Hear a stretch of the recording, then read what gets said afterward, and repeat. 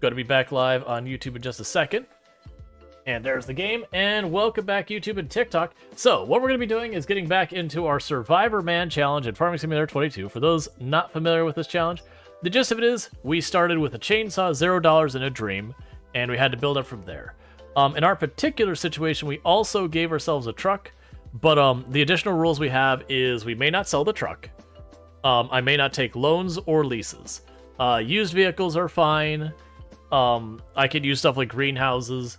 I've opted to not do stuff like just plop down solar panels and make them produce money or whatever, which, you know, if you're trying to like win the challenge, would certainly be a very straightforward thing because you pay money and it just always gives you the same amount of money every single month with no effort whatsoever. So if you're just trying to win, you put down as many solar panels as you can afford, hit time forward, put down more, hit time forward, you get the idea. But that wouldn't be very entertaining to watch or to play. So what we started with is we started with this bus.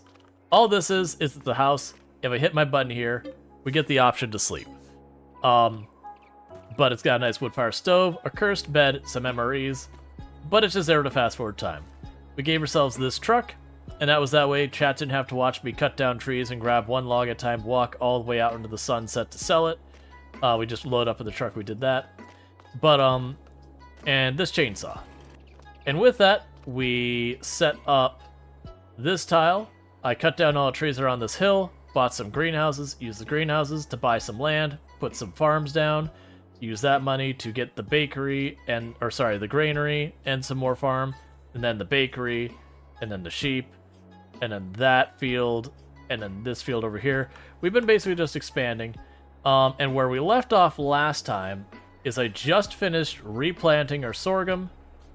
I just needed to actually go through the process of putting down fertilizer on our brand new field over here. What map is this? This map is called No Man's Land. The only mods we're currently running is we are running the No Man's Land map, is technically a mod within itself. And then we're running the Universal Auto Loader mod because as you get to later game, production lines become Forklift Simulator. So that becomes very tiresome. Yeah, so we're just quickly fertilizing this field. And once that's done... Is that actually working? Let's finish this row, and I just want to verify... I see this spot we're going over now is 100% fertilizer, roughly around 100%. And at when I go to the other side of the field, you know, it's 50%. Because we should be able to fertilize this. Oh, you know what? I don't have to fertilize this. It's a brand new field. So it started at 50%, so we did our first pass to fertilizer. That was all we needed. So that was a waste. Yeah, so this whole field should be, like I said, roughly 100%. So yeah, it's at 98%. And if we run over to this side... Okay, it's dropping to like 80 in that and here. Okay, so yeah, that's just a waste. I totally forgot that that field, this is its first season. It's a brand new field. And... Yeah, no, I also made the roads. This is correct. I did make the road over there. It's like the dirt road here, that exists on the map when you start. But that cobblestone road that goes by the bakery and the granary, I added that myself. Okay, so that means everything's fertilized. We got the herbicide down. So literally, I just need to run back up here to gas this up, patch it up. And then it'll be time to move our time forward until it is time to harvest the wheat. Tree by the bakery? What do you mean tree by the bakery?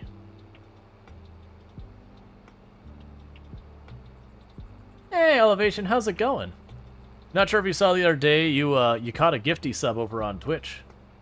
We got some nice advertisement-free viewing over there now. The log you moved it? Oh, yeah, I forgot about that. Thank you for the reminder.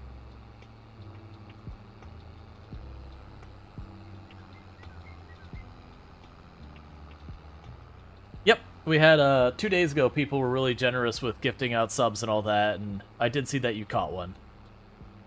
Elevation. For those over on Twitch, those on all platforms. As a reminder, I am on YouTube, Twitch, and TikTok. I do try when, like, someone asks a question or something of, like, substance or whatever, that I'll try to make it a point to repeat the question. Usually when people are just saying like hello and all that, usually I'll just be like, you know, hey and whatnot. I don't know, it'd feel weird to be like, Bob says hello. Hello, Bob. Bob asks me how we're doing. I'm doing good. Like, that feels a little weird. You're also gonna need a lamppost, as you've been complaining about in the evening hours of the games. Yeah, no, we don't end up out too super late very often anymore in the game. But yeah, I know the plan is to put some lights, all that. Like, right now, the big thing is I want to get at least our bigger seeder, because that's our big bottleneck that we've got going on, is our seeding. It says, Texter, is Bob your uncle? No. No one wants to interact with Uncle Bob. You binged Timberborn? Had to take a break from it? Yeah, Timberborn's an excellent game.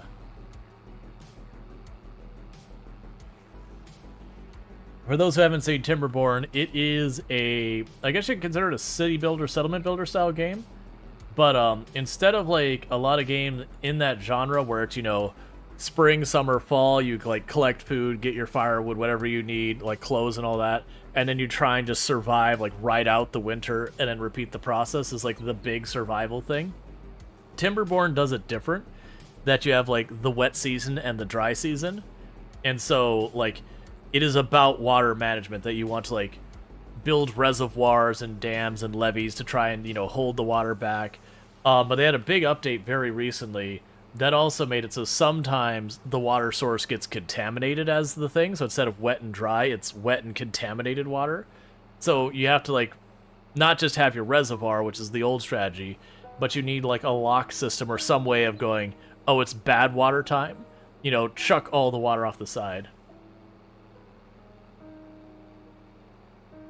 Uncle Bob is has been a well-known person in software development because they wrote a book that once upon a time was influential and important, but has then had some not so great hot takes over the years, the way I will choose to run through that. They have had some hot takes that are both inaccurate and problematic, is the way I will phrase it. So generally isn't welcome to the party at most places anymore, is the way I will phrase it. When people say Uncle Bob, that's what pops into my head. Because it's also really kind of uncomfortable and weird.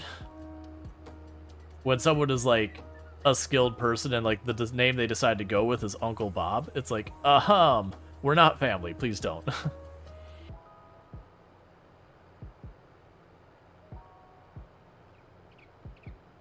But yeah, no, they wrote a book forever ago, and for its time, it was a pretty good book. But it hasn't really been updated since then. So a lot of the patterns it teaches back then are stuff we would call an anti-pattern now. In other words, bad practice. And that's just as you learn, you figure out the shortcomings of different strategies and all that. But at the time, it was a good book. But you know, it's one of those things that you wouldn't recommend anymore nowadays. You know, times change, as it were. Yeah, we're basically talking about two different people. Like, you're talking like a general Uncle Bob thing, versus that's just where my mind, when people say Uncle Bob, is because they were someone who, as far as professionally, ran in some of the same circles I did. I had to deal with stuff related to that, so that's just where my mind goes.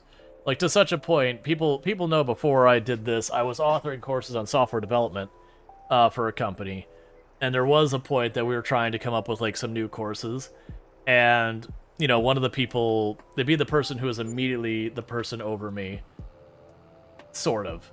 They were the person I answered to, not my team lead, but the person over me was like, well, what if we got this person to author some courses for us? Like, they're a name that's known in the industry. And there was like 5 of us who was like, no, wait, you need to not do that. We're just going to go ahead and pump the brakes on that right here. Just know, if you bring him in, you are bringing in a whole basket of drama. And most of it is well-deserved.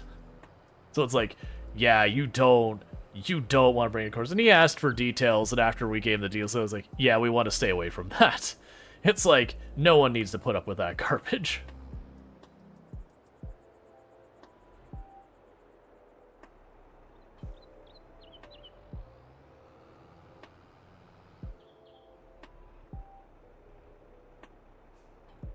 Because some people, that's one of the things if you're gonna have like hot takes. If you're gonna have a hot take, you better be ready to stand up to, stand up with it.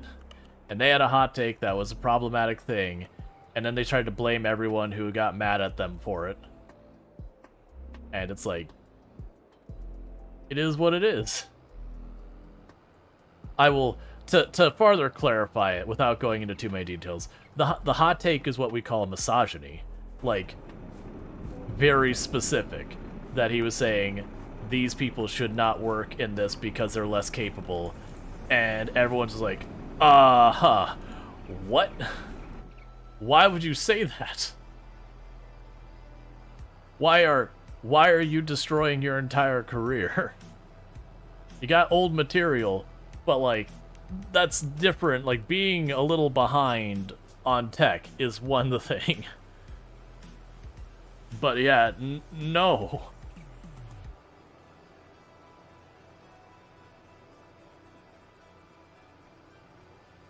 But yeah, no, there's multiple times I got interactions with them.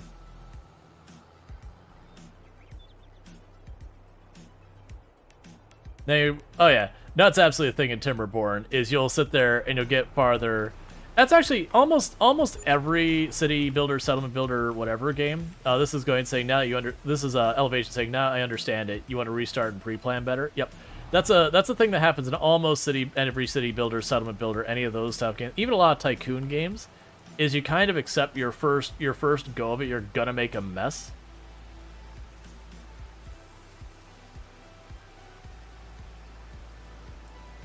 I would argue very differently on that one, Dragos. I feel like, and this is true of Star Wars or any beloved IP, that when it's been allowed to sit for a while, or it's had like that major installment that you're following up on, there isn't a route that you make people happy. Because if you keep it the same, people be mad. If you change it, people be mad. I will certainly say I do agree that they made mistakes. I would actually say for me, the biggest mistake was with episode 8.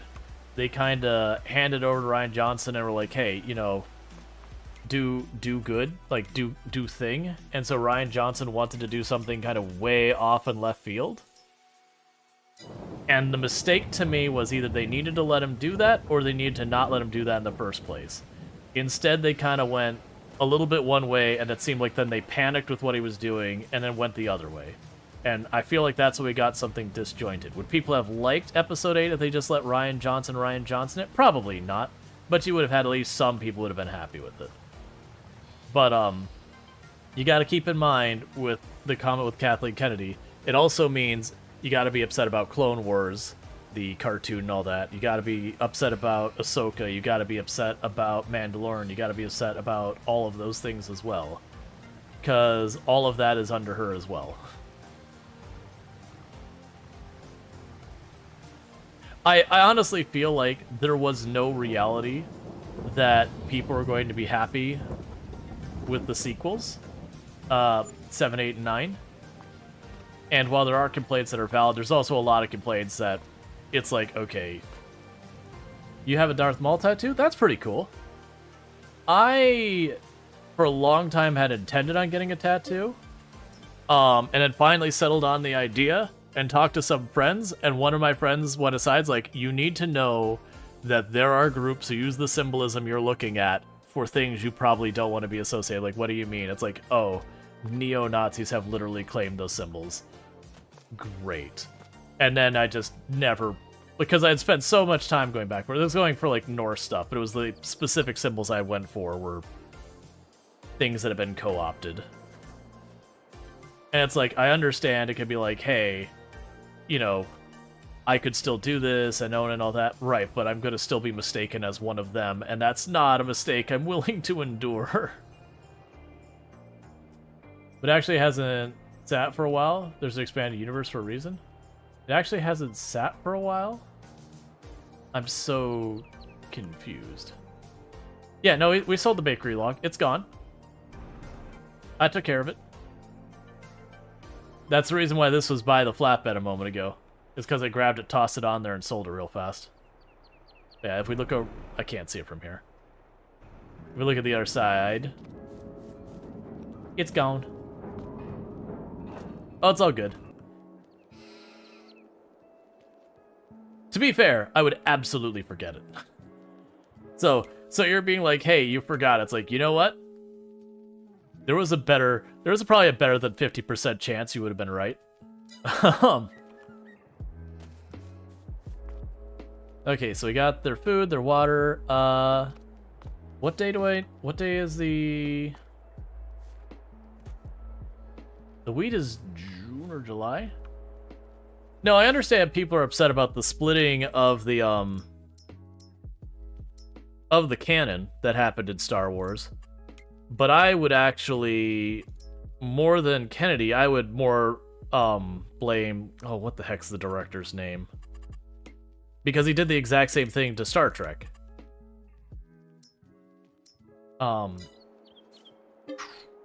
Brain is gone. Not Rian Johnson, the other one who did the sequels. The one who did Star Trek has done a whole bunch of big movies. J.J. Abrams. Yes, Abrams. Like, Abrams was the one who was like, I'm kind of boxed in. I want to do a canon reset, which is the same thing he did in Star Trek. The exact same thing. I feel like if you're upset about the expanded universe stuff, Abrams is the one you got to point fingers at. Because that was a Abrams decision. Now, granted, you could be mad at Kennedy because she was like, okay, but... You know, they wanted to get a big director, that's who they decided to go with, and that was what happened with that. I'm not saying she's innocent in that matter, to be clear. But I hear a lot of people throw blame there, and it's like, right. Were there things that did not go well under her helm? Sure. All of that expanded on George Lucas' original vision of Star Wars, which is why fan up the arm. Actually, a lot of that deviated from it. George Lucas actually complained about the expanded universe and how it did not follow the direction he went to go, if you want to be specific. Like, honestly, even the original trilogy didn't stick with George Lucas's original vision. I have no problem with what's happened. Like, don't get me wrong, there's individual movies I feel like weren't that great. Specifically 8, that's pretty much the only one that I was like, that was not a good one. But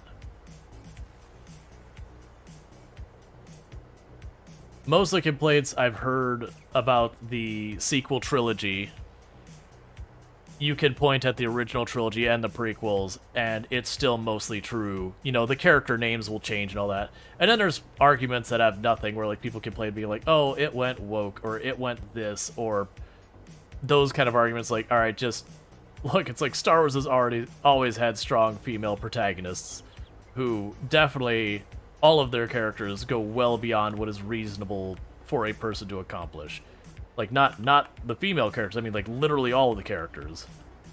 That's half of the fun with stuff like The Force, where it's like, this should be outside the realm of possibility, but The Force. But yeah, so I am definitely not camp, you know. Like, I don't look at 7, 8, and 9 and go, those are terrible. I don't look at 1, 2, and 3 and go terrible. I mean, if we want to look at a Star Wars movie and say, what is a Star Wars movie that needed to figure out what it was? Episode 1. It starts with a trade embargo. They have Senate meetings as, like, main things. And a thing that also has poop jokes. That was a Star Wars movie with an identity crisis. I still enjoyed it. Does it have problems? Oh god, yes.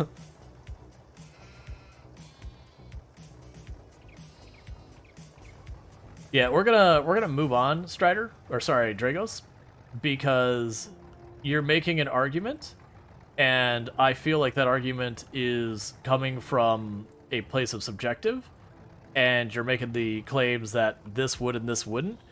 There would have absolutely been prequels. They had been planning on stuff at all, you know, and all that. But we're just gonna drop it. Like, you know, you brought this out of left field mostly because you wanted to complain about Kennedy, and now you're just doubling and tripling down. So we're just moving on. It's okay. You're allowed to dislike the new movies. You're allowed to dislike what's happened since Kennedy. That's fine. That's totally valid. But yeah, but I have two Dragos. That's the thing. You're making blanket statements that like all fans are mad and this is the reason there's like failing and all that. And you got to keep in mind, like, I read almost all of the old expanded universe. There's only like 2 or 3 I missed. I used to be able to tell you what like the Outriders hyperspace drive was compared to the Millennium Falcons one. You know, I played most of the games. There's a couple that weren't available on systems I owned. And all that. And like I said, there isn't a Star Wars movie that I went into that I said I would go at the other side and say I didn't enjoy this. There's definitely some points that says this movie had flaws. That I would agree to. Mostly 8. Mostly 8 and 1 for very different reasons. But I wouldn't go back to either of them and say this should be removed from the whole thing, or like it's just bad and they should be ashamed. Like I wouldn't go into that. It's like, all right, you executed on something and it didn't work out quite the way you wanted it to.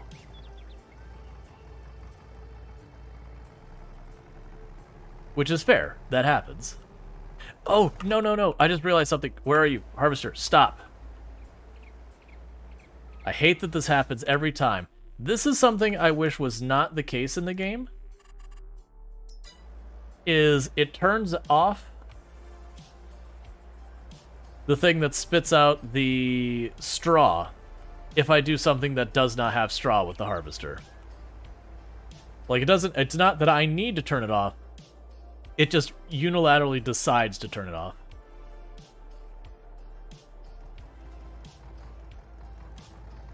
Let's see, people take over the franchise and shift it more to their own vision. Sometimes it sucks, sometimes it's good. But should be affected? Yeah, well, I mean, there is that. Like, any time you have, like, even it doesn't even have to be, like, a whole big thing. Like, honestly, Lucas hasn't been the one running anything in Star Wars in a long time. Which, to me, is good. Because remember the response that happened when Lucas executed on his vision and we got the special edition.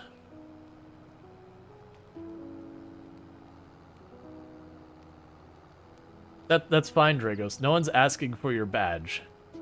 Like whether or not you're a valid Star Wars fan. I know you're a Star Wars fan. My point was more along the lines of don't give like the blanket statement that, you know, this is why all Star Wars, like all, you know, Star Wars fans are up in arms, because like, well, you don't speak for all Star Wars fans. But we're moving on. Moving on from that. Like, because none of it matters to anything. If you don't like the movies, don't watch the movies. If you do like the movies, watch the movies. No matter what IP you're in, like what fandom, you're going to have stuff people speak up and that. You want the Star Trek example, that you will have people who argue that the even movies are great and the odd movies are terrible, or vice versa, depending on what they're interested in. You'll have ones who will say, this is the greatest captain, and that other captain that Star Trek should be ashamed that ever was featured. You'll have people who will sit there and like the Borderlands game, that they'll say Borderlands, a pre-sequel, is just a terrible game, they should be ashamed of themselves. I disagree, I had a lot of fun with it. But you run into that in every fandom. There will be stuff, and they'll disagree on which ones were the bad ones. It's like before the sequels, when you had the prequels out there, by and large, the younger generation were like, the prequels are really good, and it was the older generation like, this is not my Star Wars. Jar Jar Binks is the worst, and that kind of stuff.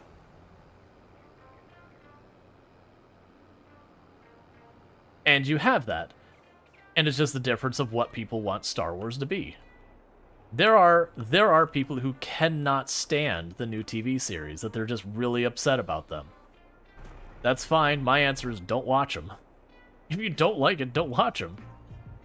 That's fine. We're moving on.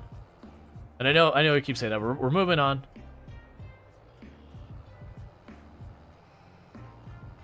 Like everyone has their different choices. But like, you know, I disagree with the assertion, which is fine. We could disagree, that's cool. But also, it's just like, you know, it's just a thing.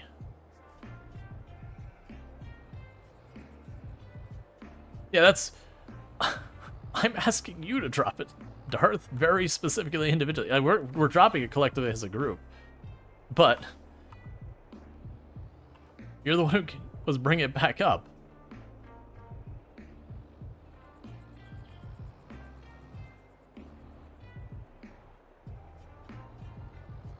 Yeah, so we're moving on. It's fine.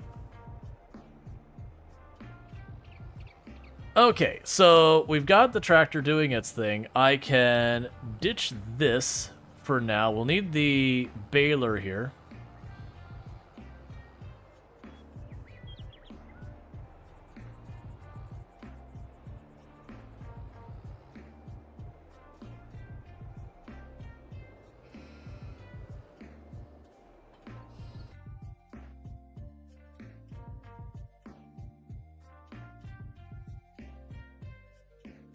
Okay.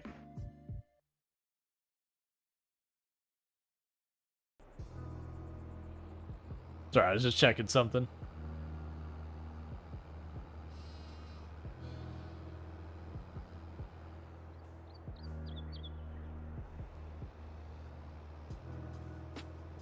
And I want to turn on the automatic thing. Okay. And now I end up going back and forth. We will be making the straw into bales, dropping those bales off. That becomes a whole thing for money. We have the other one that's going to be working the trailer. So this is one of the big work days in the game, is like getting our money all lined up. So we don't get our payout now. What ends up happening with all this is we take all... I mean, actually, we do get some payout. We get the straw today.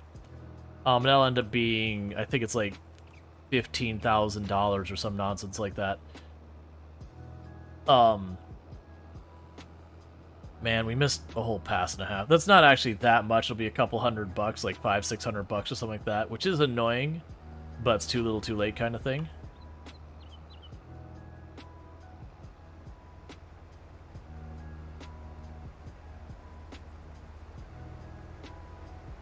Alright, but what we'll end up doing on the other side of this is, we go back in, we end up cultivating. So, the cycle we basically have is we plant the sorghum, it goes 2 months, we harvest the wheat, and I believe it goes 2 months, and I usually am, like, prepping the fields and all that. That's happening in between. And then I believe it's at that point... I delayed on that. I needed to do that earlier. It's fine.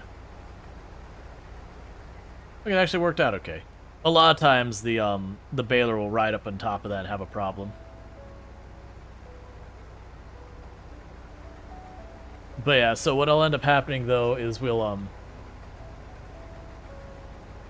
basically we plant the sorghum, little while passes, we harvest the wheat, little while passes, we plant the wheat, little while passes, we harvest the sorghum, and then the process starts over.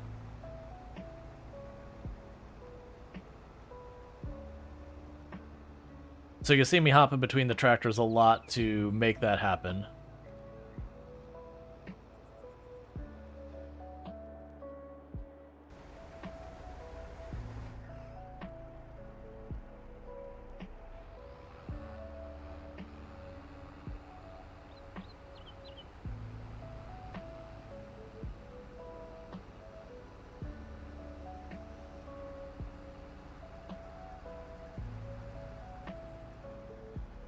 All right.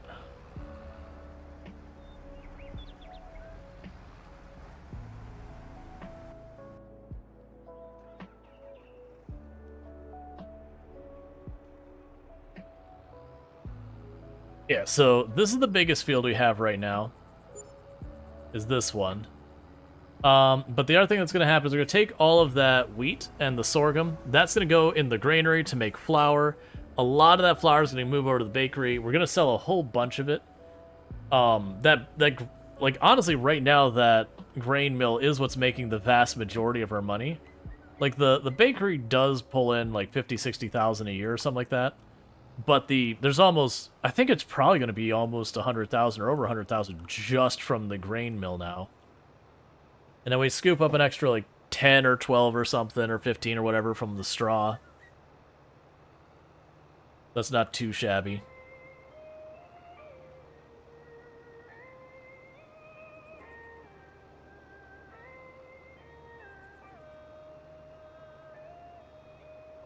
Alright.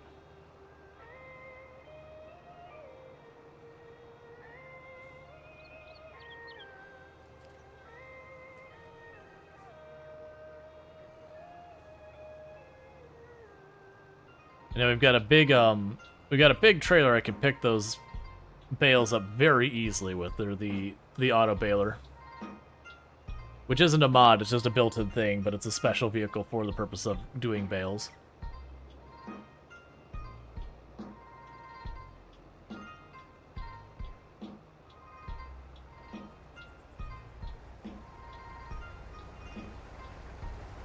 But once we get a field clear, that's when I can sit there and have things where I'm not, like, just trying to keep up with this harvester, or rather, that the harvester is, like, the bottleneck, I should say, is more accurate. Because what'll end up happening is I'll be able to sit there and, you know, grab the cultivator, toss this tractor on here and just say go, have it just get the next field ready while I run around with the littler tractor doing stuff. Do we have any good sales going on today? We do not. Today is a bad sales day. But that makes that easy.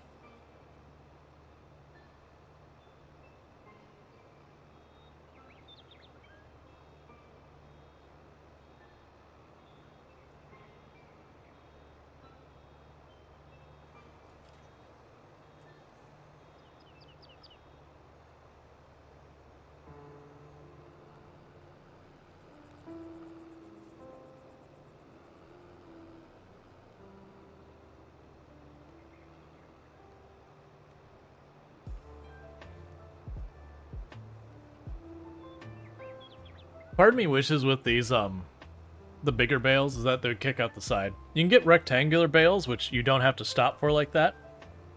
But I just like the bigger round bales for just dealing with so far as the cart. It's just, I don't know, it looks better to me. I'm in your way. I'm trying to move. Don't be a jerk about it.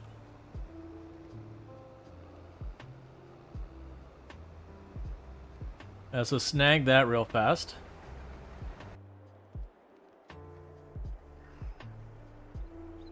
Because I'm going to need you to follow along a little ways.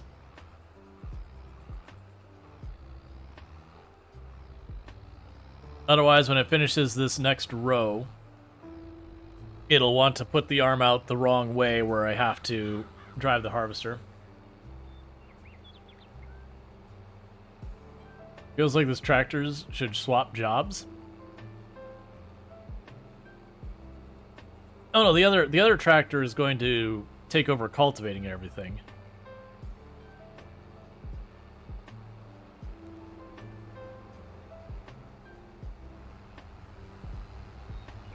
Like, don't get me wrong, I could use either tractors for these purposes right now.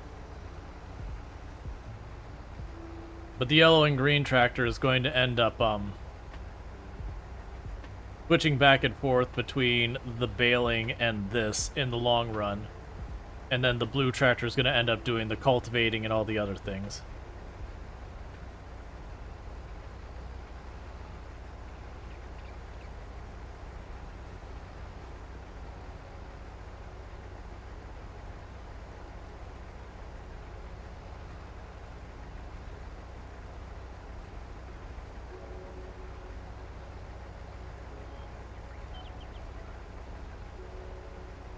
Alright.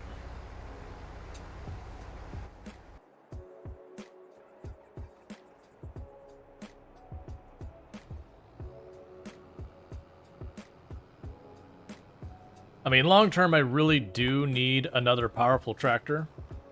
That'll probably be... So I think the order of operations is, one, we're getting the seeder next. The seeder next is the definitely wants to happen. You know, I want to happen.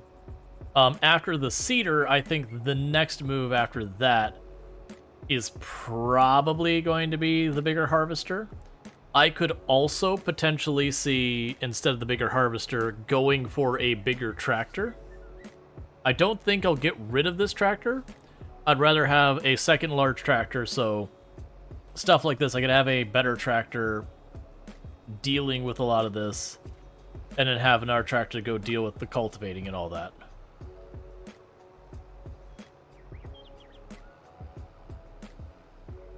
But, you know, gotta get to that point.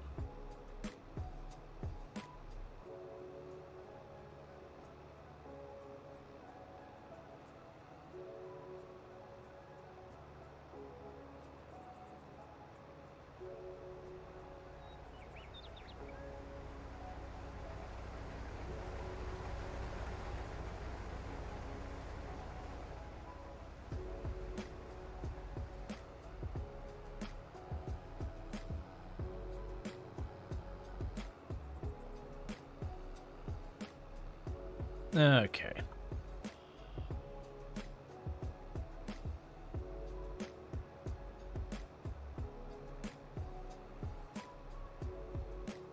Yeah, so we should have, this year when we have all our stuff pops out, like the sorghum and all that, we should have a much better amount of flour we get when it comes time to sell than we have in the past years. I'm kind of hoping we'll be able to keep the granary running year-round.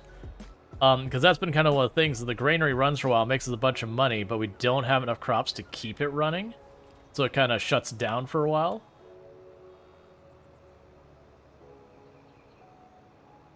We definitely want to be moving into our production lines. Like right now, I've been just kind of going grains, grains, grains. If I hit the point that I can outrun the granary, then there's no point in me making any more grains. It's just mostly we got a new field, and it needed something I could put in that field in the short term.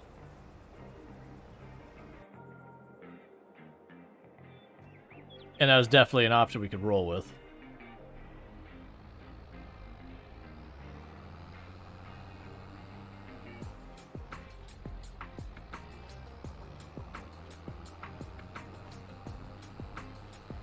Okay.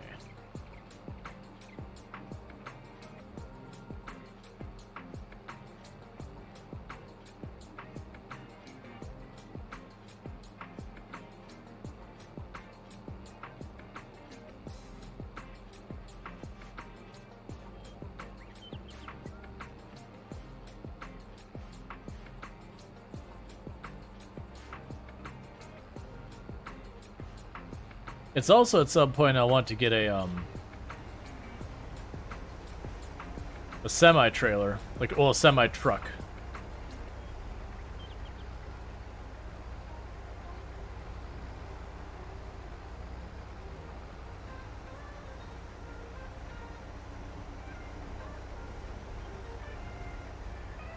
Because that'll help out a whole bunch as well.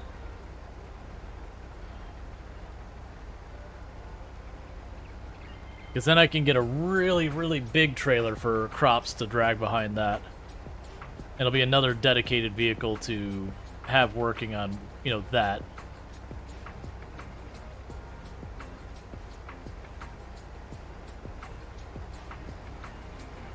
Alright.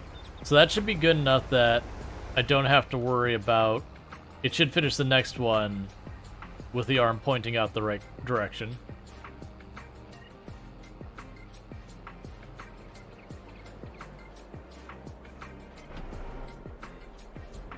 We can drop off all our wheat and get the granary back online.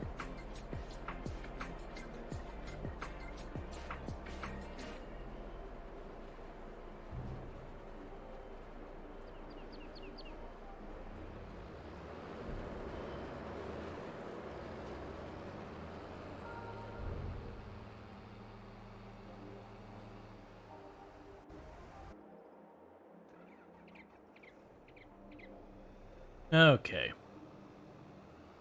Man, this is our biggest field we're doing today in game. The next biggest one's that one over there, which is Probably volume-wise, like 2/3 its size. I do wonder in the long term if these fields will stay where they're at, or if what'll end up happening is as we expand, instead of having like this really long, narrow field, I'll instead run over and like make one giant field someplace else for the grains and all that, and then convert this into being more of like a downtown area, because that's the intent I have for this area here, is to have like kind of a rural communities downtown area, put some houses there and whatnot. But it's not worth me doing that until I get the equipment to make it so it's not like, once I have the biggest seeder and all that kind of stuff, then I don't have major tool upgrades I need as often. Then the major tool upgrades go if I want to branch off into an entirely different stuff, like potatoes or whatever. Then I'd need to invest in it. Versus right now, we're just trying to max out, not max out, but get really solid equipment in the types of tools we're dealing with, or in the crops we're dealing with.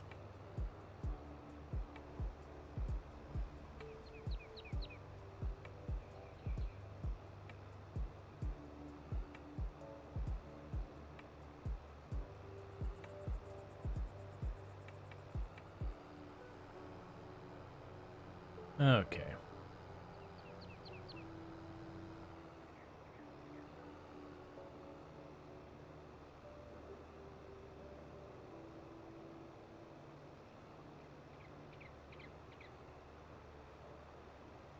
The good news, we have no rain today, because we've had, I think it's our last 2 harvests, I had to like stop in the middle of the day for an in-game hour waiting for the rain to go away so we didn't take a penalty on how much like crop we're getting, because there's a penalty for rain with the yield of your crops.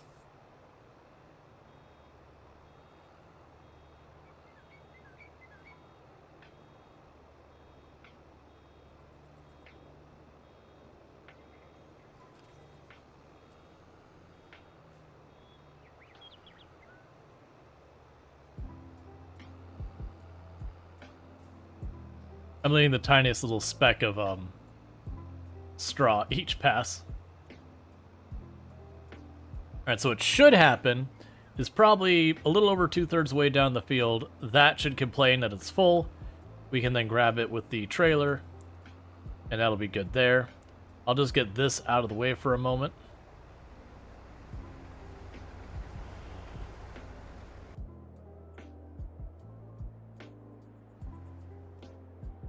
It'll almost be time to grab the bale wagon and go start collecting these.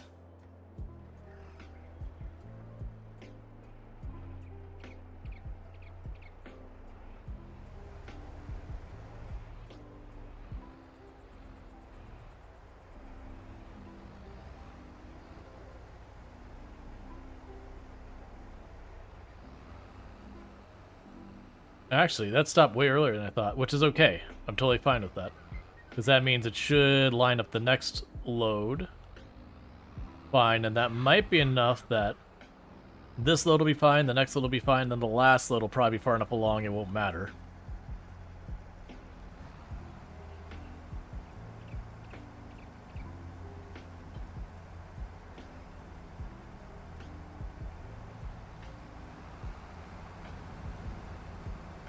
Okay.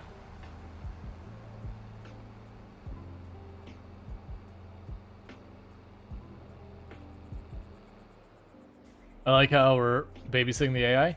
Well, it's the AI is doing one thing, and we're doing like all the stuff around what the AI is doing. So the AI has a simple task of drive up and down the field, and then we've got like 4 or 5 other things we need to do to support them.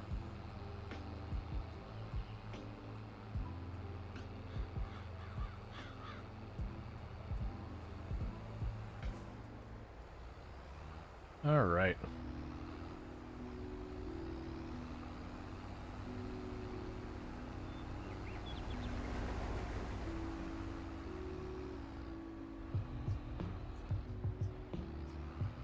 But that actually happens a lot when you're dealing, like if you're not playing with a bunch of other people, you're dealing with that a lot. If you are playing with other people, it ends up being that you end up doing similar tasks, but with other human beings. That you have someone who's running the harvester, someone who's got the trailer going. All that kind of stuff.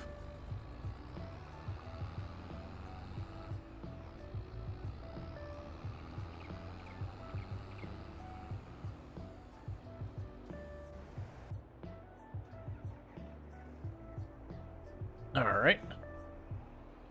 Now I can get back to doing the straw.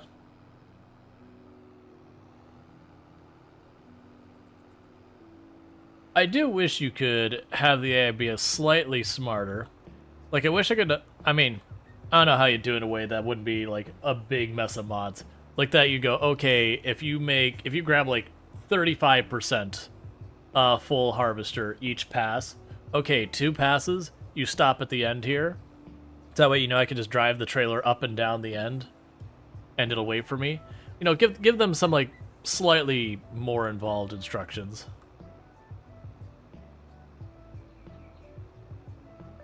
But it's not that big a deal, really.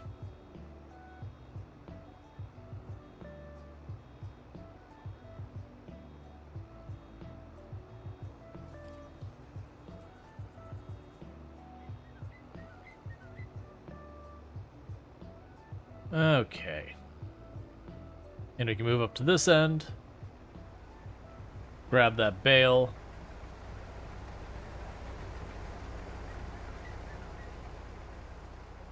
Then after that bale, we can go ahead and switch over to grabbing the trailer, because that'll be about how long it takes the harvester to get back around.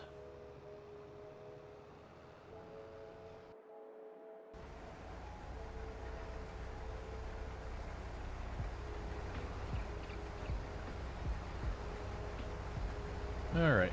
I'm curious, if I start this and I just drop it immediately... Yeah, it does finish. I figured it would, because it'd be weird to have it, like, in a stuck halfway state. Okay, so pretty soon we'll be able to cultivate, then fertilize this field, which will take us a little bit to do. Then we'd have the harvester do, like, working on the next field. We still can keep up with the harvester. The harvester is the bottleneck at this phase. But there's enough other things I need to do that's not that big a deal. Not like the seeder, where when you're waiting on the seeder, you just kind of sit on your hands and wait because there's nothing else you could do productive until it's done with the field enough to start fertilizing.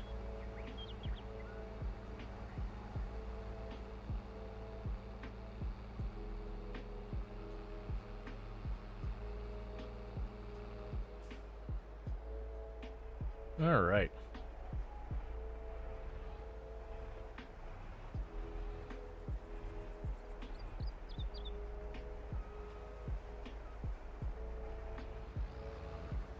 And if we do get a bigger harvester, what it does mean is it'll get way more of the field done faster, and I'm just gonna wait till it actually comes to stop versus driving along with it.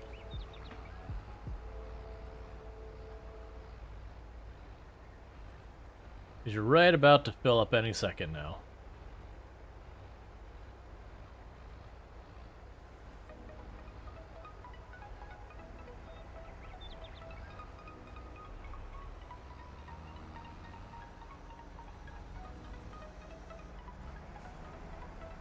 Okay.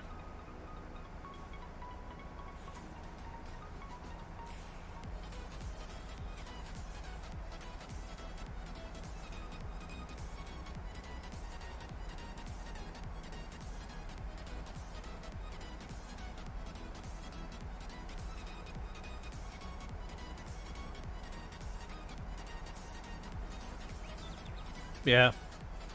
One of the things I need to do is I need to get the pavement down over there.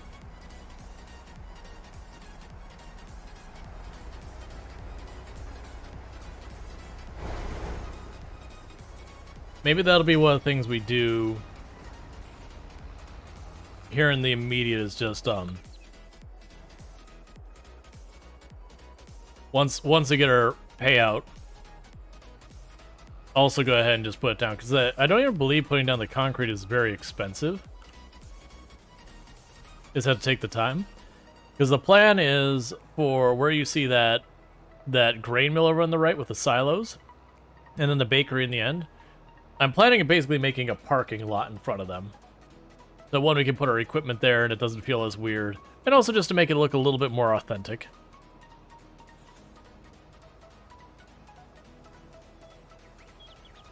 But it's just not been a priority because I've needed money for equipment. Because, you know, challenge run. So all those like little cosmetic niceties, we'll get there eventually, we just haven't done it.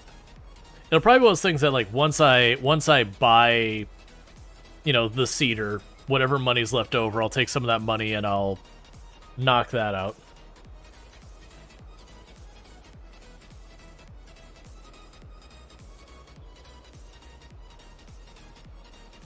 Okay.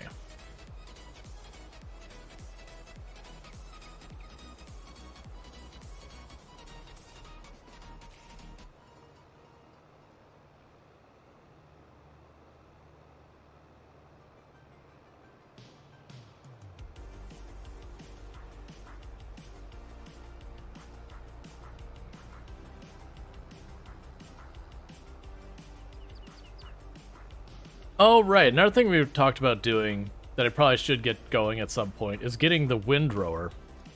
That's not as nearly as much a priority because that's a nice to have. And it doesn't actually improve the rate we make money or any of that. It's a convenience thing. Because if we look at what we got right now, that harvester is the bottleneck. I keep catching it up to it with the baler.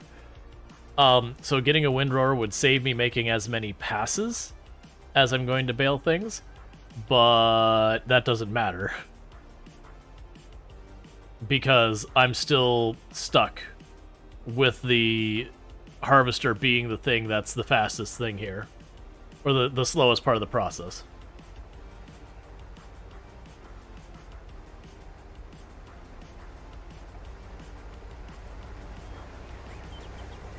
Alright, so it's got 2 more passes, then this field's done.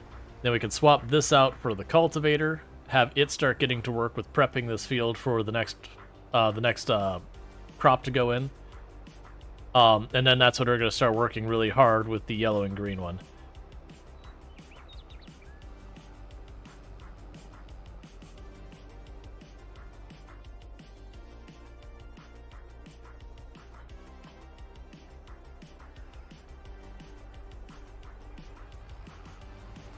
Ooh, don't overfill there. That's not how it's supposed to work. You're supposed to get all the way to the end and start going up the next row. I think it's going to overfill before it gets there, which is fine. It's just annoying because it changes my process. Come on, just get to the end of the row. I don't think it will, but come on. Just a few more inches. You could do it. Heck yeah. As long as it gets the extra row, I don't have to take over the harvester and reposition and all that. I could just take this and handle it.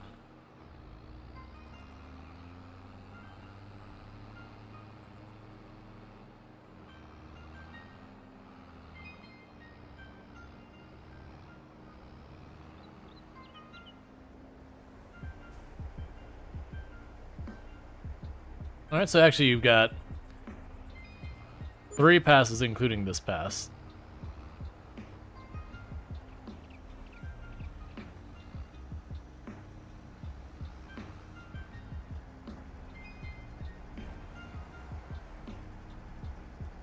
That's annoying.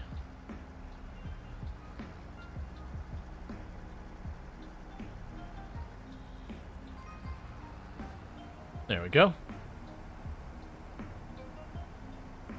All right.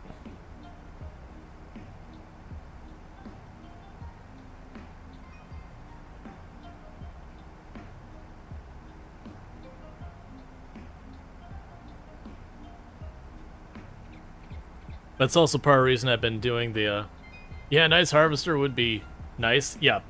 Now that's the 2 bottlenecks we've got left in our process is our cedar's the big one and the harvester would be next. Once we get those 2 knocked out, Then the next bottleneck would be pretty much our just like getting another tractor so we can do multiple processes at the same time would be the next thing to deal with.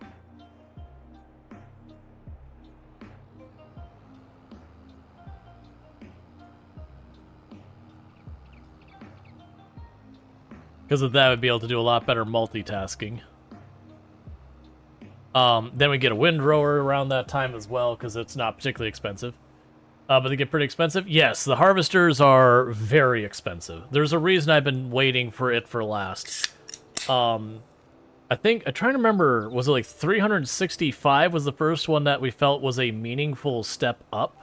I can't remember. It was not cheap. Or it may have been more. It was something that was like is going to be like 3 harvests worth to get the bigger harvester. You know, and that was when we were at the 140-ish thousand a year, which we should be closer to 180, give or take.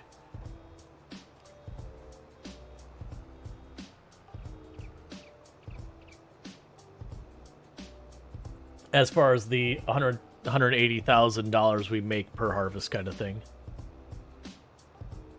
Because I'm honestly thinking at this point, I'm pretty sure the straw alone, the sale of that is kind of offsetting the cost of fertilizer and our workers and everything else. That very little of the, very little of the money after that is being absorbed in the process of making stuff. It probably some, and I'm probably not giving it enough credit for how much it is. But it does seem like relatively the straw does a good job of taking a punch of it. Let's see, would it be more efficient to buy another cheaper harvester and use 2 at the same time? Maybe. So getting another harvester with the exact setup of this one would cost about 100,000.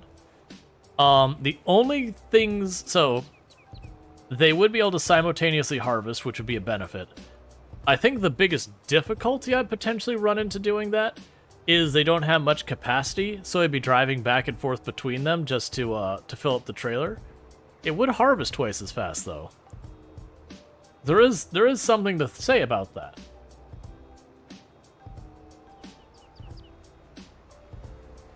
And it would cost literally exactly 100,000 to do it, because it's 75,000 for the harvester and then 25,000 for the header. On the other hand, twice the employee cost, right? That's kind of what I was thinking. It's like, okay, for 100,000 we could get the second harvester. And the harvesting now with these fields is done generally good. I think I have one spot that the harvester struggles with where it accidentally, catches stuff.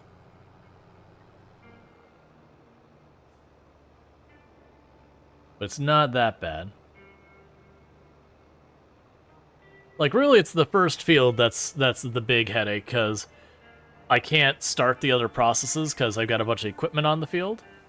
But, once the harvester's done with the first field, we could very easily go through and have one set of equipment over here doing stuff, and I run around doing the other stuff.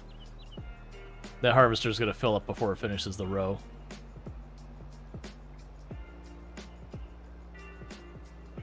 And unfortunately, that means its output, whatever you want to call it, is going to put over, like, off the side. And I don't think we're quite far enough that we can pull up alongside it without trampling the crops, which will ruin the crops. Really hoping it finishes that row. Heck yeah. I actually wasn't expecting it. I was expecting it, like, just right by the end. Yeah, that's so the employee cost for the harvester isn't too bad. Like, doing this entire field probably costs... What are you doing? Sir? Or ma'am? Okay, hang on. I'm just going to intervene real fast. Just going to take a little bit of corrective behavior here. Oh, here. Well, I've got you here anyways.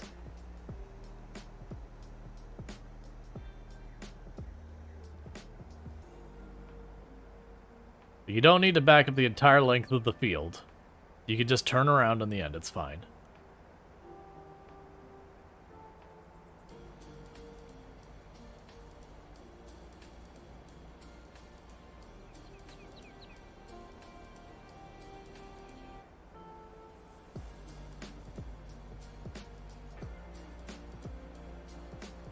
Okay.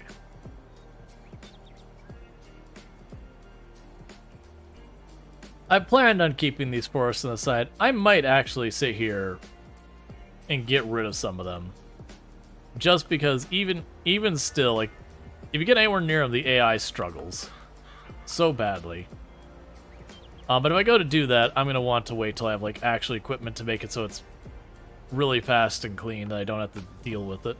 Like, there's good money to have. Probably also get a sawmill, so at least getting my full money's worth, as it were.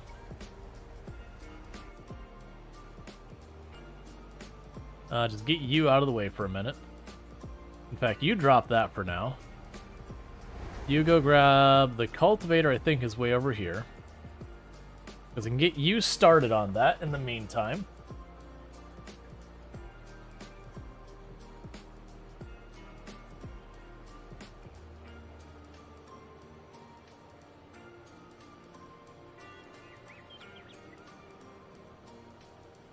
Keep everything else going. Take a sip. What's the worst that could happen?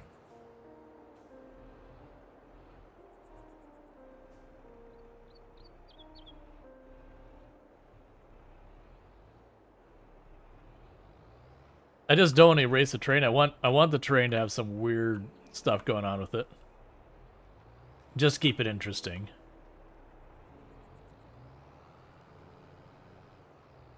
All right.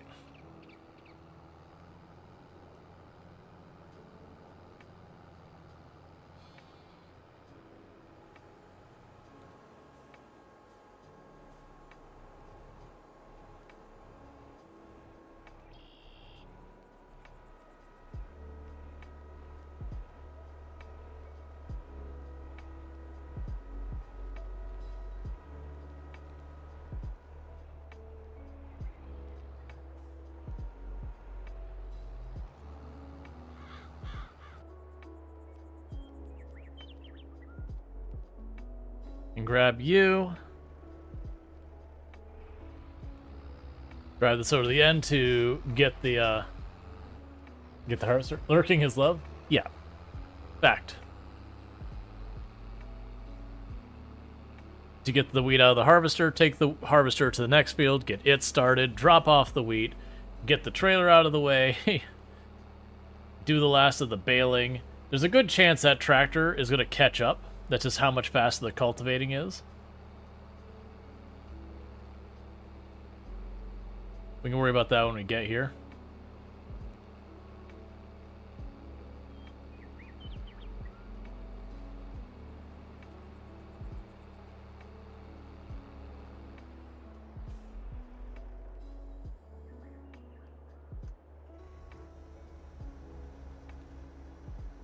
All right.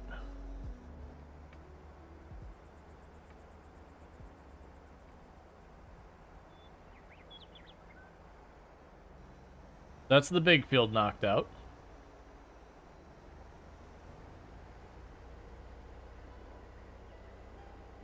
Yeah, it's going to be on his third pass. It's already going to be at the point where the auto baler's in the way. You like they add the old hype emotes and the hype trains again so people can get them? Yeah. I honestly, like... They've been doing... So there's certainly been some stuff that Twitch has done this past year or so that's not been great. You know, and then, like, layoffs especially. But very genuinely, when it comes to a lot of the stuff they've been doing in the last couple of months, again, not counting the layoffs, they've been doing a lot of really good stuff. Like, has it all been good? No, there's definitely some stuff that's not gone the way they planned for it. And some of those things, like, to a certain degree, Twitch's hand was sort of forced. They could have definitely done different things with how they had their hand forced, but still.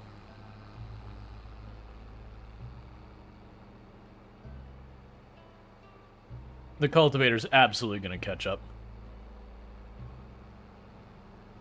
Like, I'm not even get the baler done.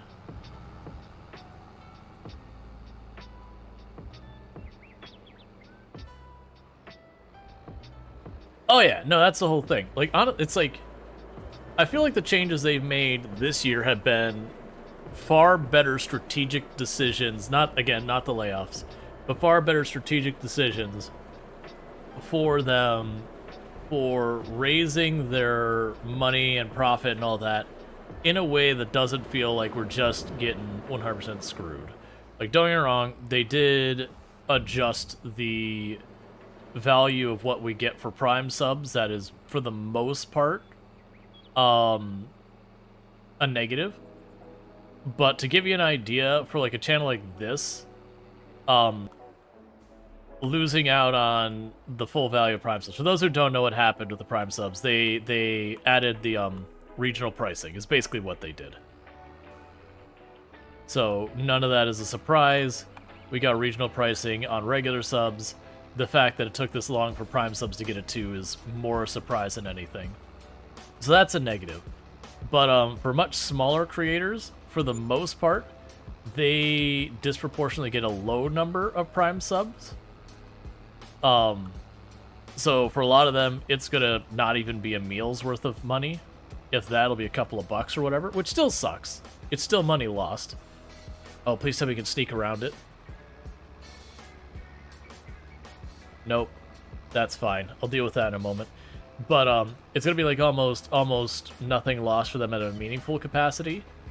For channels my size, it's still not going to be that much. In all big intense things. The only ones that's gonna be like a pretty substantial amount is for larger creators. Because they tend to get the lion's share of the Prime subs so far as proportionally. You know, because people will use their Prime subs on the channel, like those big channels they tune into all the time kind of things, for people who, you know, they do pull the lion's share of viewers. They're going to feel it, but also they're the most capable of enduring it without any meaningful impact against them. So, like, it's still a negative, but it's kind of, considering what a lot of us were expecting to happen with Prime subs, it was way less awful. We were expecting way worse. But at the same time that did happen, they introduced the 60-40 split for anyone who can get up to, or can maintain 100 plus points for 3 months. Which, for again, the little teeny tiny, like, or not little teeny tiny, I shouldn't say it like that.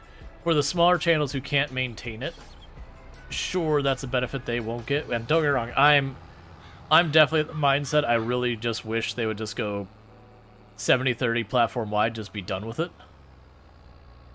Because who cares that they get a smaller cut of a smaller amount of money? Like, if I'm someone who's pulling 15 bucks a month, does it really matter that you're, you know, not getting that extra dollar or whatever?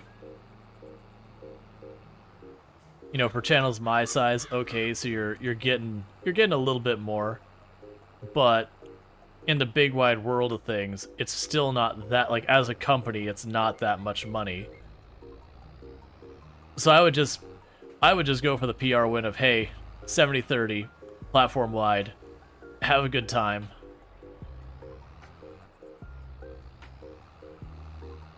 See, when it comes to the Prime subs, you had a prediction that they would go away between February and May, but it's probably not going to happen after their adjustments. Right. I think very realistically, they were going to change the value prospect of them. I think that was a very safe assumption, with the fact that their, you know, Twitch is not profitable at this time. I do think it was very likely that they're, you know, that they would change it. So it'd probably be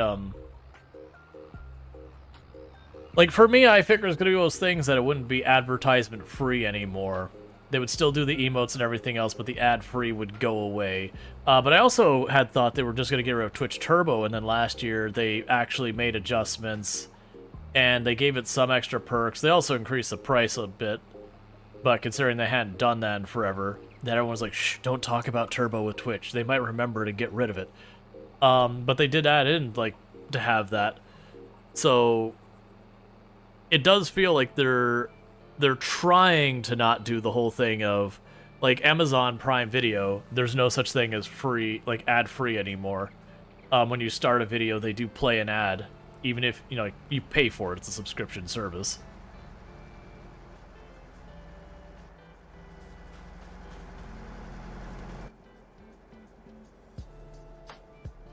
And unfortunately, that's what a lot of platforms are doing. Like, some of them, they're doing a tiered system, so they have like the free version that or not free, but like the cheaper version that comes with ads, and then the expensive, you know, like more expensive version that's no ads.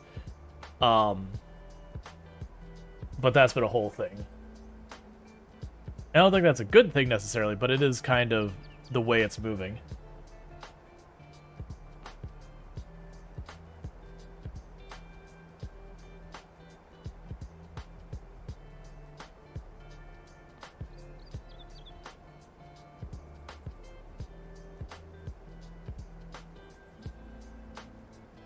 My big concern...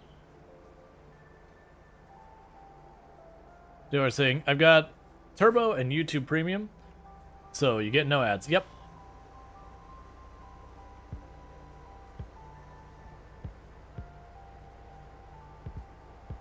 My big concern kind of right now is just between the layoffs they had and like everyone else is having. I do worry that we're going to have some things that are going to be noticeable, like knock to quality and all that in the immediate future. I'm trying to decide how I want to approach this. With how fast that cultivator's going, I kind of feel like I just want to keep this tractor on the trailer and then have the other tractor just deal with the baler. You know, saying Amazon Prime kind of sucks where you live. There's not so many products available, and there are way less to watch Prime Video. Still get Twitch Prime sub once a month, but the important thing is it's way cheaper where I live than it is in the US. So you still have it because it's worth it. Yeah. But my bigger concern is with like all the layoffs we've had with like Twitch and everything, is that we're gonna have some minor ranklings will happen right away. Like there's already been some like pain in moderation and everything that are gonna feel. But my bigger concern is over the next 2-3 years kind of thing, between all the people who have been, you know, left the tech sector, left gaming and all that. Those are the kind of things that when you have people leave that, you have that brain drain, you don't feel it right away. It's one of those things that's kind of the slow creeping things where things get progressively worse and worse until the servers start going down and all that. Because it's not, you won't get the new features as fast, but it's no one's doing the maintenance anymore. And so as things start to break down and need to have, you know, stuff adjusted and tweaked, it gets worse and worse. So I'm worried that what's going to end up happening is over the next 2 or 3 years, we're going to look back and go, man, what happened that suddenly all the game quality just like slowly started going down? And it'll be the fact that so many people have left the industry because they got let go and they had to find jobs elsewhere because of what's going on. Like other industries, so like outside games or like their tech and all that. And seeing how bad it is, you're going to have like the new people would be popping in to the industry. A lot of them will go other directions because you'll be like, oh, don't go into tech. Tech's a bad place to be right now. And that generally it's going to just make experiences across a lot of things just really not great.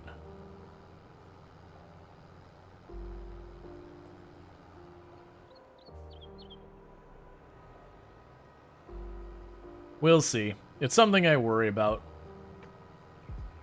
Like, not, like, and there's, like, the economics and all that, but that alone is something I worry about. The services will get worse, but at least the price will go up. At least we'll be creating some value for shareholders for a little while. That's the important thing.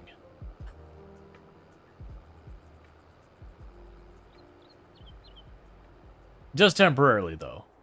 Obviously, when the product starts really kind of tanking quality-wise, some new upstart will pop in and start causing problems for them, and then they'll start massively investing in people so they can be competitive again, but caught in the back foot, maybe not, they catch up. the cycle will continue.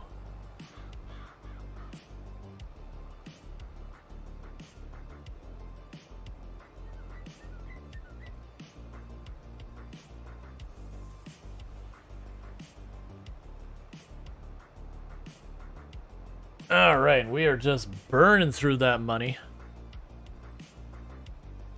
The good news is once the bale trailer gets full, we'll cash that out and get several $1,000s, like $5,000, $6,000, $7,000, $8,000.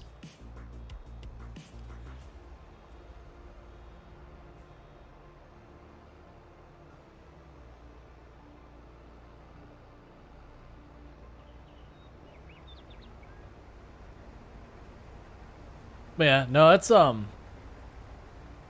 it makes me wonder. Like, it could end up being a really good thing for the games industry long term. Short term is going to suck. But it does make me wonder, so you have a bunch of these companies that have been in the industry for a long time. They're established names. If there's been no shakeup forever, they kind of choose the rules of what the future is and all that. And already they kind of move slow, and, you know, they come out with their high dollar games and all that. But then you have a bunch of like littler indie games come out and disrupt them.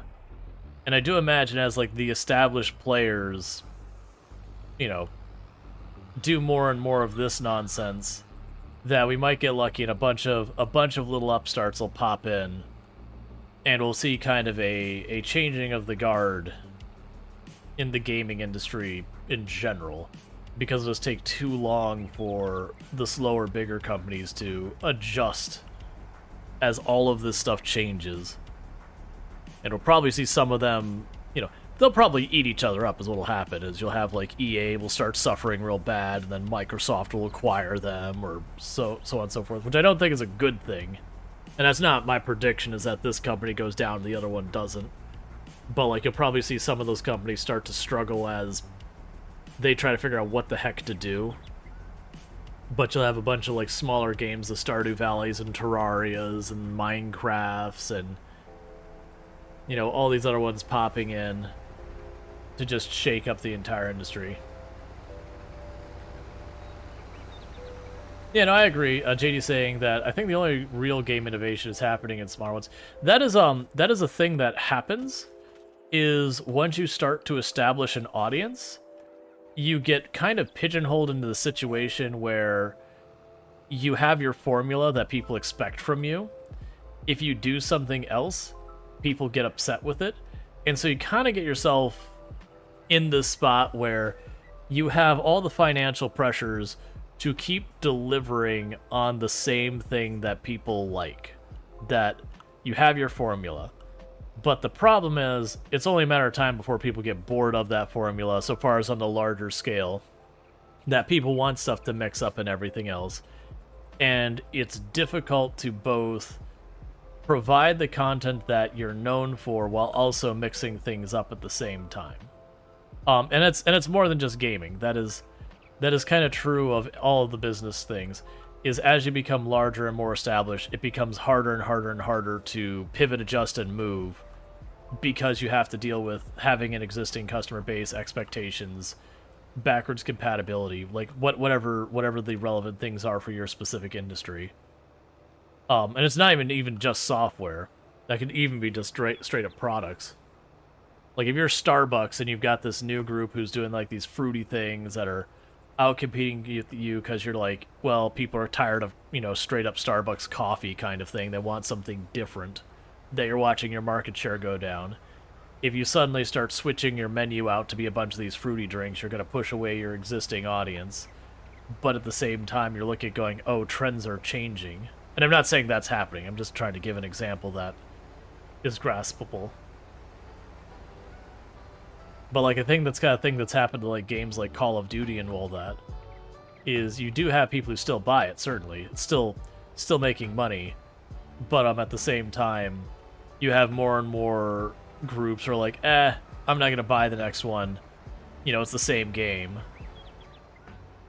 and then instead they buy, you know, Escape from Tarkov or, you know, whatever, and you know, PlayerUnknown Battleground. And that was the huge thing. Like whatever the next breakout game is.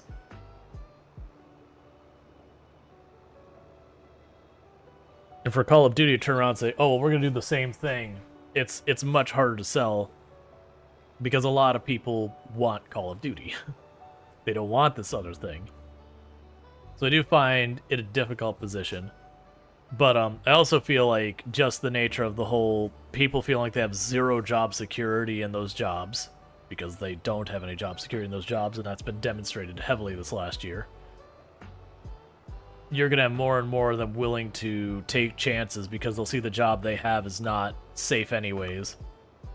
So whether I take a risk here or there, you know, it gives me more options. Because if I can start my own company and it is moderately successful, not even like particularly successful, just moderately successful, the fact that I know I've got a baseline to go with there, it'll be far more secure for me right now than jumping into like EA or something like that, where you could deliver the next best game and then they lay you off anyways because that's what's happening. It's a tough thing. I think very genuinely a lot of these companies are screwing themselves in the long term.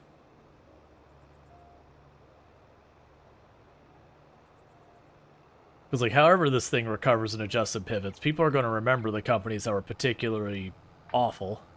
It's not that people won't work for them, but they'll have zero loyalty. So the moment someone offers more, they're gone.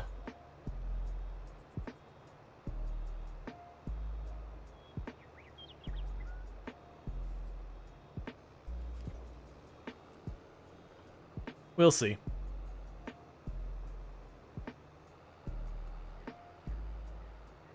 So we also, unrelated to any of that, we've got Steam Next Fest is coming up here, beginning of February. I think it's like 5th to like 8th or 5th to 9th or something like that. It's 5th to something. And for those who don't know Steam Next Fest, we participated in almost every time it's happened. That basically a whole bunch of indie studios, they'll come up with like major updates will pop out there. A bunch of them will put demos out for, you know, games that are up and coming. Some will do the releases to coincide with it. But it's kind of a showcase isn't the word. It's kind of just a time that's like everyone is you know, like take your games out there and like show them off, get them out to the world. This is a good event for doing it, that kind of thing. And it's been good. Now some years Steam Next Fest has tons of really good games in it. Other years have like the one or two games that stand out as being solid and a whole bunch that are like, okay. Now, I've definitely not had the chance to do, like, proper research on it yet. I've been starting to have different teams send me keys and ask me to play their demo and all that kind of stuff. No sponsorships so far, but with everything going on, I kind of feel like this is going to be a tough year for sponsorships. But, I haven't seen any games that are like, oh man, that one stands out and those look really good. I haven't had any of those. Like, don't get me wrong, we found, so Enshrouded was on Steam Next Fest last time. Little Guardsman was on Steam Next Fest previously. And those were games that you checked out. I was like, oh man, that's huge. Kianzing, I'm here to offer once a lifetime deal. Me at Twitch, created software. I mean, I will assure you, I don't know if we're memeing on this. I would never, ever accept the cold call in chat for any type of support type of thing. It doesn't matter what it is. I will ask, are you memeing? Please be clear if you're memeing to begin with, because I'm going to assume that's a bot that needs to be banned otherwise. Because I'm like 98% confident it's probably a bot. Oh, just a prank. Just going around having... Oh, just expect most people to probably ban you for that, because they'll assume you're a bot. The only reason it made me hesitant that you weren't a bot is you didn't try and fake a link in it. If you had tried to fake a link in it, I would have been like, ban. But, like, it was just, like, weird. But as far as prank goes and all that, I mean, one, not actually particularly that funny. That's why you do it? Oh, to get banned? We can help you with that.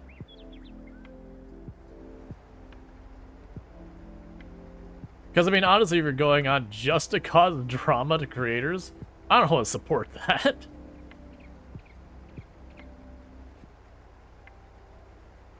I was still waiting for the name to drop your tool or whatever. Yeah, and that's the kind of thing, is like, you wait for, like, the name so you can sit there and set up the, you know, set up the auto mod or whatever to be like this, like, you know, where the people do, like, you know, hey, do you want to be famous? You know, whatever, buy follows or whatever. You just wait for they drop the URL and you're like, all right, one auto mod, band terms, the name of the website. Sometimes you try and grab whatever their call to action is if it's something that's not similar to enough to what people would say in normal conversation. Hi. Do you want to bale straw? You want to grow silage? I mean, you make silage, but... You grow grass. Yep. Thank you for the follow. Welcome to the stream. Yeah, you grow grass, and then you basically ferment the grass. Yeah, do you want to do that? In real life, no. That I can't even imagine what that smells like. It cannot be good.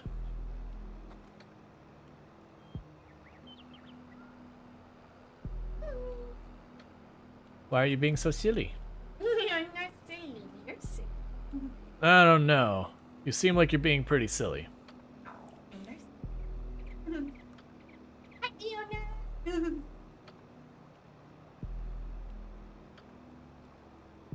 Hi, Captain Insanity. Hi, Infinity Simplex. Oh, it's like a person going like this? Yeah, I think that's a Lanorama. That's cool. Because it gave us all these extra emote slots, and I was like, what the heck do we do with all these? Just record yourself going like this. There's been a couple. Oh, that's literally what Alana did? That's pretty great. That's cool. Oh, so you can just record yourself doing this. And I'm gonna get an emote. So people, I want to, like, Rual excited emote. That it's like him going like, but he's like, it's too small, no one will be able to tell what it is. And I'm like, but Yeah, I've tried drawing it up a couple different ways to be like, to have like the whole like like excited thing. yeah. But the problem is it just looks like the person's either A, constipated, or B, or they're just like more like that. I haven't been able to make it work to be that, because like you see the size of an emote. Hi, sentient cookie. It's really, really hard to make it stand out where you could actually see what it is. So just record yourself. Clearly it works. Look at that. You can see that person going like this. Hi, Bernstein. Yeah, we also have the new emotes should be coming out in the next couple days. The next 6. Are they gonna be good? I mean, you've seen the roughs of a bunch of them. There's 2 of, because they had. I get spoilers. Yeah, when I showed her, we had 4 of the roughs. I have 2 of the finished ones, and then 2 that are like halfway, like they're not like the final draft, but they're getting there. And then I got the other 2. I got the roughs for them. So it should be the next couple days. We'll probably see those. It'll be fun. I think people appreciate them. Yeah. Because then there'll be 4 scary trees.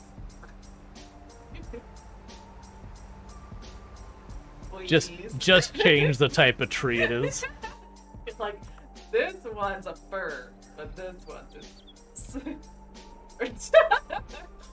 This one's a pine. This one's a redwood.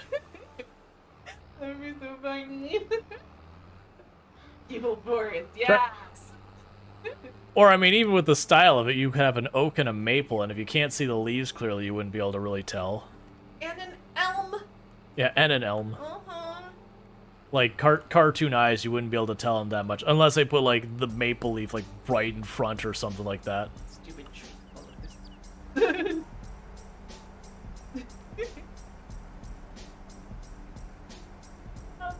What's up? Trees get their own day every year. Or birthday. People just don't know any better. I know. Trees have them all.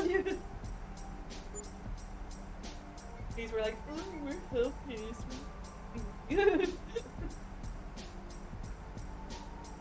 Let's add some double horns to the tree. It'll be the same tree, but we'll put like shades over the eyes, but it'll be like 2 or 3 different shades. By that I mean they'll be the same shades, but like one will be white, like border, one will be like pink border, one will be green bordered. And that'll be like, what are you doing? I'm looking pretty. Oh, okay. I just see your hands going like this over my shoulder. I'm like, looking what's at myself, happening right and now? I'm I'm just seeing Same hands with my like hair. like flipping around in front of me. I'm like, what's happening? Hey, Trevor, how's it going?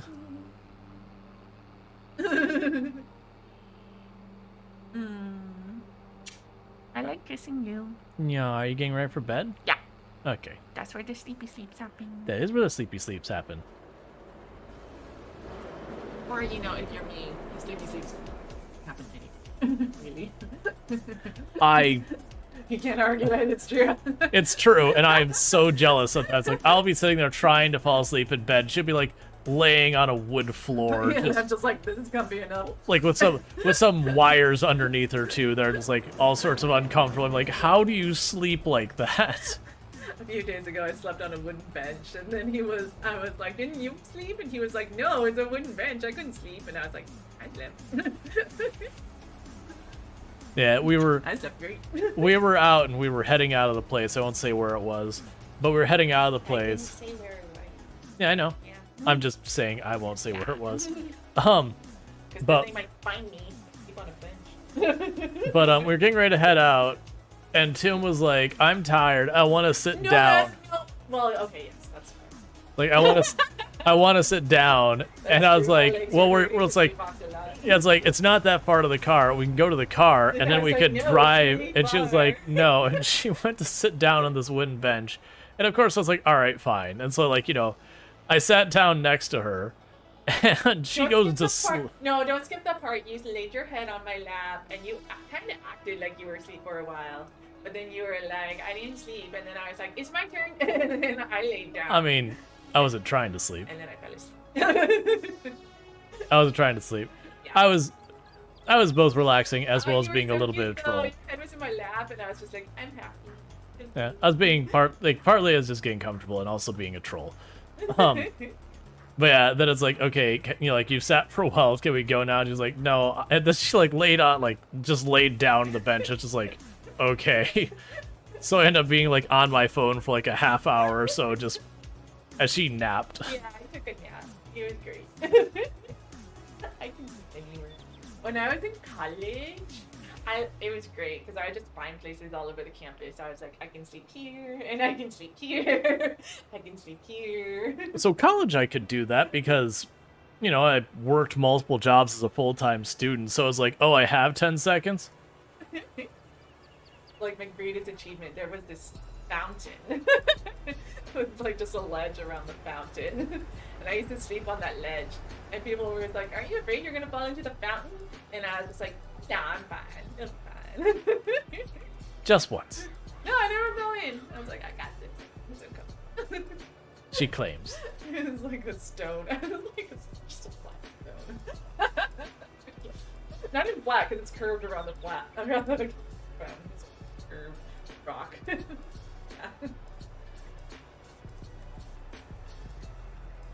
I love you. I love you more. We lived on this farm. It's like that deal.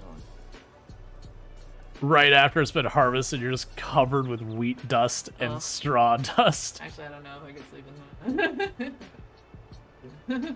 Honestly, I have a feeling you'd be itchy and uncomfortable and really I unhappy. could sleep underneath those tanks. Probably. Yeah. It's not fair. I could sleep on that rock. I wouldn't challenge you on it. Pretty nice rock. Okay, well, I'm gonna head to bed, you guys. The one place where it's difficult to fall asleep now. I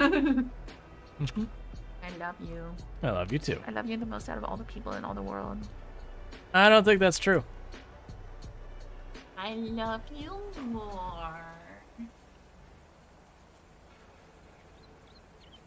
Cute Cookie loves cookies. I've never been able to compare the amount that Tenji Cookie loves cookies relative to your caring for me. Yeah, I know you more. I don't know. I feel like Senji Cookie has to weigh in how much they love cookies. Hi, the very last Larkin.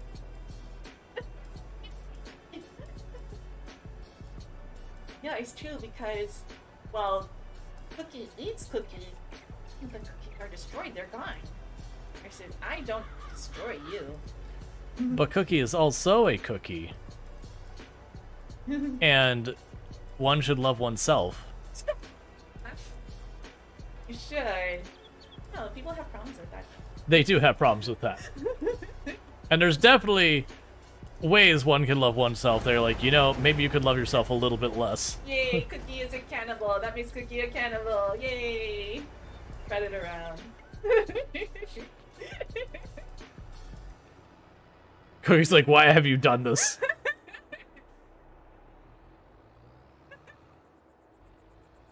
Love you. Love. Night, streamies. Night, streamland.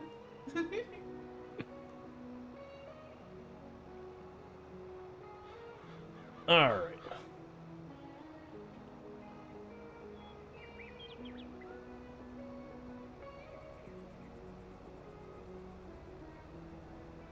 Man, I know what the we were previously talking about the 60-40 split being added.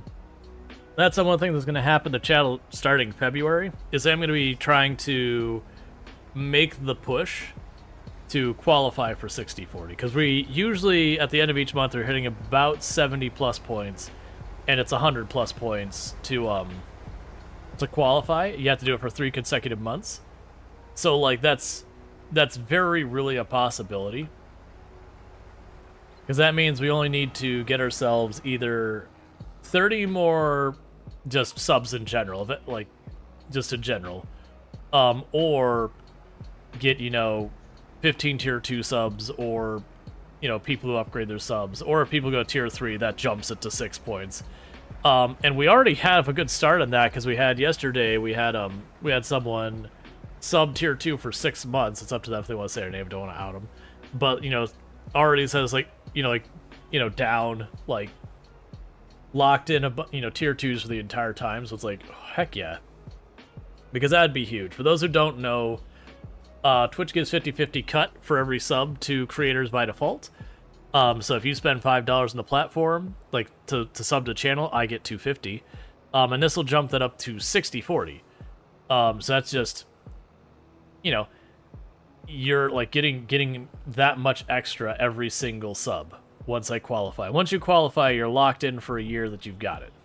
So it's like if it starts to dip back below that, it's not like suddenly it's gone. Like it's locked in, and I know I have that higher income for at least a year after the last date. And if we continue to like maintain it, it just keeps moving it to like 1 year from the last time we successfully maintained it. So that'll be really good.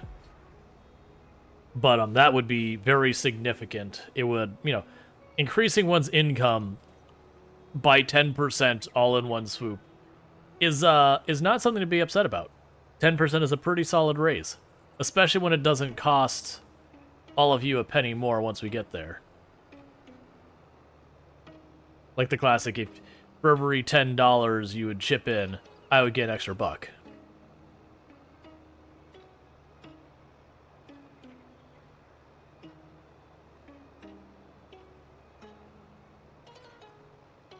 And that does add up after a while. Now, I'd love to be able to go for the 70-30, but that's not. I don't think that's realistic. I mean, maybe if I like really push for it hard and kept the push going, maybe I'd get there, but more likely I'd probably just run people's goodwill out. Hopefully they will not bump up the price of subs soon. Oh man. I could see people being real upset about that. Because that was the whole promise of the regional pricing when they introduced that. Is the regional pricing, for those who don't know, places that the money is worth less, that generally the amount of sub costs ends up being less so far as its value. So, you know, like, for example, if you're someplace like Mexico where they have the peso, and the peso is a very inexpensive currency compared to the dollar, so it would be a bit different pricing over there. But like the promise is by adjusting those prices to be more in line of what makes sense for them, while ultimately you get less subs, or sorry, you get less per sub. It makes up for itself by the fact that you end up getting more subs because now they've adjusted the price to be more reasonable for that area. Which they've had to adjust it a bit more than they originally had because they ran into problems where people were going out of their way, like, you know, to Turkey or whatever, because their subs were like next to nothing, and then gifting someone 100 subs, you'd be like, oh my god, 100 subs, that's so ridiculous, you know, thank you so much, because that's a very significant amount of income for a creator. And then you realize they're subs from Turkey, and you got maybe dinner out of 100 subs. If it was a cheap dinner. If you went to, you know, like Taco Bell or something. Whereas if it was, you know, subs from like in the US or like a lot of the EU and all that, you know, that's talking like your gas money for the entire month, your power bill and internet bill together kind of thing.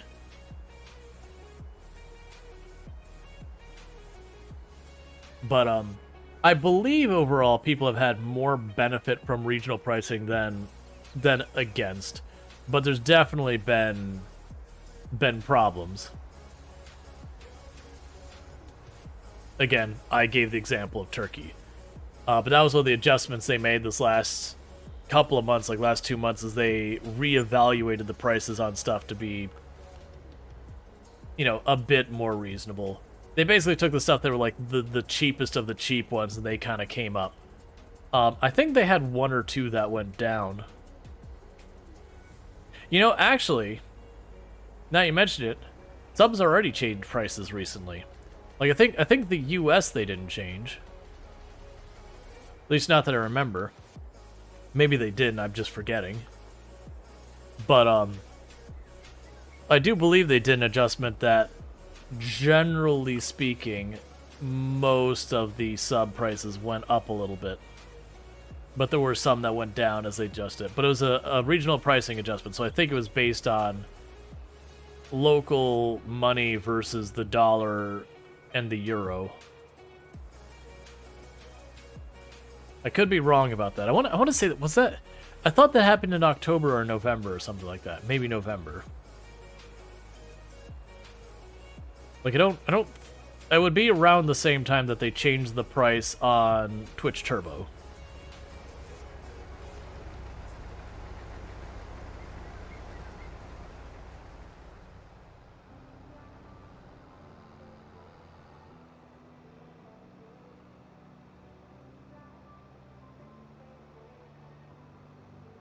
Okay.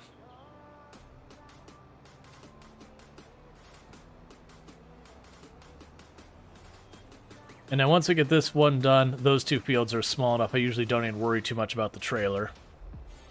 Like this one, I usually don't worry about the trailer because it's, by the time you drive the trailer to and from that, it could just drive over to the grain mill that's right there.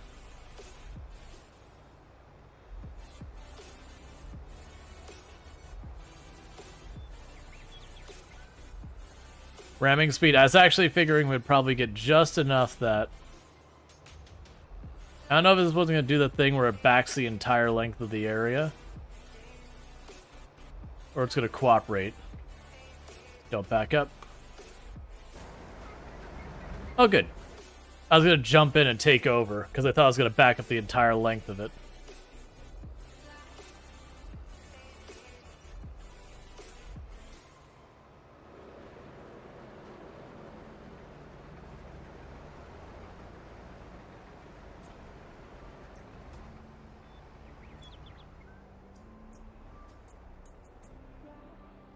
Well, that's doing its thing. We'll go grab the cultivator.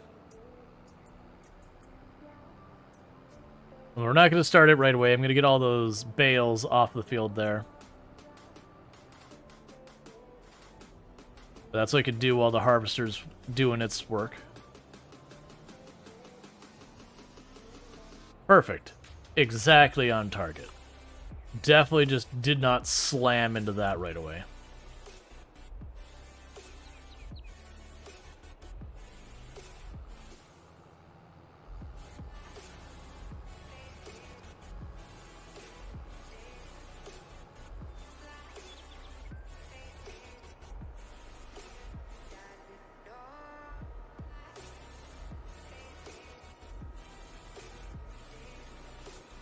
Slightly off course.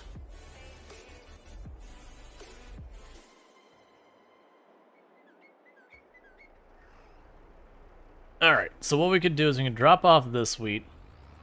We'll grab the harvester and get it working on the next set of fields.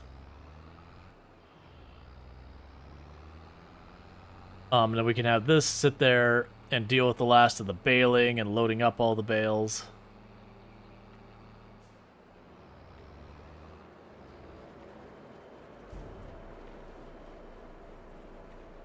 Alright.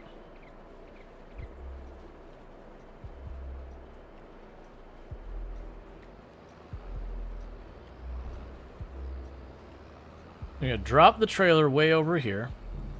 Because sometimes it's worth having the trailer over here for this field. And get that all sorted out.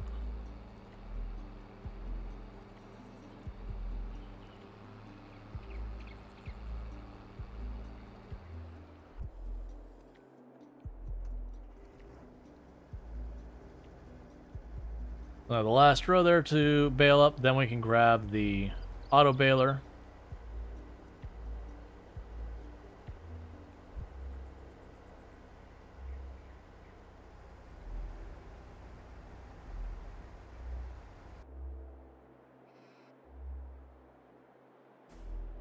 All right. So grab the and grab the baler, get that row knocked out. Grab the auto baler. It'll probably take me 2 laps. One to finish loading that up. We sell it, grab whatever's left over, which would be good because we're getting pretty close to the point I'm going to need to get money in here so we can keep our workers working.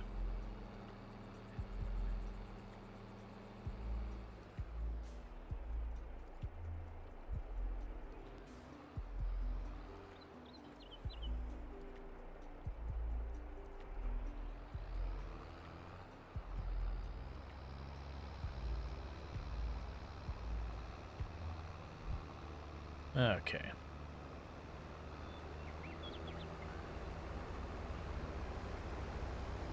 But once we pick up all the bales, we get to have our cash out for the straw, which is not our big one, but that'll give us a little bit of money to keep everything running smoothly till that is. Our big cash out is the bread, which right now we've got that granary running, which is the big thing that we need to keep the bread producing. But actually no, our big cash out now is the flour itself, because we just get so much of it.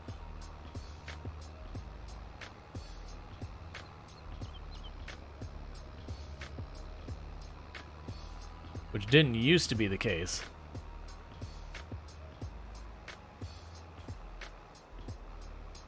Alright, let you sort yourself out.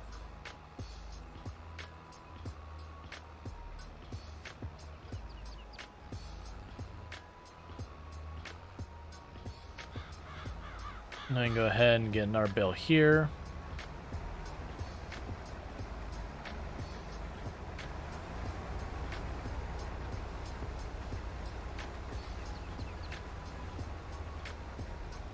Now once we get the this field cultivated, we can start turning around and have them do the fertilizer and whatever else they need to.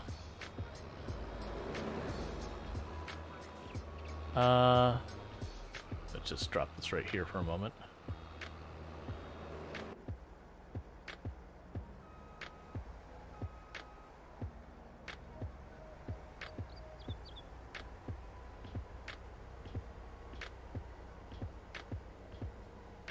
Okay.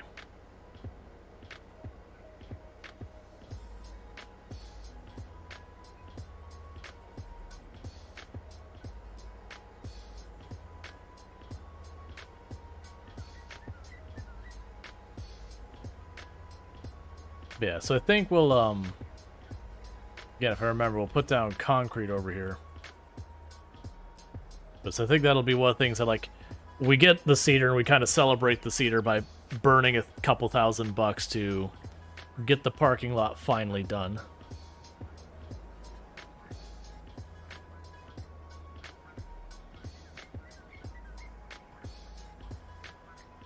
I do still plan, like, between the bakery and here, putting some other building there, whether it's a warehouse or another production line, you know, to continue to build up this area.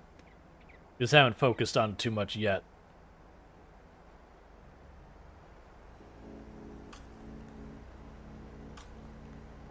Alright.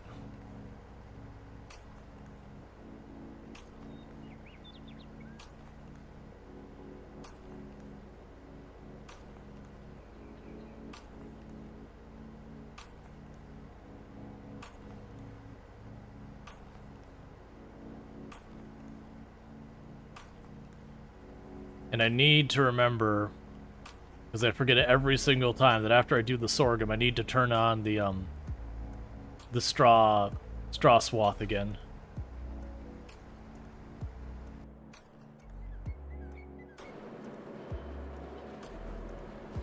Alright, let's pick up our bales.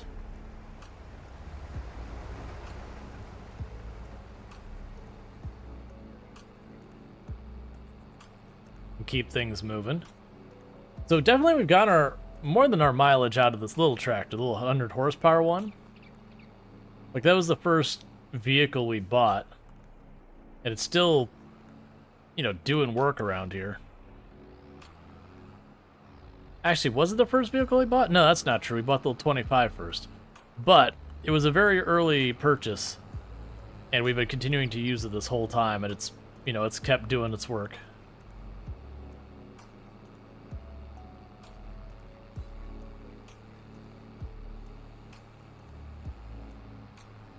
I don't think we'll, like, fully retire it. What I'm thinking will end up happening is right now we've got the little 25 horsepower one. I do think we'll, get rid of that and have this take over that role once we get another big tractor.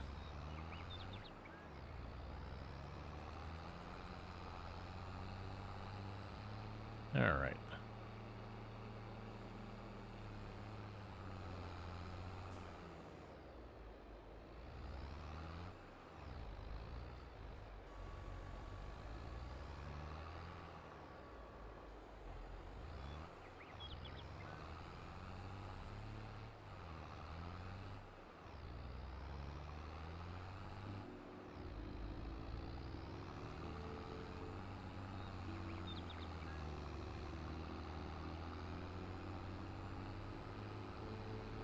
That's some ballin' bales. Yep.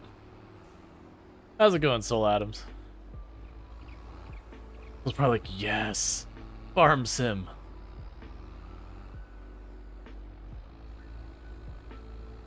My desire for agriculture is being fulfilled. The farm must grow. There's layers to that one. There is layers to that pun.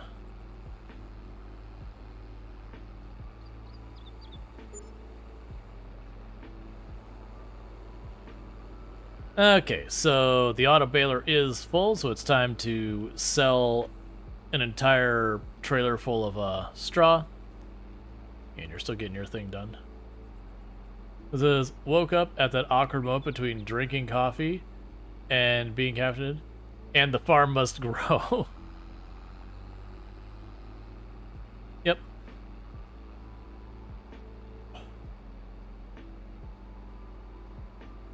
It could also be one of those things that we, periodically we have something that's like a lower income item that we jokingly just say, this is the beautification fund.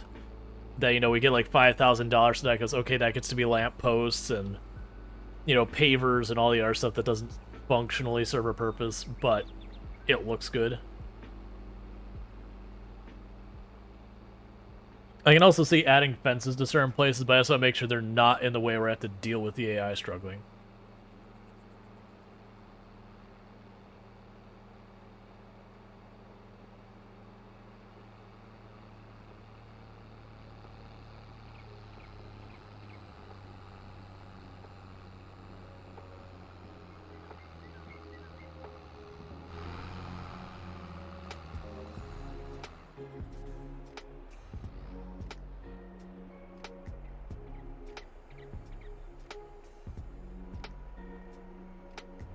All right.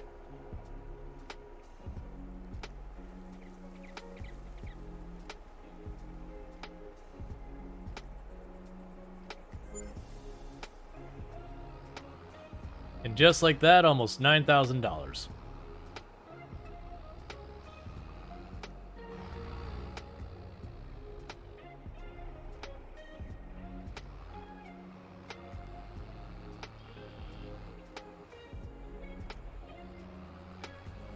Man, this is our lowest income thing we have at the moment.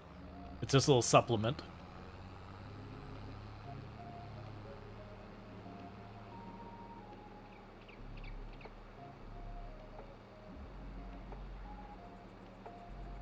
It would be nice to be able to get the windrower. But that'll be a later consideration as well.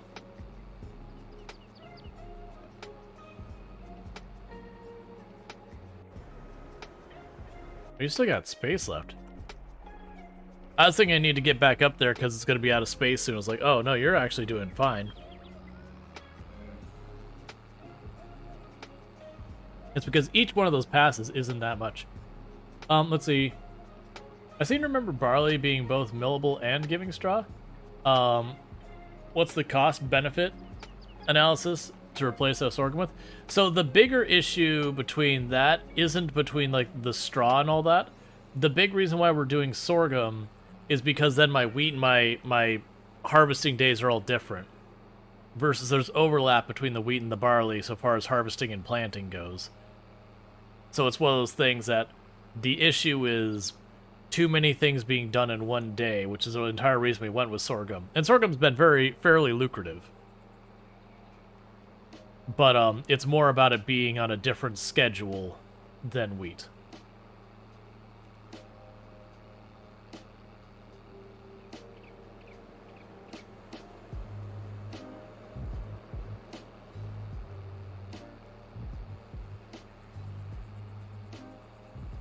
It's not exactly the same date. If we look at it here, it's very similar. If we look at our schedule real fast, here, let me get this out of the way real quick.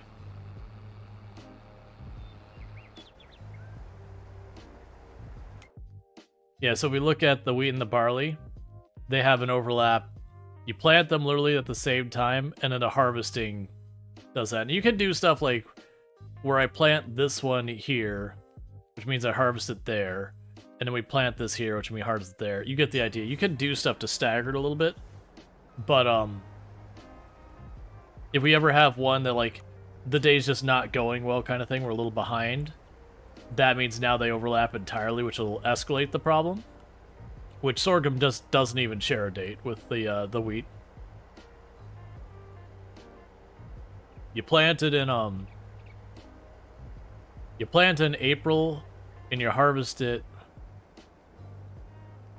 I think it's one of these ones where it has similar, yeah, the sorghum. Yeah, so we can harvest it, and it overlaps some of this, but that means I can put the harvester on one field, and I can plant in the other. And that works well, because they're like different processes. But no, it makes sense that plants that are very similar to each other, like wheat and barley, as far as like what they are very similar plants. They certainly have like different tastes and all that, but they're similar.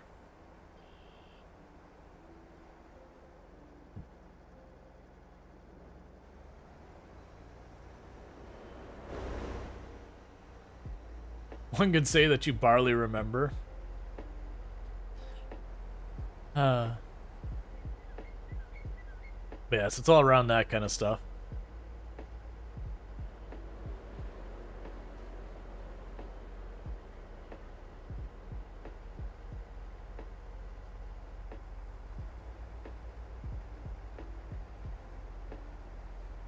Like, there's a reason why most stuff you can make with barley, you can also make with wheat and vice versa. Like, they'll have different names for it and all that.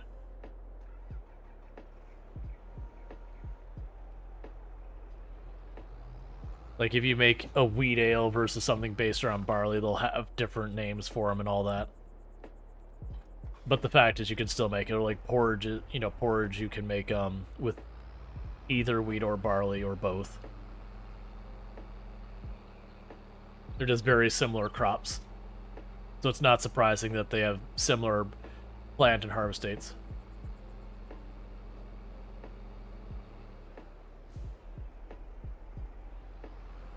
Cultivating quite the agricultural database. Yep.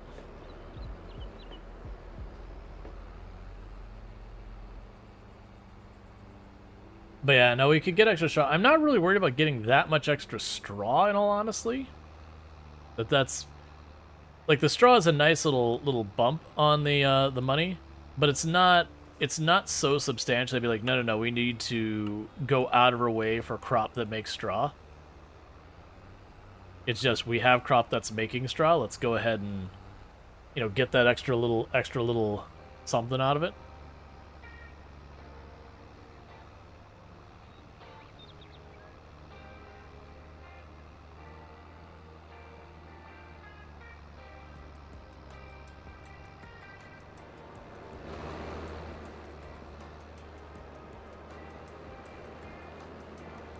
Okay.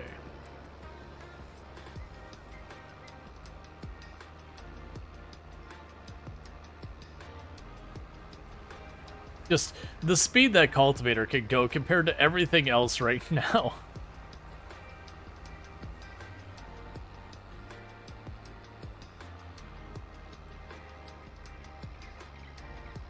So I'm saying, yep, you're thinking along the lines of, since we can get good money with the straw, can we expand on that with little to no sacrifice? Yeah. No, I probably wouldn't go that route. What we're probably honestly doing is we're getting pretty close to being able to keep the grain mill running 24/7, like year-round. That's the hope that this extra sorghum field will do for us. And that after all of that, we would then, you know, pivot to getting in our production line up and running.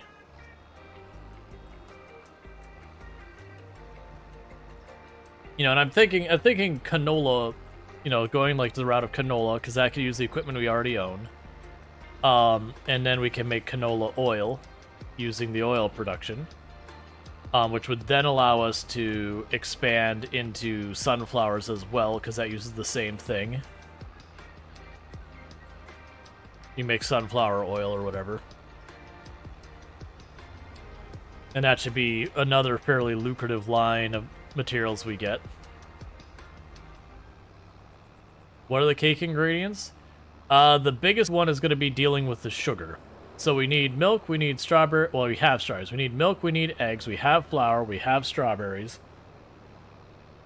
And then we need sugar, and I can't remember if there's something else. But sugar ultimately means I need to either get sugar beets and process them into sugar, or I need sugar cane to process into sugar. Sugar cane is a huge pain in this game to deal with, I've heard. I haven't done it myself, but I've heard nothing but, yeah, it's not that great of time. Oil? Maybe. I don't remember oil being one of them, but it wouldn't surprise me. But the big thing is, it ends up being, like, 4 entirely different directions of food. We'll get there eventually. But, it's not that I would target cake right now. That I would just get the next thing being made, and someday I would have what I need to make cake.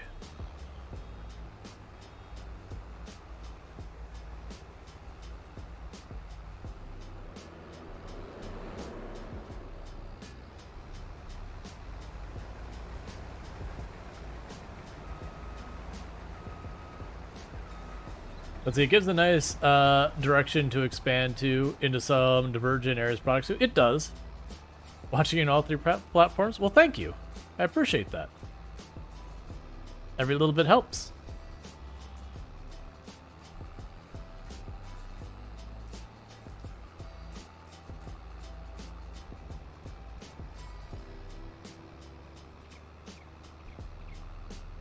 Okay.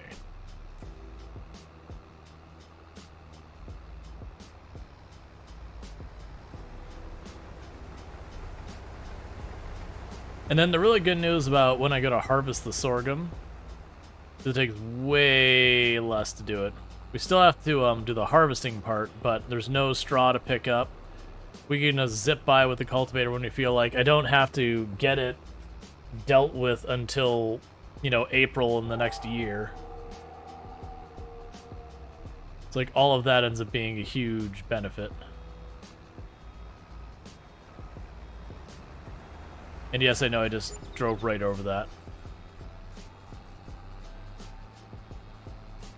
Not gonna worry about too much. It's a tiny little strip of wheat that doesn't really have enough to do that much of a benefit. Yeah, now my thought is, what other production lines can I branch into at, like, lower costs? So yeah, oil is one that clearly does make sense to move in the direction of oil.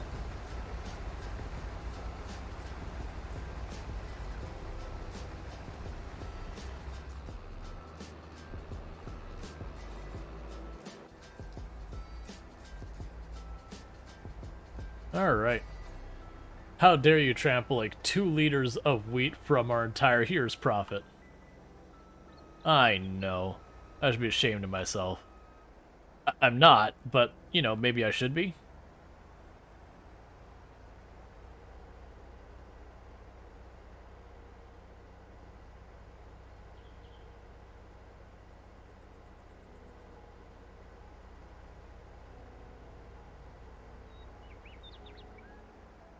Okay, you are going. I just saw it sitting there. I'm like, what's the reason why our tractor isn't continuing to cultivate the field? Well, thank you, Trevor. Thank you for mentioning the channel to your friends and all that. It does mean a lot that you'd encourage others to watch and whatnot.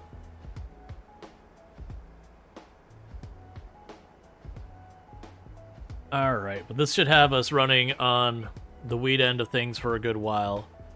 We'll get those 2 sorghum fields, which would double the amount of sorghum we've been putting in here-ish. Not quite double, it'll be a little bit under double. Because the new field we made isn't quite as large as the last one, but it's pretty big.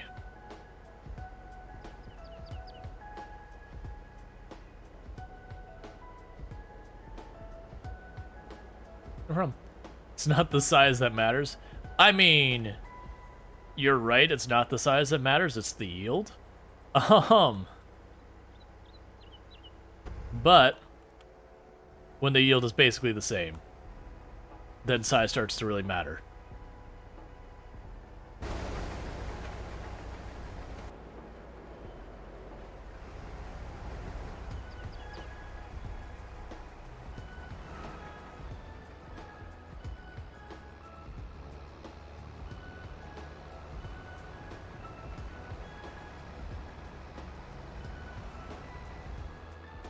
It's on its last pass. We're just barely keeping a field ahead of it. Like, it's gonna catch up again. But,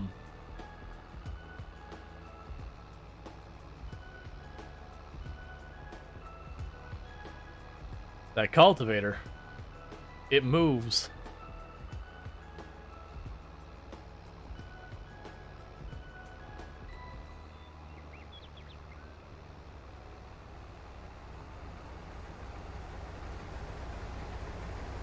But did you miss the new seeder?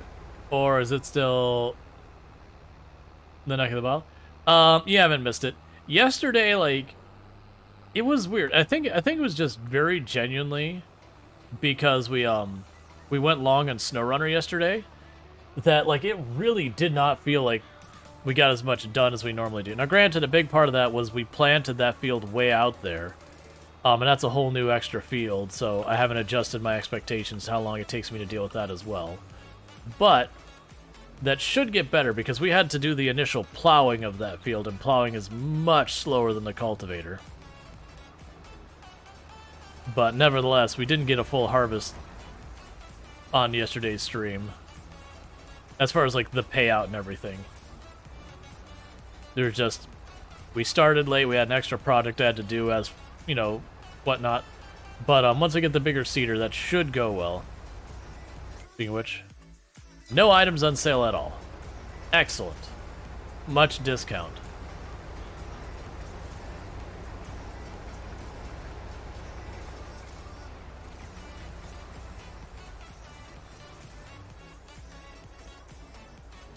Okay.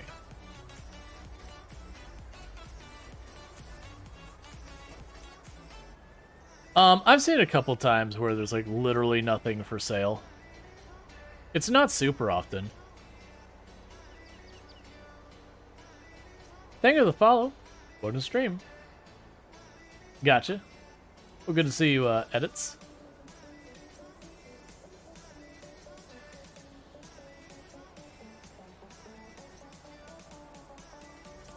Alright, and put that away. Okay, you start on the next field, which is our last field of wheat.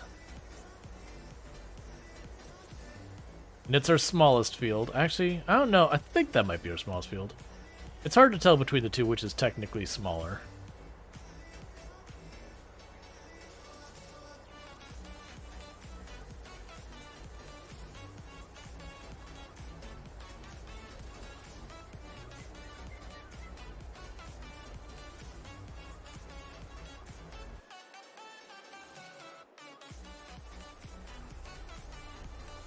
Right, get our last pass of straw here. Get the bales loaded up, get the cultivator in place. Man, I remember when we were beginning on the run, and just getting the fields all, like, plowed and fertilized and all that stuff, you know, to be able to get, like, the next planting going, we would end up going into the night because it was so hard to get through that.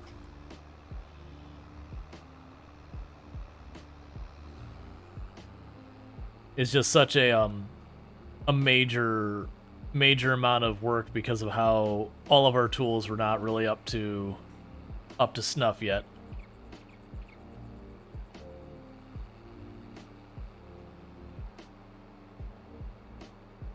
All right. I don't care about that. That little scrap of weed I'm not going to worry about.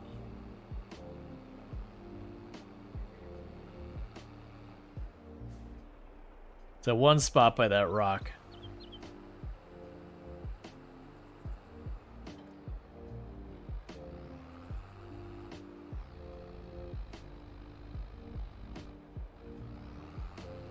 Name any vehicle for an edit? I mean, I can name vehicles, but for an edit, are you referring to editing the vehicle? Because I usually don't mod or anything else like that, so not something that particularly interests me.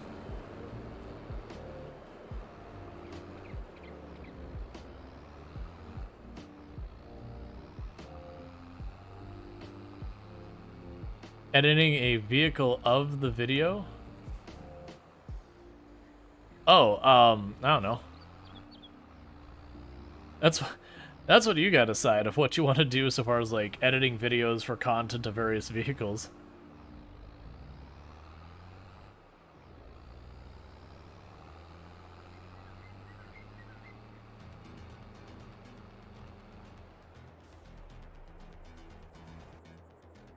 Now we can grab you. Get you moved over to the new field.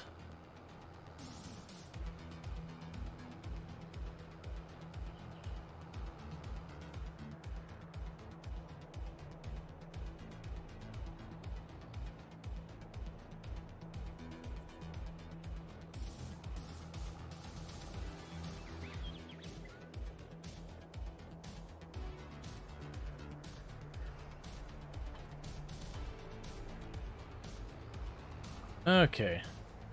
What's your dream car, truck, or anything? Don't really have one, actually. They are things I use to do tasks. And I generally will just get whatever makes the most economic sense. I know that's, like, I'm not trying to sit there and be like, oh, look at me being difficult. I'm just not the kind of person like, oh man, I can't wait. Like, I would love to be able to get a name of car. Most of the cars that people's like, I would love to be able to get this. Like, I'd love to get that car so I can sell it for the money and, you know, not have that car because I don't really care, but the money would be helpful. Hey, Romana, how's it going? So it's like, you know, it's one of those things. You gotta figure out your own subject matter, man. You understand what you're saying? Like that was there was a contest like way back. I think it was for like a Dodge Viper. And people were like, "Oh man, what would you do if you won the Viper?" It's like, "Oh, that's easy. I would sell it." It's like I would not even drive it. I would immediately, with whatever the minimum miles are, I would sell it. I would take that money, and I would do literally anything else with it. It doesn't even matter.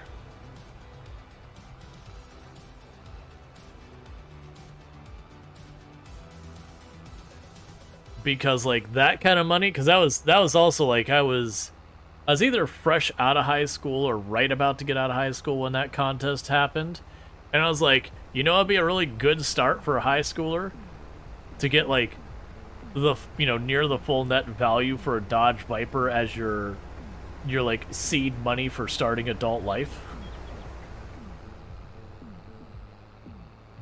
That'd be pretty nice.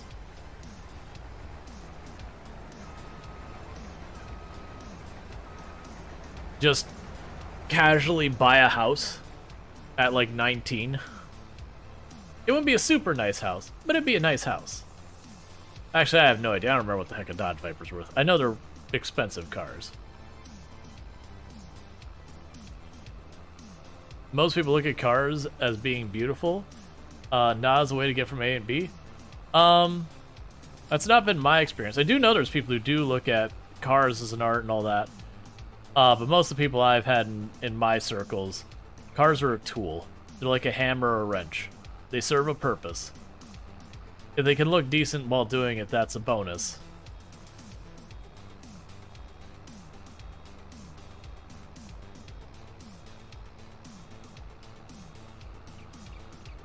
Most of the other way around? Yeah, no, it's probably the people around you were people who are more into cars than people around me. That makes sense. And there's different areas you tend to have different trends as well. Like there are like from where I grew up as like a teenager, the things that people tended to be focused on, cared about, and all of that in the area I was in, and then the things that people focused about and cared about and all of that would be entirely different. Just up the road like 10 miles per hour. Or up the road 10 miles. Like the entire, what was important, like the values they had, all of that would change depending on. I wouldn't say one's better than the other or anything like that. You know, I certainly agreed more with the people that were more aligned with myself. But it's not like one had good values, one had bad values. It's like, you know, this group, they cared about having trucks and being able to go out and do all this sort of stuff, and I actively would not want to own a truck personally. I got no problems with trucks at all. Like literally no problem at all. They are also a tool that you use. And people certainly do have need for trucks. And there are different trucks for different jobs. I would argue that a bunch of people I knew up there had trucks in a situation where it made not no sense to have a truck. It was actively a bad idea. Because the vehicles were large and the area was just not accommodating for them at all.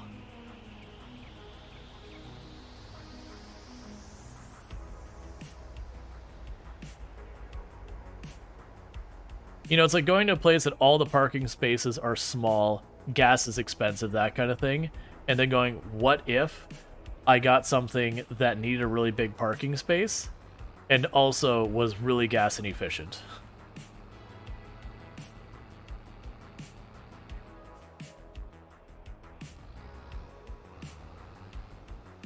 Ever see a US truck in the EU? It looks so out of place. Oh, I'd imagine. I honestly take a certain amount of, not joy, I don't want to overstate that. I kind of smirk to myself when you're in an area that's like more urban, more metropolitan, like high density, you know, where the parking spaces have a tendency to be far smaller and all those kind of stuff.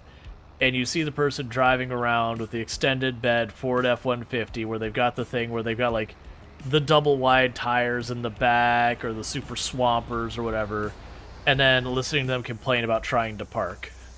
And you kind of go, okay, now I understand and I can feel sympathetic for you and all. Well, you know, I can sit there and be like, oh, you know, I feel bad for you in the situation. Like, if you moved from a rural area where it made sense to have that, and then you came here, and it's just, you already owned it. It's really not a good match for the area you're in now.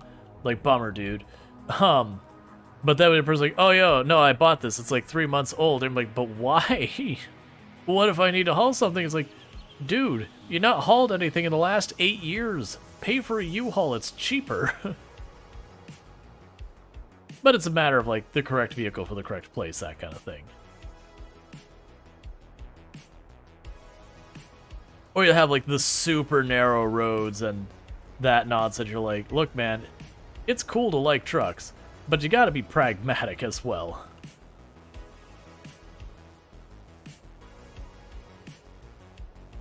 Versus I like my little cars.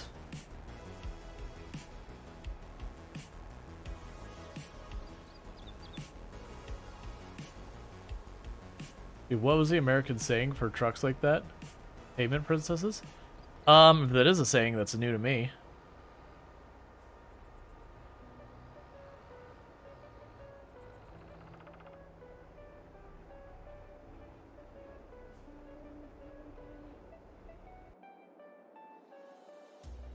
Man, I haven't heard that one before. Yeah, no, it's, when it comes to depreciation of a car, the moment a car drives off the lot, it takes a very, very significant hit to its value. Because prior to that moment, it's not been owned, it's not been used, it is a new car. The moment you drive it off the lot is now a used car. That's the reason with, like, the Viper story. I was like, I wouldn't start it, I wouldn't do anything. I'd be like, who wants the Viper? It's for sale. Right here on this lot, this is for sale right now. If I don't have to move it, I mean, with something like that, new versus used, it's worth literally just taking a, you know, having it put up on a truck loader and drive it someplace else to preserve the value so it stays as a new vehicle for all, you know, for the paperwork side of it. But yeah, for me, I would just look at it as I'm getting cash. Plus, I'd have to pay taxes on those winnings, and they don't accept, you know, 10% of a Dodge Viper, to, you know, pay the taxes on the value you've gained. So I would sell the car, get the money, pay out, you know, whatever the, I mean, it's not 10%, I don't know the actual thing, but pay out whatever I owe in taxes for my income. Make sure everything's square, and then I'd worry about what I'm doing with my found money.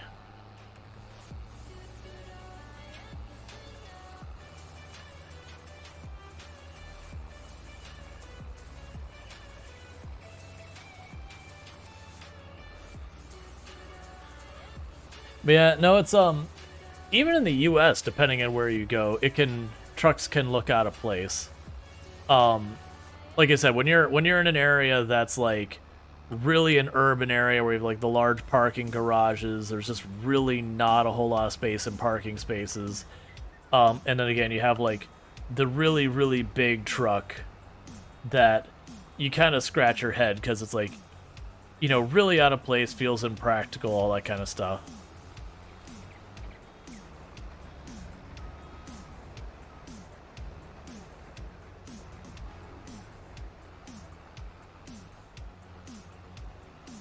But the same thing, if you go into, like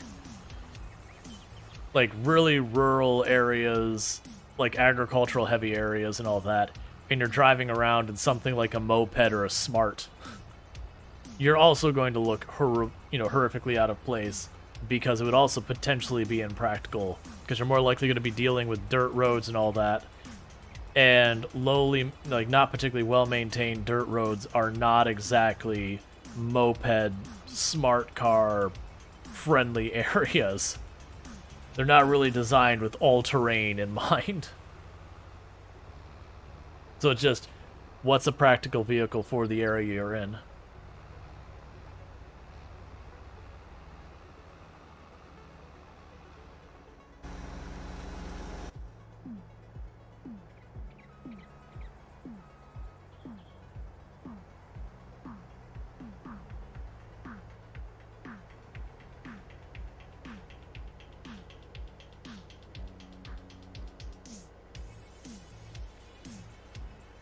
Like, I'd say of the cars I've owned, honestly, the car I liked the most was I used to own a Mazda Miata. I actually really liked that little car. It was little, it was peppy. When people wanted me to drive everyone, I could say, sorry, it's a two-seater. That was, of course, one of the most important features. It was a convertible, which is super duper nice. The gas mileage was great. I never had any major maintenance issues with it. Like, I really like the car. The trunk space was terrible, and then I put a subwoofer in it, and then the trunk space didn't exist, which is part of why I got rid of it in the long run. Is you know, me and Two met. I still owned that car, but I was kind of at the point where, you know, it was very clear that the relationship between me and her were very, you know, serious, probably going to be, you know, permanent kind of thing. And we were buying our first home, well, buying our only home. We haven't bought a second one or anything like that. Buying a house, and there was a lot of practical reasons why it wasn't a particularly good car. Again, the trunk space basically didn't exist. So then I got a car that was a little bit more practical there, and it was also getting up there in miles. It had at least 3 times, if not 4 times, the trunk of a Fiero. Because that's a car a lot of people, there's a group of people in, like, that were like friends of the family and all that were like into Fieros for whatever reason. And when I say the trunk was a bucket, I mean that's being kind. As the Brain says, your first car was an old extended bed cheap farming pickup. At least I could find it easily in a parking lot because the back stuck out like 2 or 4 feet farthermost. Oh man, that's one of the things, and I know a lot of people, it doesn't bar them up that much. That's always one of the things that I never liked. If I was in a parking spot where you either A, couldn't see my vehicle at all, like when you're driving up, I always worried someone would just hold in and just like smash the car or whatever. And I also didn't want my car to stick out particularly far in either direction because of just how many times I saw someone like just clip the back of a car that was sticking out a little bit farther with it. Who's my favorite music artist? I don't necessarily have a favorite. Jonathan Colton's a lot of fun.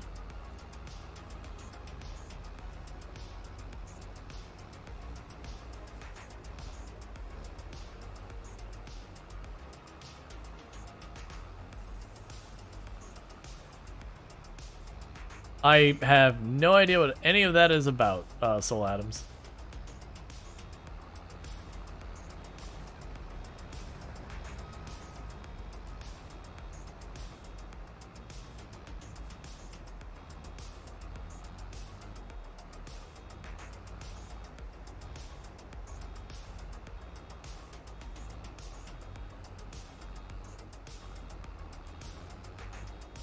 Oh, their form should be long gone.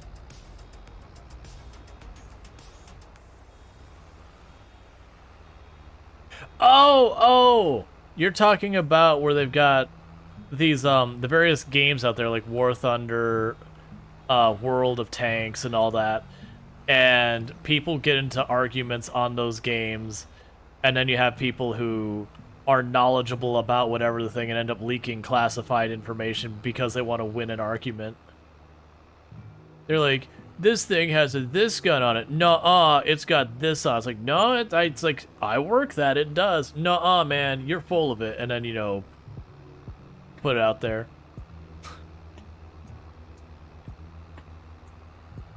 People just, on the internet, just have to be right.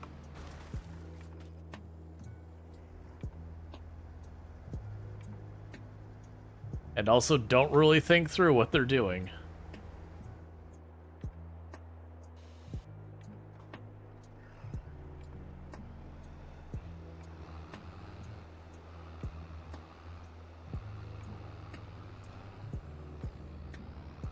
See, people love to put up classified top secret weapon docs to prove things are better than made in game. Oh yeah, nuts. Really, about 9 hours ago, someone posted docs of the EU fighter that had big bold letters, NATO restricted. Oh yeah, nuts. My favorite is when they're like, oh no, I didn't. It's like, no, I had permission to leak these docs. And like on the top of the doc is just big letters. It's like top secret, you know, do not, like for, like only for, you know, use by like people with proper clearance. Like it's got like this whole big paragraph that's like under risk of, you know, felony punishment and everything. And you're just like, It's like, you may say it's okay. You know what I'm not going to do? Touch any of that. Thank you for the follow. Welcome to stream. Because I don't remember what my clearance was. I didn't have top secret or anything like that impressive. But I used to work at the Space Center, so I did have, I think it was called secret clearance. Basically because I could see things at the Space Center that potentially would be classified and all that. And so I had to get my... I can't forget. It's been so long. This has been over 10, 15 years back. But basically I had to get the proper documentation that, like, okay, they look up all the information about you, they check in with a bunch of people you know, and blah, blah, blah. But the gist of it was that, you know, if I saw them with some military satellite in the HQ or whatever, I wouldn't go snapping photos and put them online or something.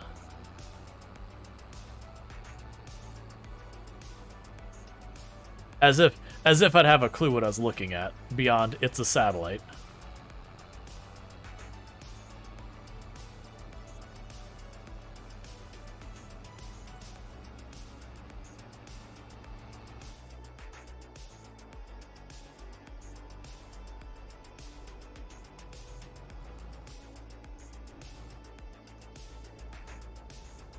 Okay, so let's drop off the last of the wheat out of the harvester. Get it repaired and gassed up. How am I doing on time? We're doing pretty good. We should definitely be able to get a payout.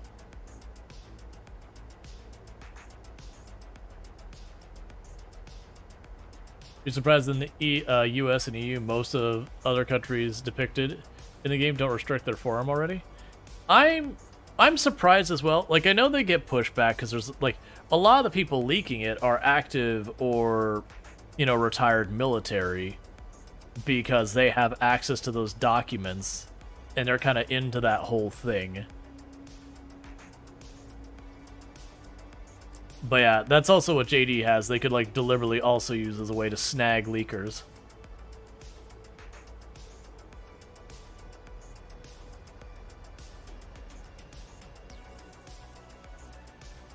Let's see, the plane that you work on, I had a clearance just to read the maintenance manual. Yep. If I had to decide on clearance just thinking about the game, you'd deny their clearances? Right, there is, I have no idea about this. There is, when it comes to, for example, software security, there are times that you have low risk, low severity, but high likelihood of compromise. That sometimes you'll use stuff like that to deliberately bait people out to, you know, not to like create a crime or whatever that's not existing, but within your own company, like people who leak stuff they're not supposed to, you can deliberately try and create things to have a target for them to leak that you don't really care about getting leaked, to use that to catch people. It's not super often, but there are times where those strategies are used.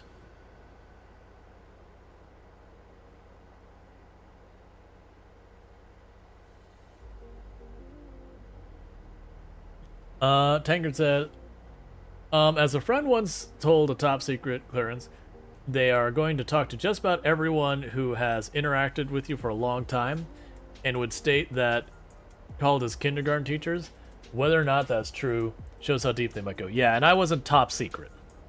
That's what I'm being clear. So I didn't have like the highest clearance or anything remotely like that.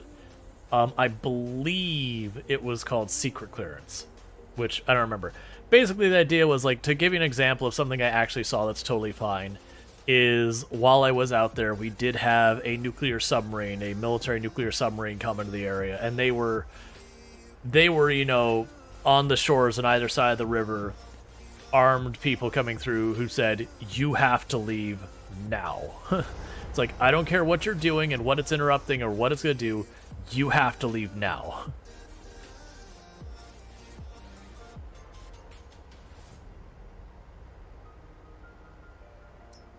Because the fact that that sub was there at that time was a secret class, you know, it's like was classified information.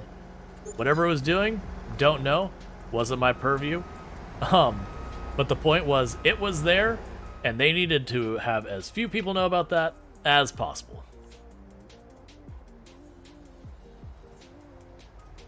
Let's see. Solem's at the last job, we had engineers with top secret clearances. They said they contacted childhood friends they hadn't spoke to in 10, 20, 30 years.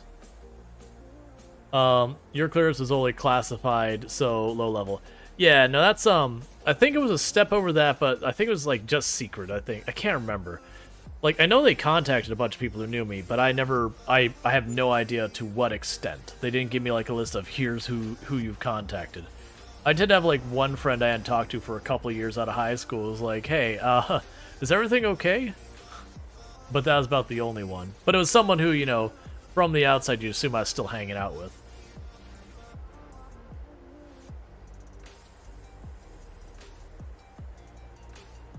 Yeah, I don't know why it was there. I wasn't supposed to know, and I wasn't paid to know. Exactly. It was like, I only ran into it, and you notice I'm not saying dates in case any of that, nor am I giving, like, I don't know the identifying information. I wouldn't tell if I did. But it was one of those things that there was a sub that I was like, I was working in that area, and they're like, hey, we know you're working, you have to leave. It's like, you have clearance, so you know, this isn't a whole big thing. You have to leave now. It's like, okay, I'm leaving. Fair enough. I'll let my boss know that I'm going to have to change my routes a little bit, and I will be back here at a much later time today. I understand, person with a fully automatic weapon, that you are telling me I should not stay here. I respect that. I believe it's in my best interests to listen to what you're saying right now.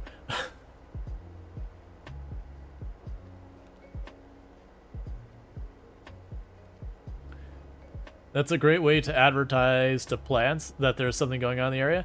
Well, I mean, if you're along the shore, you could see the submarine. No one had to sit there and worry about advertising. If you got to the point that you saw those armed people and everything, you had line of sight on that thing. It was in the river. It couldn't go underwater and hide itself. I don't know what it was doing there, but, you know, again, that's none of my business, but that was the point. Like, I could see the submarine by the time I saw the people there, and they're like, you have to leave.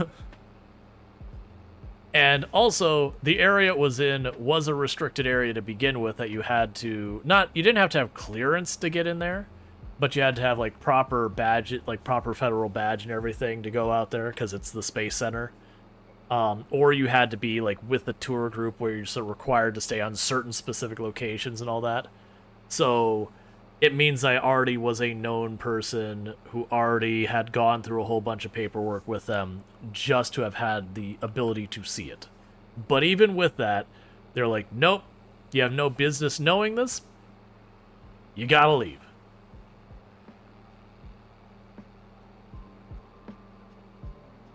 Oh, no, you're saying reporting to my boss? My boss also had clearance. My boss had the same clearance as I did. Probably higher than me. And all I said is, like, I think, what did I say? I don't remember what I said. I think I said I think I said something like I was asked to leave the area. And, you know, it's the Space Center. Stuff happens, so it wasn't, like, a big deal. Because I was just like, oh yeah, I just have to go buy, like, I'll just go back out there later and do what I'm supposed to do earlier. See, that reminds me, if I remember correctly, one of the surprising group of people that have the highest clearance on sites are janitors. Well, yeah, janitors have to go literally everywhere.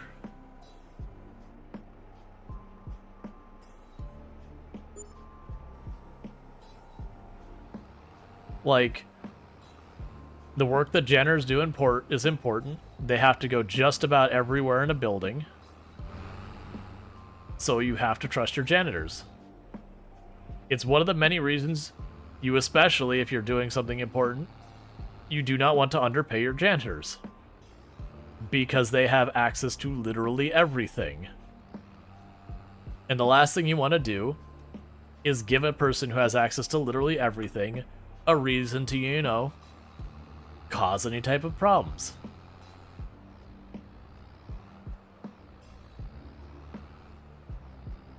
Like, that's one of the things that always baffles me when a company is, like, really awful to support staff or to their engineers or stuff like that. And you kind of scratch your head and go, hey, let's just think about this. You just angered your entire engineering team. The engineering team who has access to everything. Is that really smart? Because sure, the vast majority of them are not going to be vindictive and sabotage and all that. But out of hundreds, you're probably going to find that one who is. And they're in a position to do a lot of damage. Like, we're not talking stuff like denying a raise or whatever. You know, sure, people get upset about that, but, you know, whatever. But, like, when they do something like really, really screw a big group of them, they're like, yeah, you're really...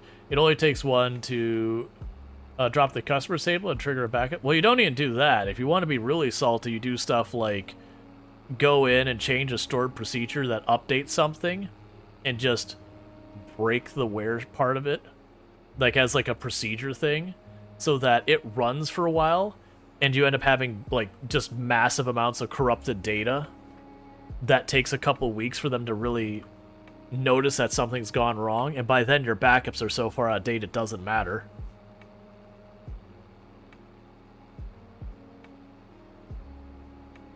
But also, the janitors are a line of security. If a janitor has clearance, they are going to say something. Yep. Because they're in everyone's stuff. If they see something that's very clearly not right, they're going to pass that on.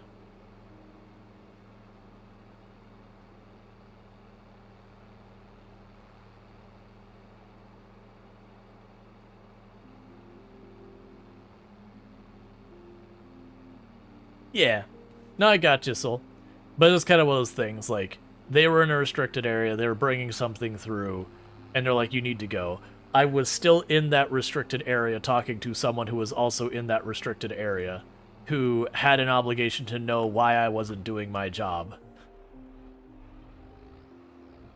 This is not supposed to be in the trash. Yep.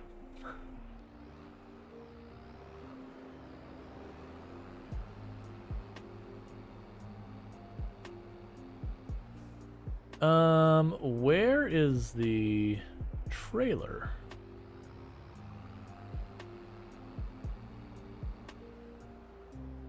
We'll deal with that when I can actually see. Oh, it's right there. We'll deal with that in a minute. Okay. Yep, and everything's good. But yeah, that's a whole thing that when you have the people like argue like, oh, janitors, you know, shouldn't be paid that much. Like that kind of thing. They have like a lot of them who complain like, oh, janitors, you know, be like, hey, you know, they should get better pay. It's like, no, they should. They just clean. It's like, I don't think you understand. First of all, have you ever in your life been to a place where the bathrooms are not being cleaned in any reasonable amount of time? Trust me, when you have no choice but go into a bathroom that looks like someone hasn't cleaned it in any capacity in like 3 months, you start really valuing a janitor. Really, you're like, what's the money amount? It doesn't matter. I need it now. And then also, it's like, also, you have to trust these people with basically the keys to the kingdom. You really want to make sure that you're taking at least decent care of them.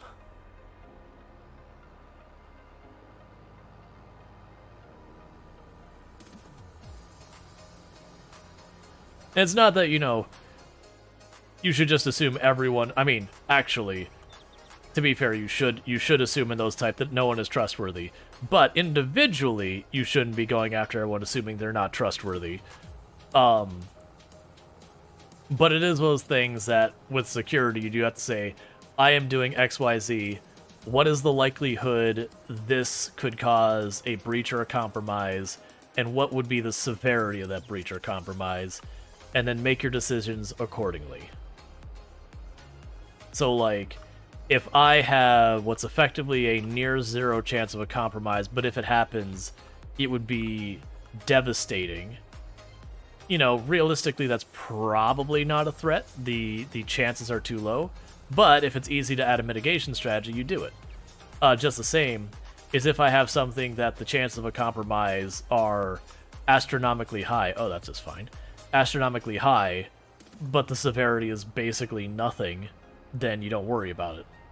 Like, so you'll have things where it's like, haha, we've breached this database, and using this, we were able to spit out a whole bunch of strings of what people answered for a question that isn't related to security or incriminating or otherwise meaningful in any capacity. And you go, like, cool, so you got nothing. Yes. We got that people played games on Steam, but not who they were. This data is just a hair over useless and doesn't really hurt anyone. Cool. I don't care.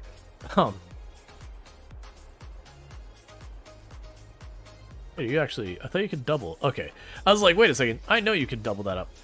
Alright, so... the things I need to do now...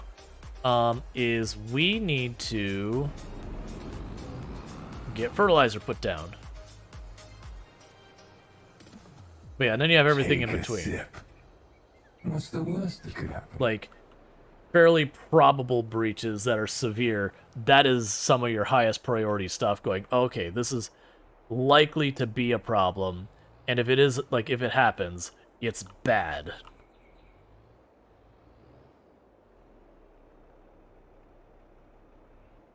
What is going on here? I'm just that far off.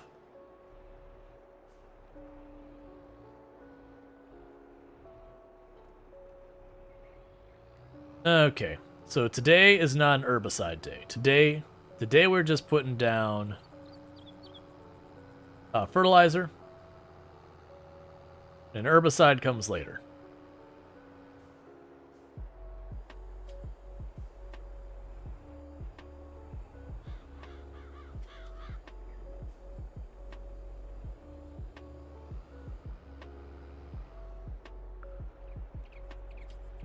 Is that in here right now? We have fertilizer.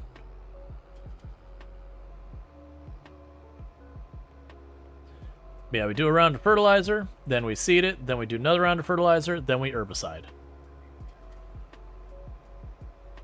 And this is our only big thing we need to do today. I mean, we technically don't even need to do this in-game today, but I'm gonna do it in-game today, because it'll make my life easier. And then tomorrow we get the blue tractor seeding the fields, and then the yellow-green tractor, as it finishes that, we will go through and have it do the herbicide and the fertilizer. It's a might as well. Oh, I thought you need to plant then herbicide, not herbicide then plant. We haven't planted this field. It's just cultivated dirt right now. We're getting our 50% fertilizer, then we'll seed it, then, like, whatever the order between the two. Yeah, exactly. Right. So I'm saying, yeah, that you didn't need to do it today, you might as well. Right, that's the whole thing. Is realistically, if I don't do it today, it makes tomorrow more complicated.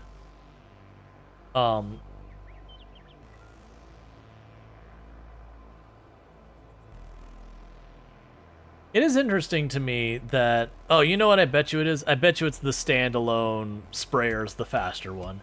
Because, like, man, I vaguely remember these being faster. It's probably the standalone ones, it's way faster.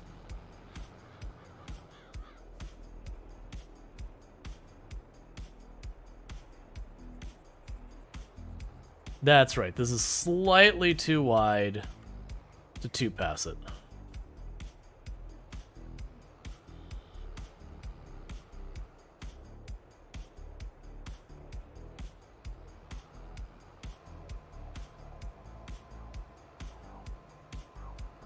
All right, Meta, you have a good one. Yeah, the self-propelled one is a hair bigger and way faster. That's what I figured. But I think we're good right now. Let's see, isn't there a mod from 1 to make it have like 6 more meters working with? There's probably a mod where you push a button and the whole field fertilizes. Like the moment you go into the mod territory is like, okay, it's a work day tomorrow? Yep. That's so Sunday nights can be very, very slow. Friday nights are usually the slowest. It's like it starts really slow and then it picks up and it drops down on Friday. And then Sunday nights, it's kind of, it starts and usually it tapers off. Not game mod? Tool modification? Oh, this is, we have this set to its largest. When we bought it, it wasn't at its largest. We set it to its largest. Like, we got an upgrade for whatever you want to say. But yeah, I know there's like 2 or 3 tiers that you can extend the length.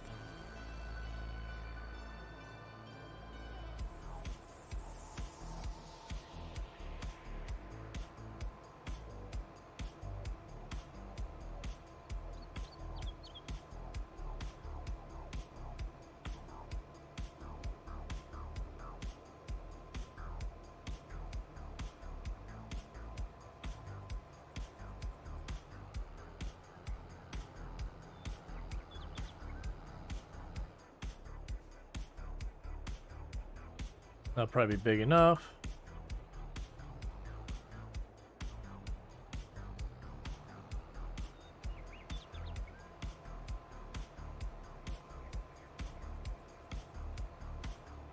Okay, and that'll be the big field done in just a moment. Then we can get the second biggest one, just work our way through. It'll be fine. And I was going to check. Yeah, plantings tomorrow. I was pretty sure it was 2 in-game months between harvest and... What? It's your birthday? Well, happy birthday.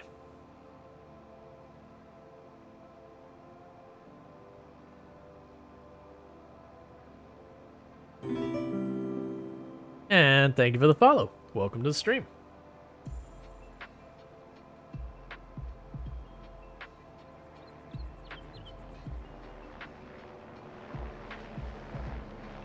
Helicopter just doing helicopter things.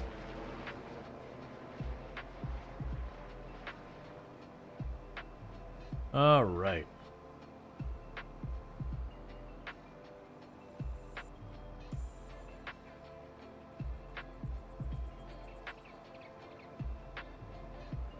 Yeah, it'll be really good to, Oh, right. I need to make sure... Let's check the production lines real fast. Make sure you're not backed up. Okay, you're fine.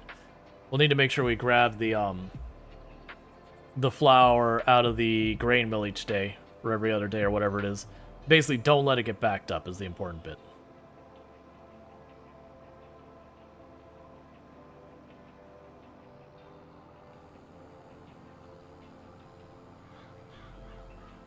Okay.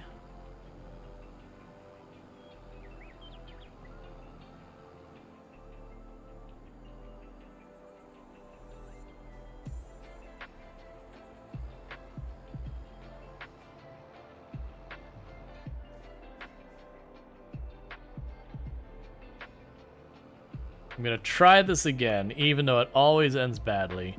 I just, you know, kind of keep wishing the AI would handle it, but we'll see.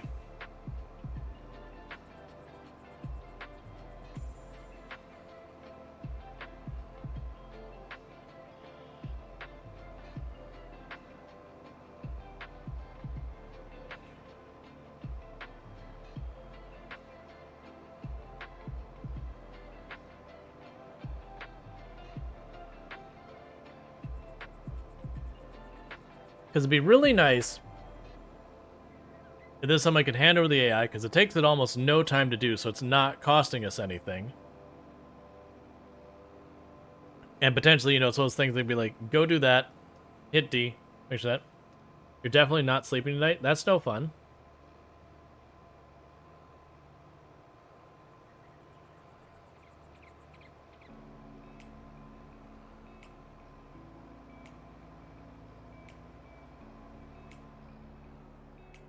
So it did well in this pass.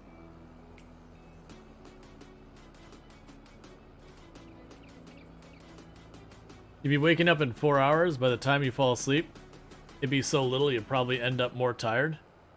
There is still value, even like when you have those nights where you know you're just not gonna sleep, even though it's not the most fun thing, just like laying there with your eyes closed still gives you at least some, like, when I say rejuvenation, some more recovery. It's definitely nowhere near as good as sleep. Like, you can't just not sleep long term, but in the event you cannot get sleep to happen, it is at least something to help. Like, that's what I usually will do when I can't sleep, is I wear like a mask over my eyes so that when the sun comes up I could still sleep, since I stream what's effectively like a third shift. Just a strategic decision. I see you. Is getting ready to stop what it's doing and turn around halfway through the field. I think it's just got some like weird thing that detects that is over there and that'd have problems on the next turn, and it won't try to like finagle anything to figure it out. It's just like, nope, can't do it. It makes me really think that the fields really have to be away from absolutely everything for the AI to be able to do these processes.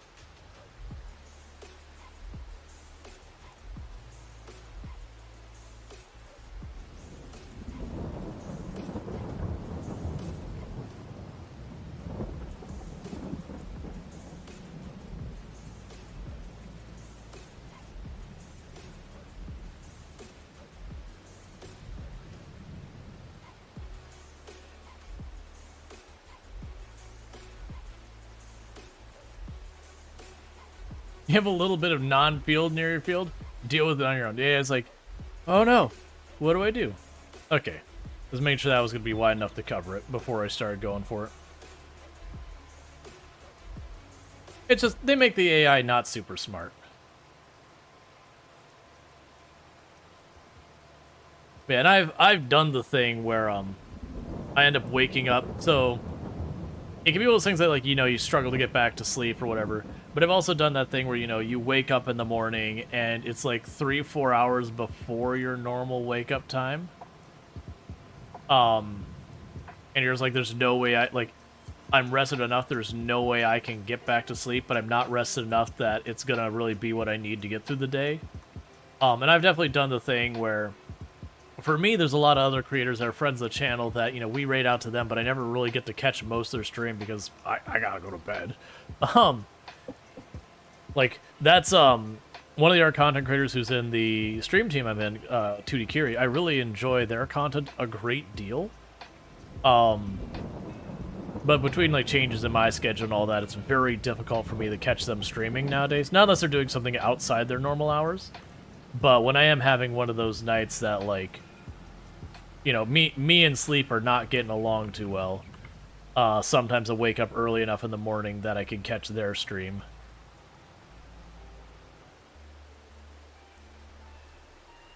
Let's see, have you looked into a courseplay mod? I got tired of the AI being derpy and not finishing the field and jumped over to that. It allows you to set up a track for the AI follows in your fields, so you relieve knowing to get the job done. I haven't had lots of people suggest it. I mod very lightly, but I could definitely see picking up courseplay, because I remember I think that's the same one that you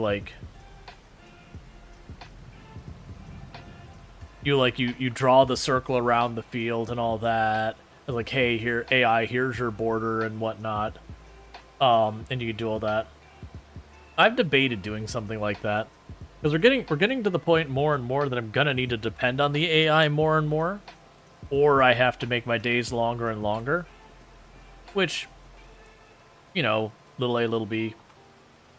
Because we are getting more and more fields, and as we get more and more fields, it takes more and more time to run them all.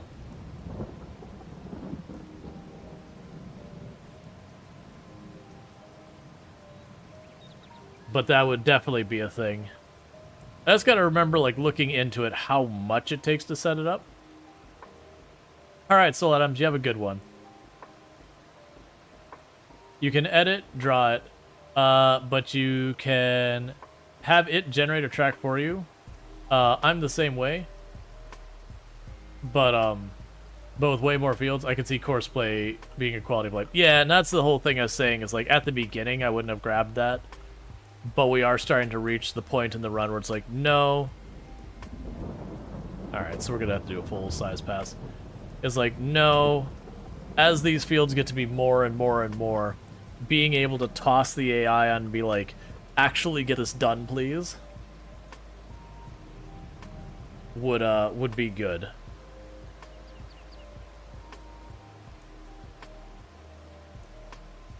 Because right now, there's some tasks I can throw the AI at, and I can trust it'll get done fine. And then there's a bunch of tasks I put the AI at, and there's no way it's going to get it done.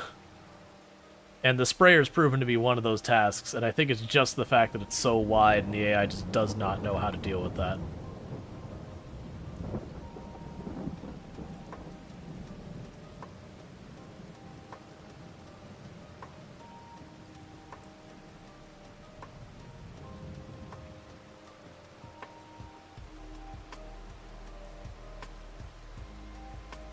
That was of the things, you know, when people ask me, like, I would like to see in the next game, better AI is on that list. It's not actually that high. I would say that the one I would like the most is honestly like a new system to deal with. The one I've suggested is like pests. And I'm including in this like any negative thing that can happen to your plant, so far as like molds, mildews, you know, locust, weevils, whatever. And then have you know, have like a handful of different ways of tackling them.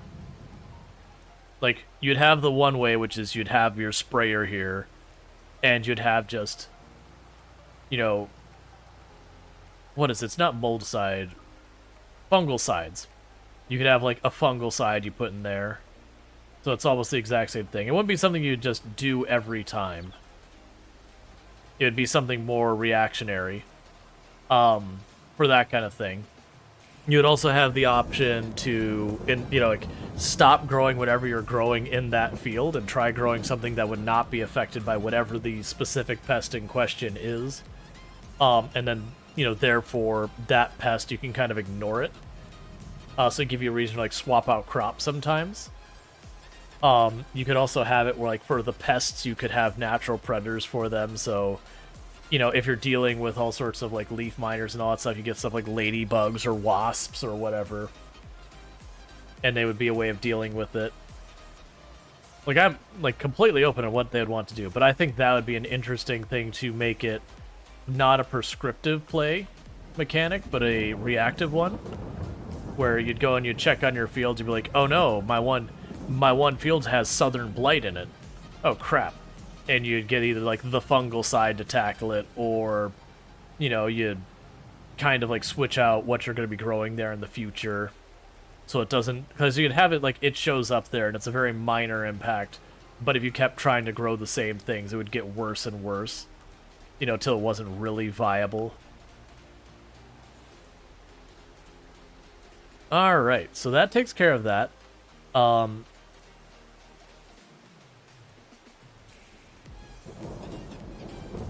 drop it? You can drop it. Let me drop the sprayer.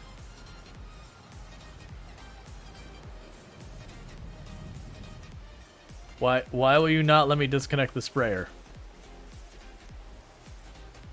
Oh, I see.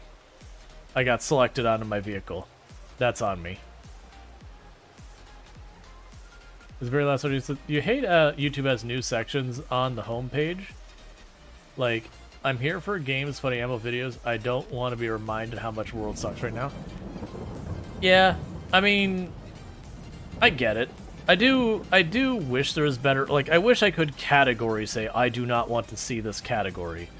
For the most part, the only options I've seen is I could say, I don't like it to a video, but it doesn't really explain. It's like, am I saying I don't like the category? Is it saying I don't like the creator? You know, which is usually one and the same. But I do wish as well as things that you could sit there and be like, I am not looking for world news. You know, stop showing me things with world news as the category. Or I don't like this game. Stop showing me like this particular game, this category. That kind of thing.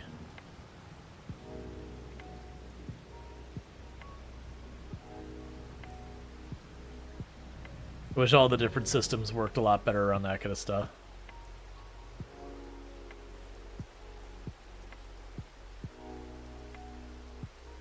Alright, we got the flour dropped off. I will need to repair and gas up the tractor again, because tomorrow is day to plant our wheat.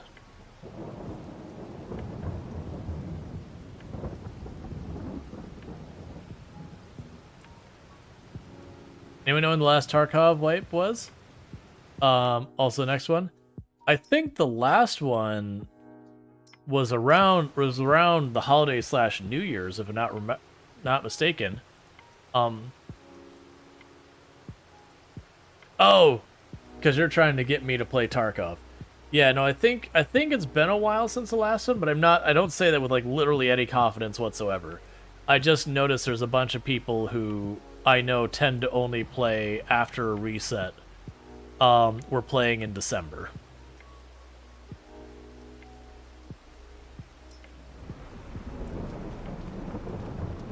Which does mean my understanding is they go a good couple of months before each reset.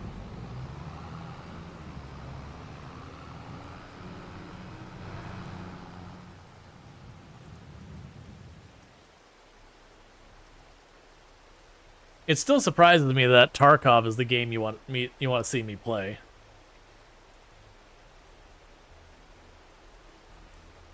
I haven't played it in years, but I used to play it back in the day.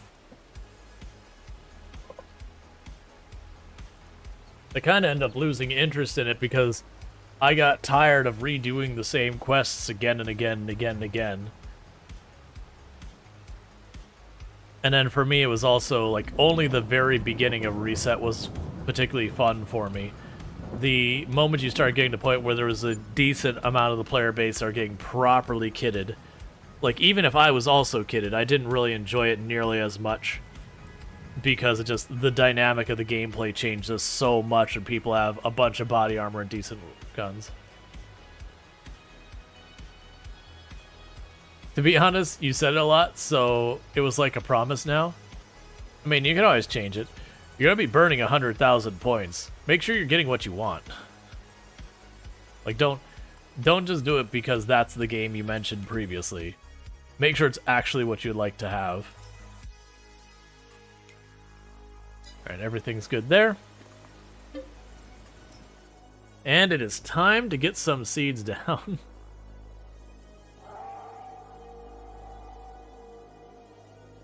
Like, by all means, nothing. If you want to redeem Tarkov, I'm not telling you not to redeem Tarkov. It's just one of those things. To me, it's a head scratcher. I guess there's the one thing I can say for it is it's definitely well outside the normal genres I play on the channel.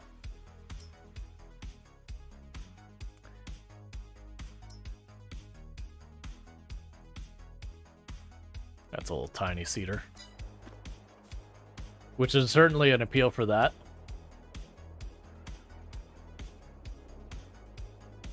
But keep in mind with Tarkov, like, the guarantee is I will play for 4 hours. Well, not 4 hours. Sorry, the guarantee is 1 hour, which, that's fine. But normally I play for half a stream. It would be almost certainly a half a stream game. And I feel like Tarkov's one of those games that when you're starting off your character for the reset and all that, half a season is really not enough time to get much done. Because that'd be, I'm trying to think of how many, whatever you want to call them, sorties, missions. That's not my seeds. There's my seeds over there. It's like, man, how did I get down to 2? That's why. I'm looking at the wrong thing. Because, like, usually it takes a good 10-15 minutes to get into a mission in Tarkov. At least last I looked. And so you have that. It could take almost, like, it could take anywhere from like 15 minutes to close to an hour, depending on what you're doing, to get through a mission. So you're probably looking at, if things go well, in the ballpark of 3 missions. If things go real badly, maybe get a bunch more. Alright, I'm going to take 2 seconds real fast and grab myself a new drink, and I'll be back here in just a minute. So thank you again for tuning in. I'll be right back.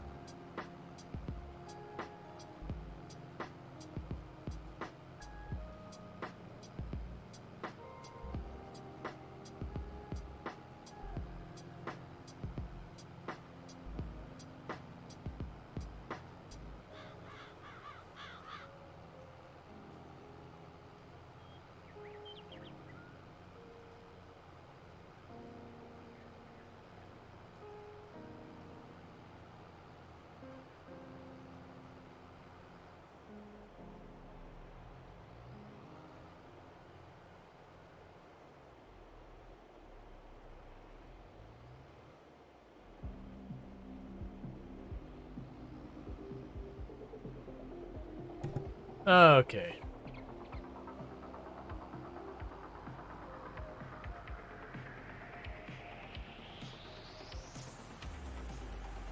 Let's see. You only tried. Make sure I get the mic. You only tried Tarkov for an hour, you think? That time was a pain. Time. Oh, matchmaking time. Oh yeah. No, we're talking like right at the reset. You might only get like 2 rounds out of it.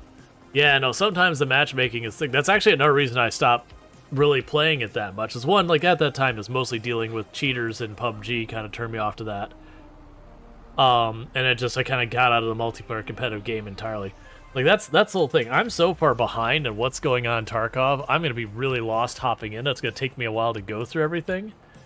I'm also not sure. So, like, the way I tend to play those games is I tend to be a far slower and more stealthy style player than, you know, the people, like, push right in on the fight. I'll usually tend to, like, go around, like, sneak the stuff I'm looking for, try and take my time.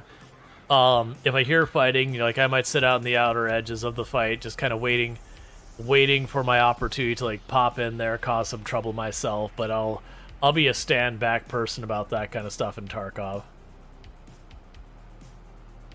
Which is very different, because games like Counter-Strike and PUBG, I'm a very aggressive player. Because, you know, you lose a round, you only lost time. Versus Tarkov, you lose your kit. And there's insurance and yada yada yada, but the point is, there's actually something to lose there, versus Counter-Strike, okay, the little money thing went down because you bought some stuff and, you know, you have to get more money. Next round you'll get like some other upgrade.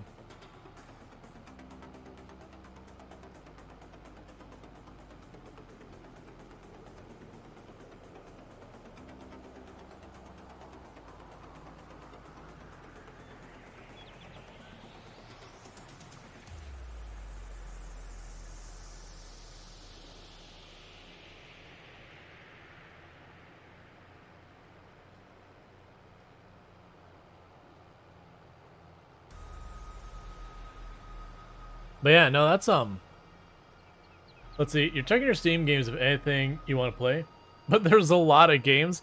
Yeah, and there's a whole lot of them I have never played. Yeah, so I've had Humble Bundle for years. like years and years, my older brother got it for me, and that was just a way. And it's like every month you might find a game or two you like, but otherwise it gives you just games every month. It ends up giving you like 8 or 10 games, and half of them are crap. Like, very genuinely, half of them you get the game, you're like, yeah, but I'm not gonna play that. Like, you look at it and go, yeah, that's not a game I'm gonna play. There's a ton of games in there. But yeah, no, it's a lot. And then as a creator, I end up getting tons and tons of keys for games that... It is also one of those things that I would say, like, for like when Steam Next Fest happens, if I play, say, a dozen games, usually I'll find, like, maybe one or two games that are, like, good. Like, you're like, this is a good game, I look forward to this. And you might end up finding, you know, 2, 3, 4 games that are like, this is a decent game. Like, you know, maybe it's buggy, maybe it's janky, but like, okay, I'm having fun. Like, there be demons, but like, there's probably something here in the long run. And then you get a bunch that are just really just like, this is not a good game. Like, that was some of the games, because I've had to go through the list as I've been making that spreadsheet of the games, you know, that I've played and all that kind of stuff that I've been working on. Some of those games that, like, I came across that were games that got keys for, like, Helios will be one I'll actually throw out there. That on paper, I like the sound of Helios. That it's effectively like a city settlement builder kind of game, but you're building a space station in space. So you're adding your modules that are supposed to do a whole bunch. Sounds great. Sounds right up my alley. My goodness, the UI is terrible on that, and the tutorial is among the worst I have ever seen. And so I put it on the I'm not going to play this game again. Because I think we played it for like 15, 20 minutes. Got just absolutely just irritated at dealing with it. Because the tutorial was just everything you do. It's like, click 8 paragraphs. Click 8 paragraphs. And you're just like, oh my god, I need you to stop. And we did that for like 15 minutes, and like, I can't do this anymore.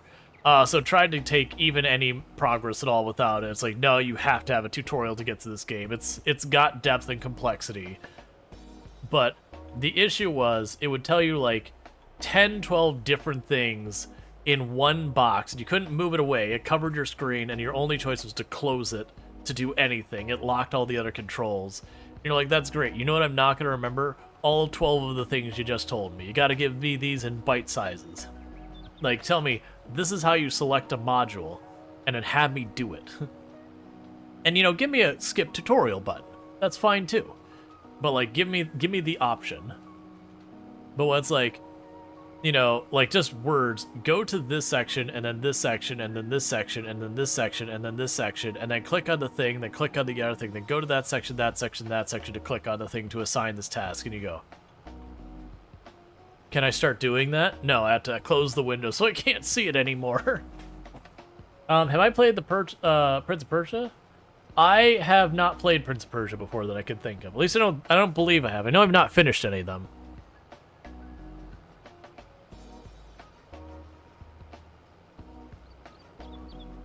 I think I also got that through Humble Bundle. There's also, I know there was once or twice that I got, I can't remember where, it's either like on Humble or something like that. It was like Classics Pack or something like that. It was like 100 or 200 ridiculous number of games that were all like old games. They ended up grabbing a bunch of those. And I think there's like 4 or 5 of them I was specifically interested in that is getting for like, you know, less than $1 or whatever. And I got like all these other ones. I'm like, they were probably good in their heyday. Am I going to go back and play them? Probably not. There's even games that I loved when I grew up as a kid that if people said, would you go back and play? That's like, no, I had a good time.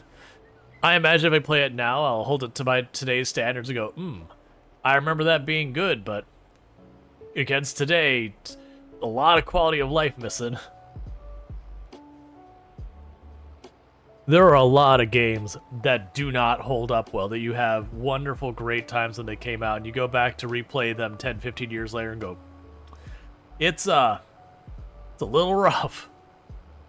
Perfect Dark and GoldenEye were kind of those way. That Perfect Dark, like literally my face just tears the whole way down just trying to look at the screen. I was like, I remember loving this game and playing it for hours, but it's like my eyes actively hurt looking at this. Not because low graphics, just the nature of those graphics. It's like you really kind of go, yeah, I really wish you either like pixel art or like someone polished up your 3D. Like this middle phase is not a good place. Like I kind of feel like going back to Final Fantasy VII, like the original Final Fantasy VII. I feel like it would not land nearly as well as it does now, or as it did back then, if you were to replay it for like the first time.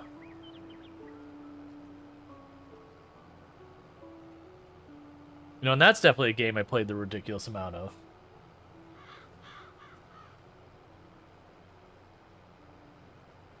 That said, I feel like games like Chrono Trigger and like EVO and games like that, I feel like those hold up better.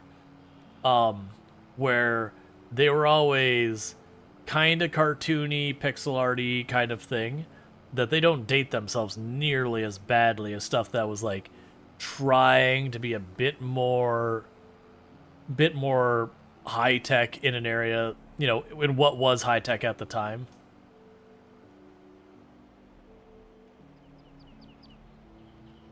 I wonder how Star Fox feels, like the original Star Fox feels nowadays, because I could see that being different enough it holds up, while still being like kind of weird and all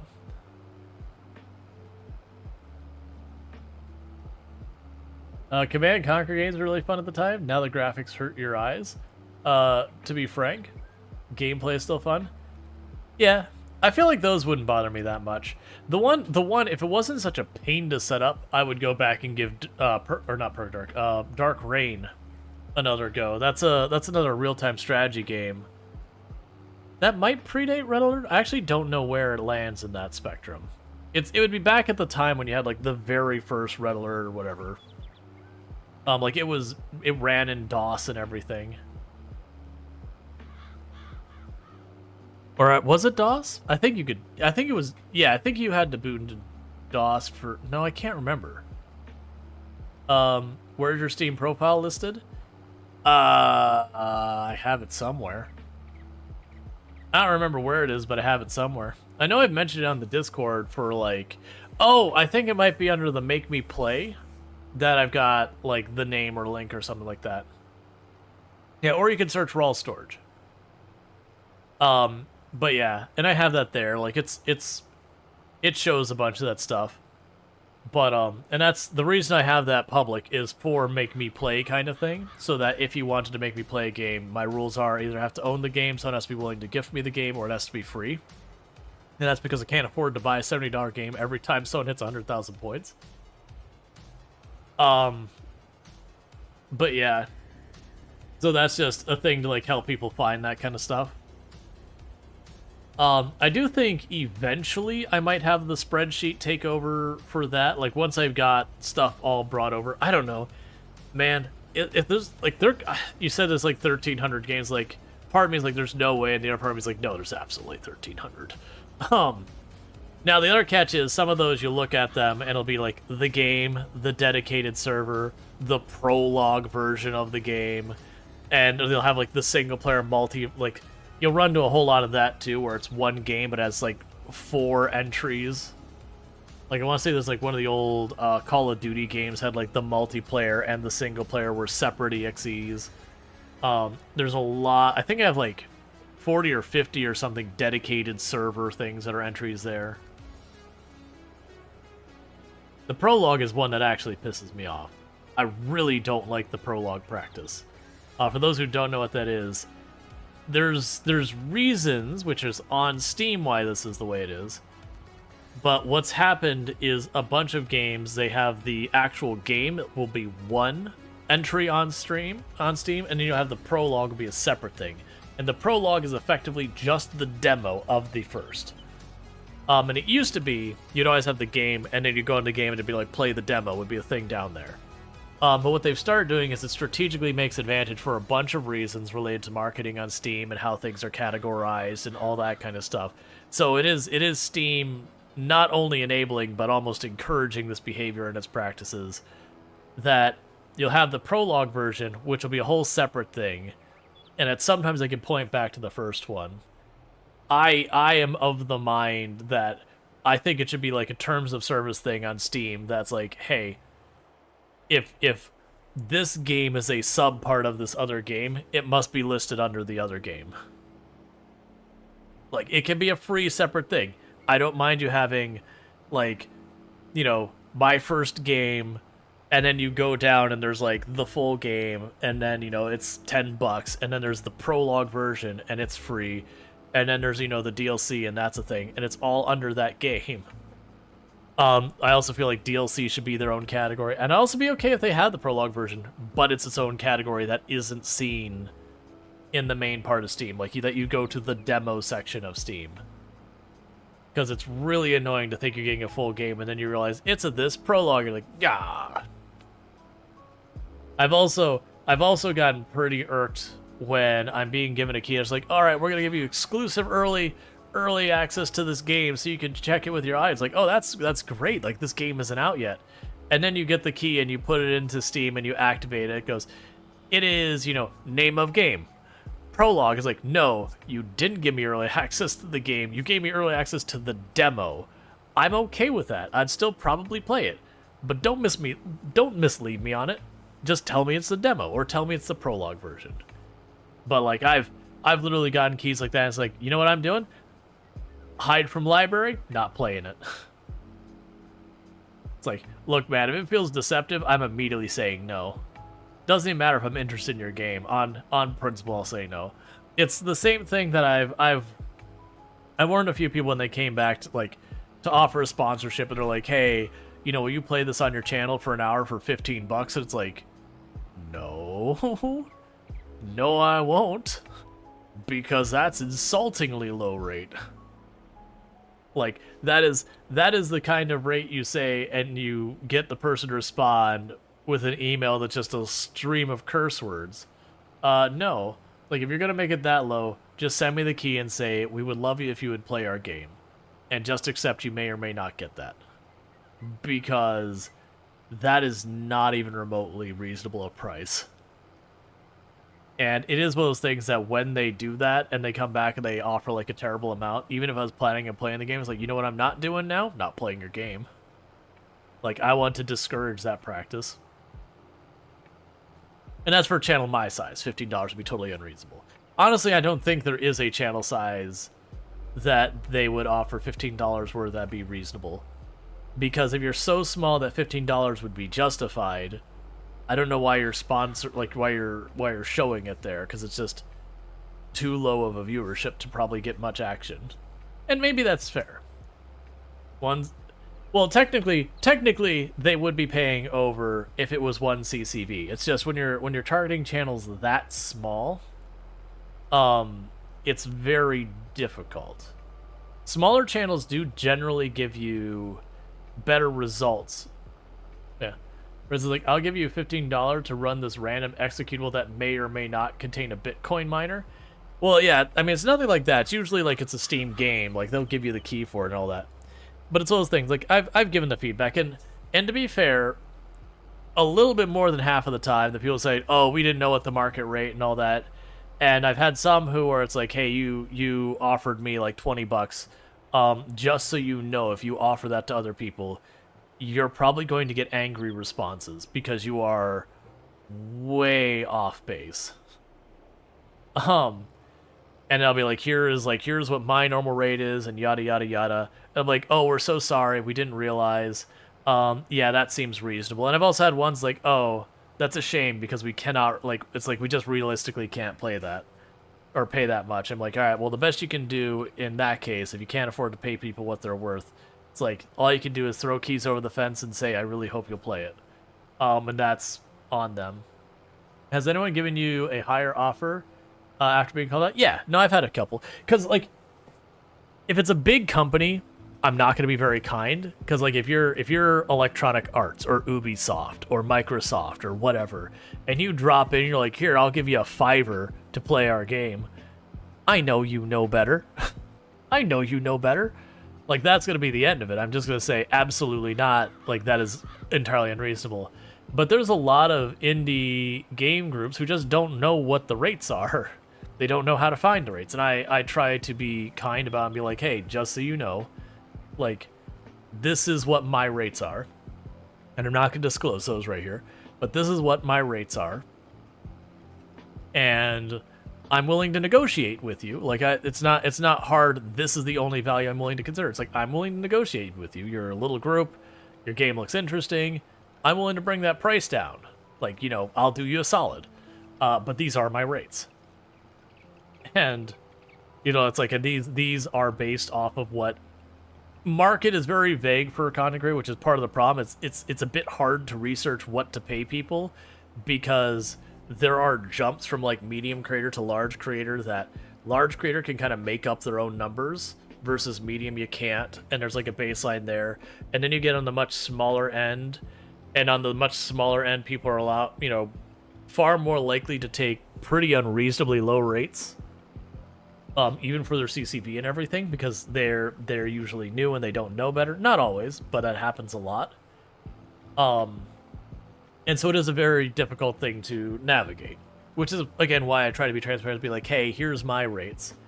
And like I said, it's honestly pretty close to half of the time that they'll sit there and be like, oh, okay, and they'll meet me there. And then the other half of the time is like, we can't afford that, and it's like, all right, that's fine. Like, if you can't afford it, then, you know, you can give me a key if you want. I make no guarantee I'll play it.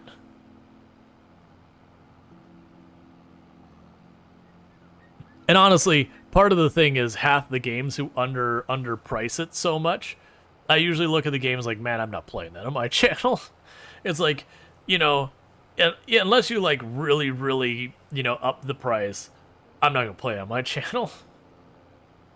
Like, don't get me wrong, I'm not gonna say there's, you know, people say there's like, oh, there's no amount of money. It's like, oh, well, no, that's not true. Hang on a second. If a company approaches me and says, I'm going to pay you $10,000 to play our game for a stream, and, like, it's something like Raid Shadow Legends or whatever, like, something that, you know, I normally would never touch. I'm sorry, for $10,000, like, hey, chat, like, I'm going to require them allowed to still be honest about your game. But, like, hey, chat, we're going to play this game because they're paying through the nose. And we can all have a nice little laugh at them overspending.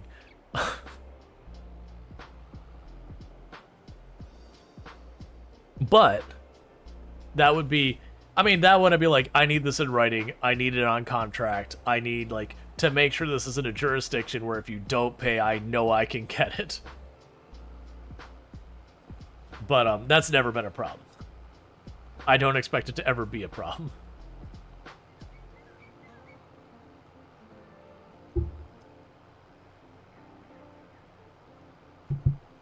All right.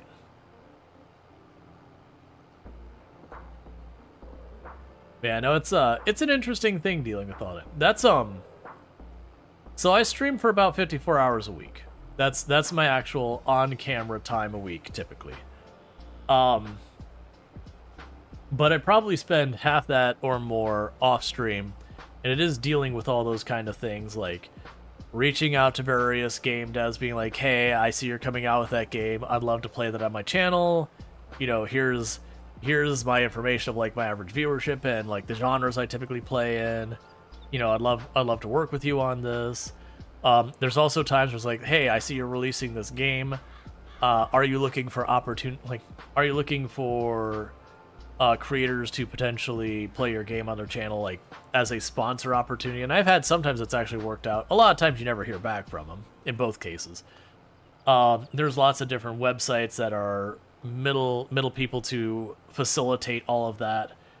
So I will, you know, shoot off messages to a whole bunch of different games out there that look interesting, and you know, sometimes they give keys, sometimes they don't. It's been slow. Well, I mean, immediately it hasn't been bad because everyone's starting to wind up for Steam Next Fest. But prior to that,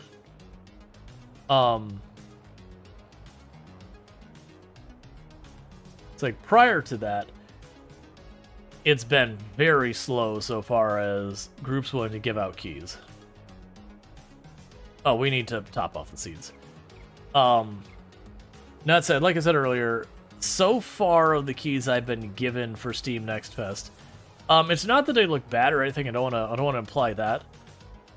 There's been none that it's like I saw the game and was like, oh man, this is gonna be great, or I really look forward to it. It's like, oh, this game looks really like. There's been nothing like that. They've been pretty like, okay, that might be all right. There's definitely been one or two. I'm like, yeah, I'm not playing that. Like that no. But I haven't had any that really stand out. Now, granted, I'm not saying that, you know, you'll have the person like, are you kidding me?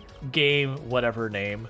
How could you possibly say that's not good? It's like, oh, well, I didn't get, you know, I haven't heard of them. I haven't gotten a key for them yet. All right, so let's grab, oh, I still have more wheat here. Just casually leaving, you know, a trailer half full of wheat over here.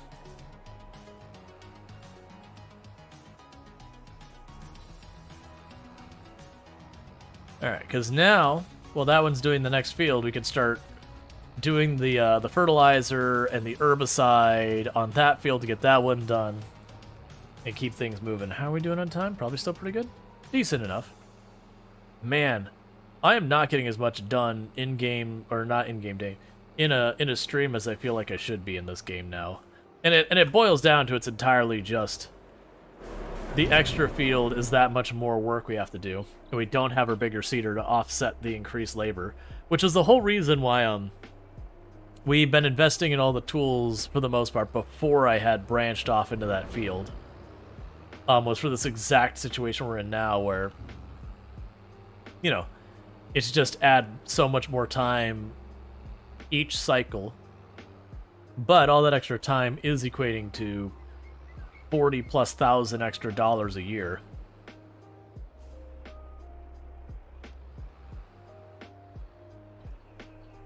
Maybe that's what I will do is, maybe between this stream and next, maybe I'll go grab, you know, course play and, see about that, since we're getting to the point that just being able to keep the AI able to do the jobs. Like, I'm not gonna do all the extra shenanigans where you can lower the price and all that they pay or whatever. I still want that for balance reasons. But just the thing that I can be like, here's the sprayer, do the sprayer. Yep, no, exactly, the very last learning. That's the reason it's on the next thing on the to-do list. Like, honestly, we get that cedar upgraded, and the amount of time it's going to cut off for the rotation, like, for a year, it's going to be cutting off probably about a sixth of the, not quite a sixth of the time per year we put into, like, literally everything related to the fields. The other big, no, it's actually be more than that. It'll be, actually, it'd probably be about a third, honestly. That'll cut it down. Then the next one would be the harvester. So we could honestly probably get the entire time it takes us to do all of our fields, cut that time down by about half if we can get the bigger harvester and the bigger seeder. Because those are the two slow processes. After that, I don't have any processes that aren't really well set up.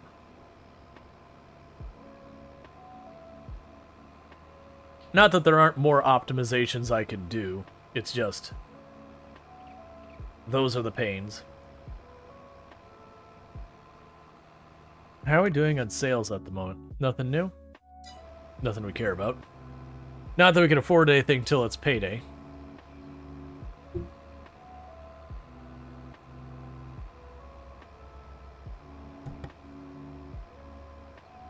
Yeah, so the thing will end up happening is we'll get these done. We'll fast forward. We will harvest the sorghum. Like, this is assuming we have the time. We'll harvest the sorghum. We will get our payday, and that's probably where we'll, like, run out of time for the stream, is we'll get paid And then after we get paid, you know, then we'll be at the point where it would come up time to replant the sorghum, and we wouldn't have enough time to finish.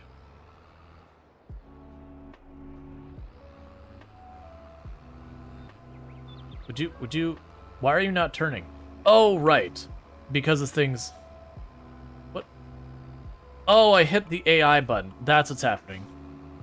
I was like, why is this not working at all like I want it to? I was so confused. I'm like, this is not working. That's because the computer's like, I've got your back. You want to go at a 45-degree angle across this field. Brilliant, sir. No one would have ever expected this tactic.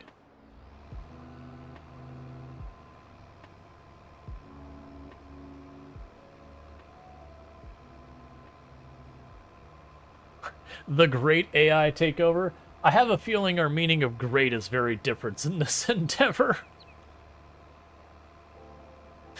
We've got to really adjust how we consider the term great here.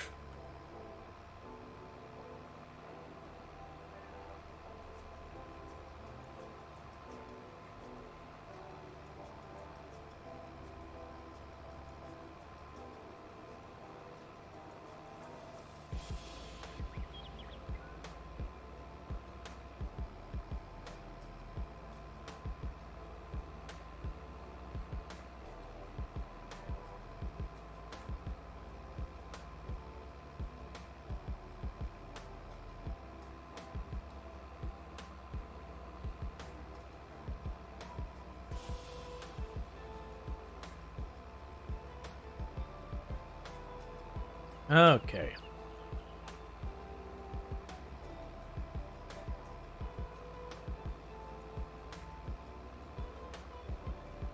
Oh man. In one of the creator circles I'm in, there was one of the individuals. I'm not gonna say names or anything like that, because that's one, not relevant, and I don't, you know, it's those things, just like respect to privacy, all that. But you know, the person was basically like, have you ever had anyone backseat you like this? And they were posting about a YouTube video that they had put up.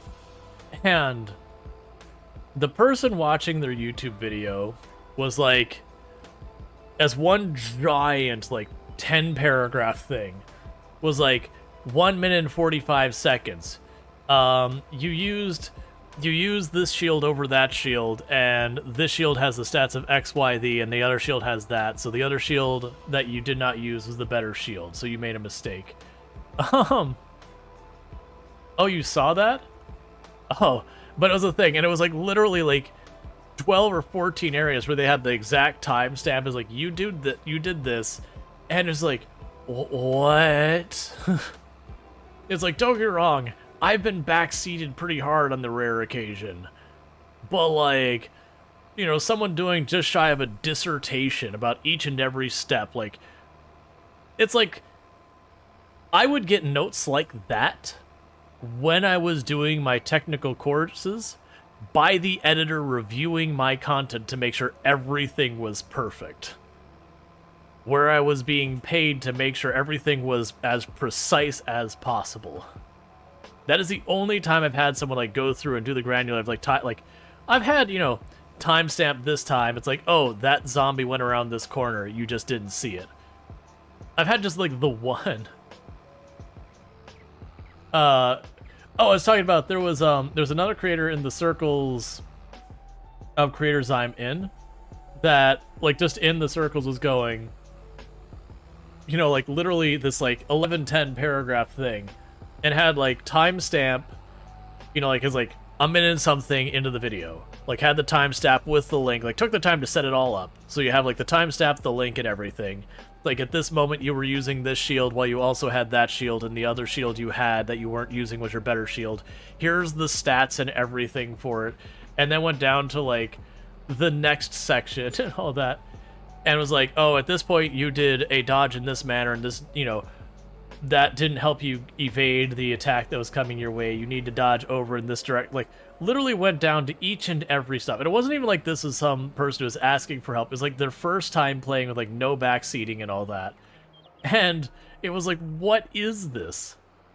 Like, this must have taken this person like their entire afternoon to, one, watch this multiple hour-long video, or however long the video was, to like watch this entire video, and then take the time to go and like spot check every moment of it, write it up, link it all up, pull off the stats off of like the wiki and everything, and just go through like all of that. And I'm like, what?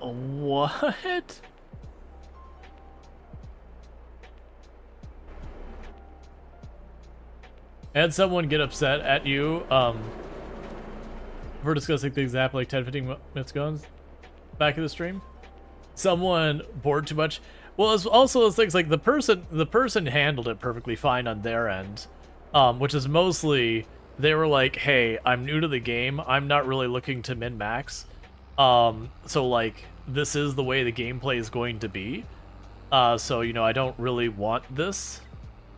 And if you know, if you are looking for like speed run min-max, like that kind of gameplay, or someone who is looking to have you walk them through the game, you might want to find someone else's channel. Is kind of what the response was. Like, this is just not what I want. And then the person kept like doubling down, and they didn't re-engage, but like a bunch of other people who like went into the video were like, oh my god. It's like, man, like seriously, what you're doing is not okay. Hey, how's it going, Crazy Games? Someone was bored too much. Something is like, I was almost like, you know, I would be very mixed in how I would want to deal with that. Because on one hand, first of all, you're like, all right, first of all, don't. Can you play? You are able to play Farming Sim. I, however, am playing solo at this time. So, you know, that is what it is. Yeah, that was the whole thing, just like looking at that being, my goodness. Generally speaking, you're going to find very few, if any, creators who are going to, and this is me talking to people on our platforms, who are going to be like, oh, a random person said, can I play? Yeah, let's do this. Most of the time, they'll want you to either be someone who's been around a while, just so you can kind of get a feel to make sure you're not just going to cause trouble, if that. Do I play GTA 5? I have played GTA 5, but nah, these days I don't really play GTA 5 anymore. Like the GTA Online, they don't do enough to prevent the cheating and hacking kind of stuff. That if I can't go through a night without the sky catching fire and everything exploding on the map, I don't see a reason to play a game.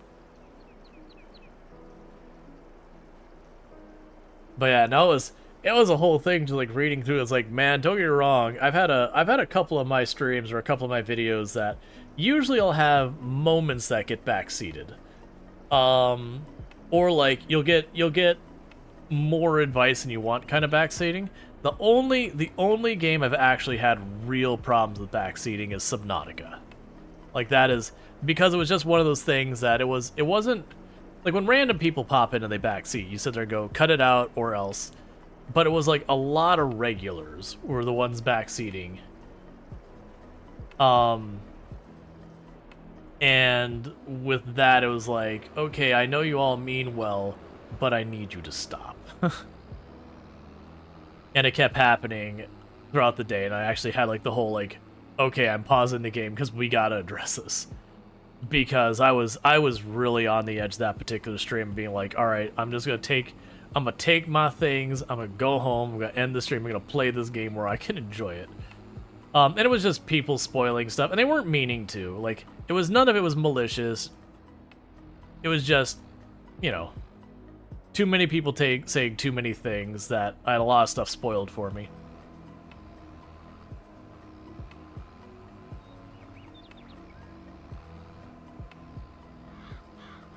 Hey, Doljinku, how's it going? That's what you're a bit concerned about, playing RimWorld at some point? So, RimWorld I haven't had that much of a problem. Like, you'll get a little bit. But the good news with like RimWorld is there isn't too many things that people can spoil for you because there's not really a story to RimWorld. You will have people be like, oh, well, this weapon is better than that weapon, that kind of thing. And that does happen. And most of the time they're wrong. So you'll get some of that. You'll also... Like, you also have stuff like that, What is even happening over there? Weird. I had someone pop into YouTube chat, and they were asking me if I had played a bunch of games, which is what is answering. And then they deleted all their messages. Like, I watched them, like, go through and delete their messages one by one. It's like, what?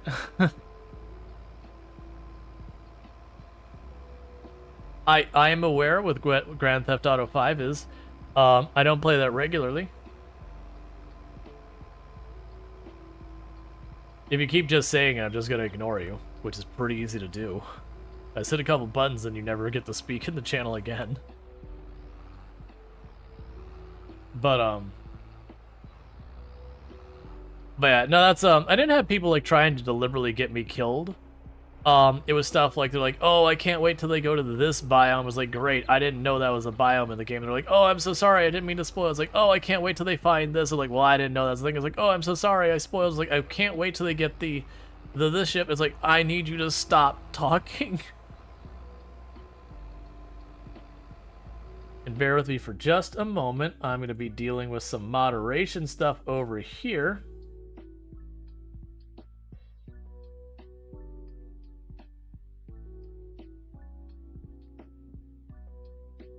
And that's handled. Okay, just had to deal with a little bit of moderation on one of the other platforms. We had someone who's like literally just going, GTA 5, enter, GTA 5, enter, GTA 5, enter. It's like, look.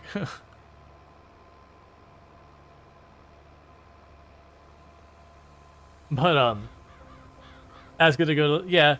So, I mean, most of, like, once I had the talk, things calmed down. Because, like I said, it was a handful of people that were just very passionate about the game. They weren't meaning to spoil things. It wasn't ill intent. It was just really, they're excited to see things, and then they're kind of ruining those things by being so excited to see things and talking about it too much to me. Is basically the way I'll put it. And I only had it with Subnautica 1. Subnautica 2, it wasn't a problem. Like, it's not that I didn't have, like, once in a while someone new to the channel would pop in. It was like, did you know you can do this? And most of the time, I already knew. Because I'd already played Subnautica 1 by that point. Like, the vast majority is like, did you know you can get the sub and then to get out and go deeper? It's like, yeah, I actually believe the game tells me I could do that. It's cool.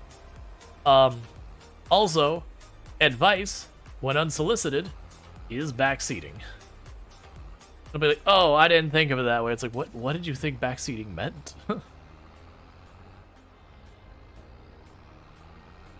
But now I've been fortunate that it's not that I don't get like regular backseating. Usually it's light stuff I don't care. Like the number of times I got backseated in Project Zomboid by people new to the channel. Like not in the later times. Like that, because people at that point, you know, like my name was kind of known, and then you weren't getting that many new players into the category. But like right after 41 dropped, the number of people who would pop into the channel and try and tell me basic game mechanics for Project Zomboid, and you kind of like just look at it, it's like, you know, I got like 1,200 hours in this game, right? And like, no, you can totally survive a bite. It's just the odds are like 0.001. It's like, no, well, first of all, you're wrong. It has been disproven so many times. Like, my God, man, it's been disproven so many times. But also, why are you trying to tell someone with this much time? Like, it's not that they wouldn't learn new things. I absolutely had people drop in and tell me new things, and they're like, hey, I just figured out something cool. It's like, oh, all right, what is it? But there's like a difference between that kind of things. But what if I'm a passenger in the seat in the front? Bite survival is a bug, if you remember correctly. Yeah, there was a version of the game way back where apparently there was a perk you could get that by a bug could give you this minuscule chance of surviving. And my understanding, it was a short-lived bug at that. Like, it wasn't a bug that stuck around for like 2-3 years or some nonsense. It was a very short-lived bug.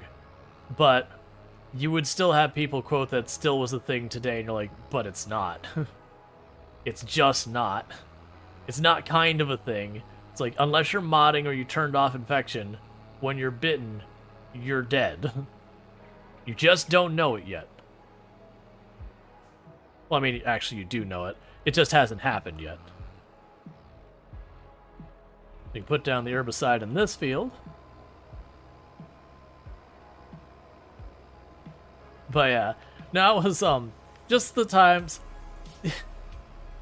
I'm not one who has much of like a big ego kind of thing. I'm not the kind of person who typically walks and is like, "Do you know who I am?"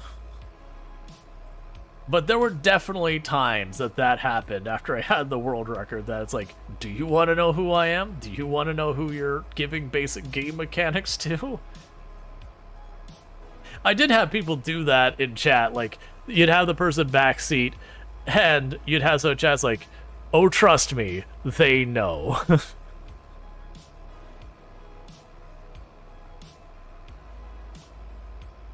Yeah. Oh no, that was generally, like, you would have a lot of people said, "I don't like the bite infection mechanic, so I turn it off."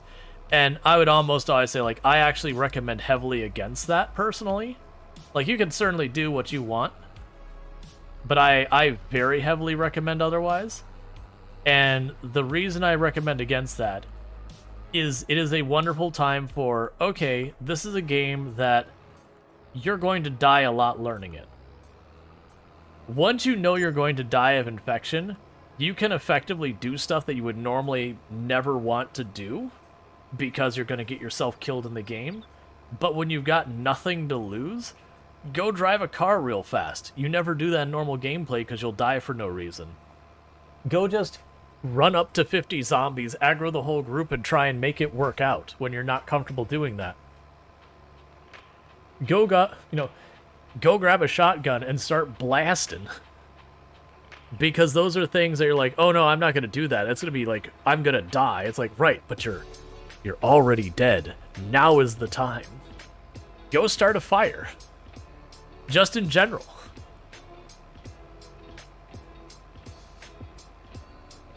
Oh yeah, no, Dojingu, I agree 100%. Dojingu saying, I mean, I don't mind if someone says, "Hey, there was a chest right there next to you. You missed it." Oh yeah, no. Very genuinely, I forget, miss, all that. Like, in this game, to give you an idea of something that happens in this game all the time that I'm actually thankful for, is I'll be like, okay, I need to go do this. And then, I'll have 2 other things I need to do before it, and by the time I get back to it, I have completely forgotten about it. And people's like, "Hey, you need to get gas in your tractor." It's like, "Oh, right, I said I need to do that."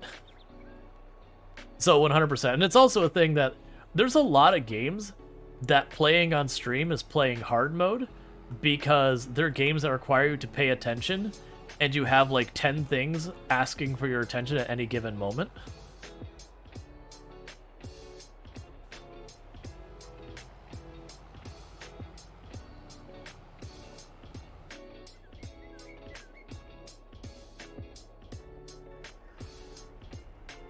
You drive real fast in normal gameplay.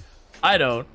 People, like, they didn't make fun of me. I don't want to make it sound like it's a negative thing. People always joked about the fact that in Project Zomboid, outside of very rare occasions, it was pretty normal for me to be going, like, what would I usually go? Was it like 20 miles an hour? It was like, if there weren't bodies around, it'd be like going 25, maybe 30 miles an hour. If there were bodies around, I'd only be going 10, 15 miles an hour.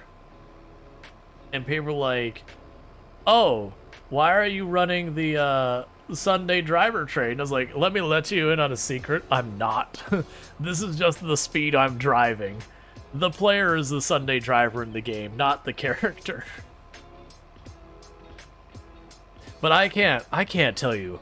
I watched so many people who would get up to like 40, 50, 60,000 kills and then wrap their character on a tree and like bust their leg and die because of it. And it's just one of those things where you're like, you know what sucks? When you put hundreds of hours into a run and you die in a completely preventable way, that the entire problem was you. That you killed you. It's not that you made, like, you missed a timing or something. You straight up did something reckless and died for it. The very last word is, I hate Sunday Driver. Both because I want to go fast and because guaranteed to get killed. I would disagree heavily that it's guaranteed to get you killed. My big problem and the reason why Sunday Driver... I used to actually, like, when I first started playing, I was like, oh man, Sunday Driver is like free point. You just get your free point from Sunday Driver. Like, you shouldn't be driving fast in the first place. Sunday Driver kind of forces that issue. This is perfect. The issue was we discovered it does it by reducing the torque on your car. So when you tow something, it makes you terrible at it.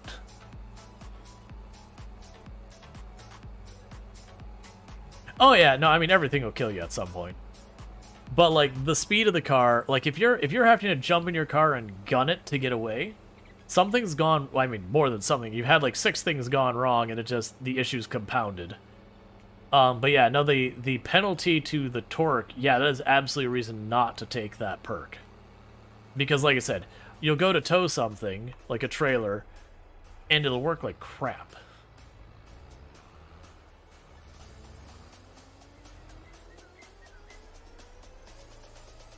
Okay.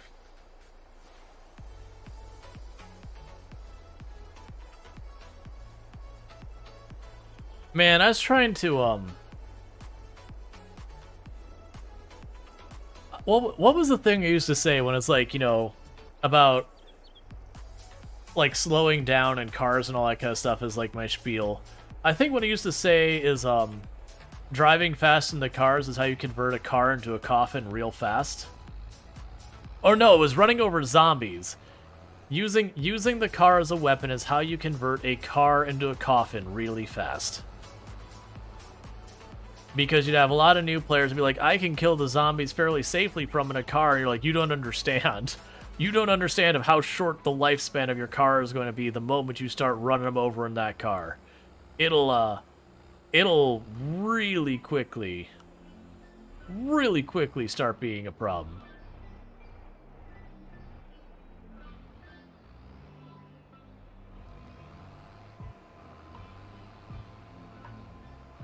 Let's see. The situation that pops in your mind is having to go off-road briefly. Sunday Driver is far more likely to end with you getting stuck and swarmed by zombies. This is true. I would definitely say if you're playing safely, that doesn't end up being a problem very often. Not never, but very often. But that's just it. Like I play slow and meticulous because to me that's the style of game Project Zomboid is.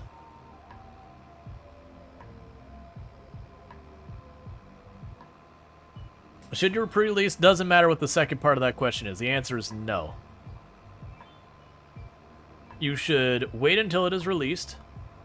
Get a look at how it is, and then make your decision. Because there are so many games that'll have like a good release, and then when you actually get the game out, like the next version is absolutely terrible.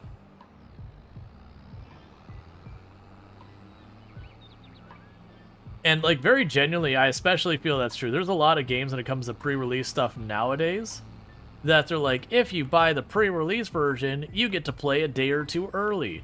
And what they mean by is if you don't pay extra, you get delayed play.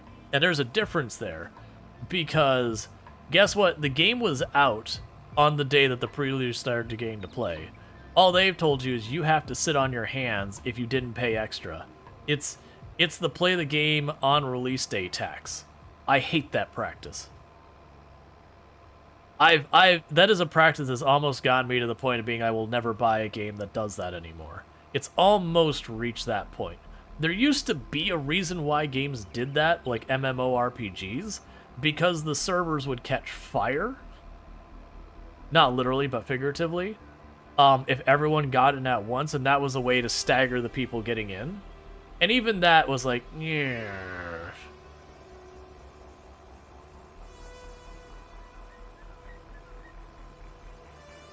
But yeah, no, I really don't like that practice.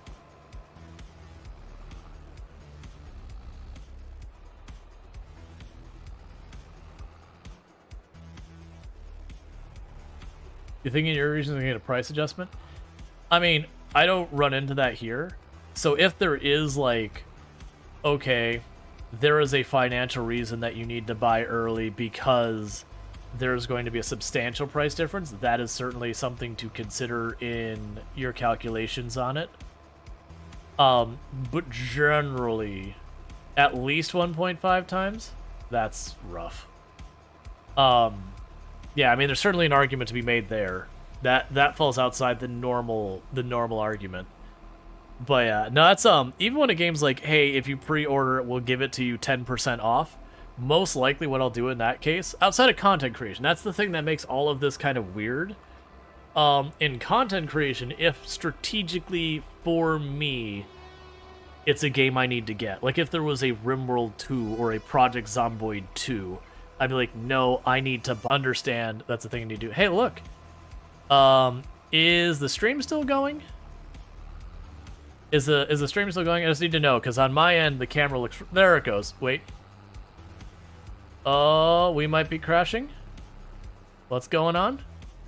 Okay, so the camera's, like, fixed. Chat has disappeared. Oh, here's chat. Okay. Is everything smooth now? It should be smooth now. Is it still stuttering?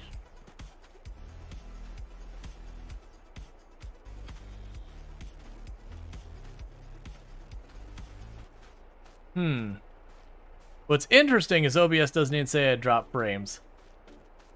Yeah, no, it's whatever happened, it definitely like hung there for a good bit. And then I got like the device like on off sound. So maybe something updated in the background on me.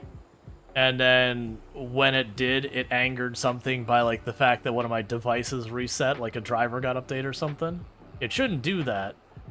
But that could be, it could also be just a device for some reason reset itself or whatever. But it's definitely a thing, like, I saw my camera freeze, I saw the game freeze for a good couple seconds, and I was like, and then all my screens went black, as like, that's the reason I was like, oh, I think I might be crashing, and then it just, I heard the doo-doo, and then everything was fine. It could also be that controller. I hadn't had much luck with that controller. And it wasn't plugged back in until recently. For the games I need controller for like Cult of the Lamb and Elden Ring.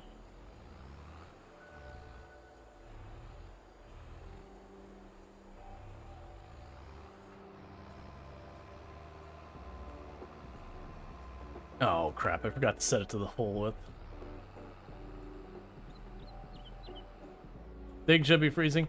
It was 80-something degrees the other day. I am legit just straight up salty about that. That we're still in January, and it is the kind of hot that you're like, I'm not going outside. It is miserable out there. Hot. I'm like, I don't ask much. I just want a couple of weeks. That's all I want.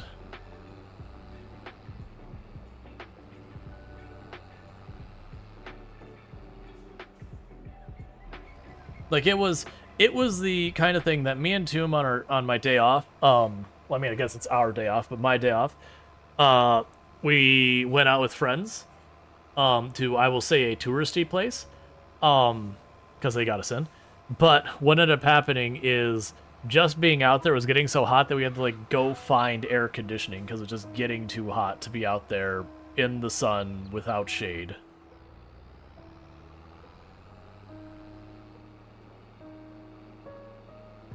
I don't like Florida.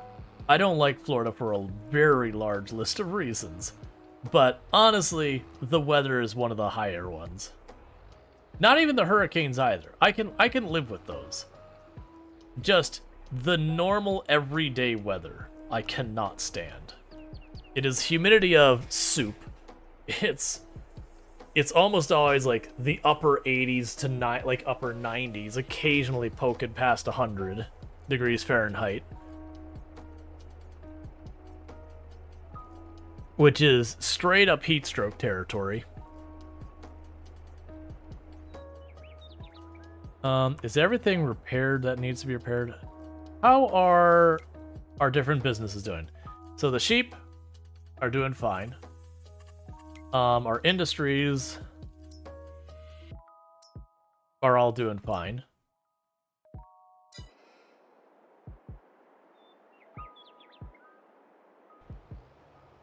Those could probably use a pickup. Let's see. What state would you most want to move to, given the opportunity? Honestly, it'd be probably Oregon or Washington, Pacific Northwest.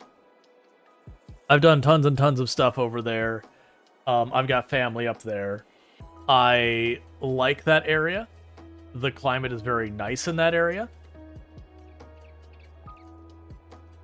The weather is very mild most of the year. It rains a lot, like a lot.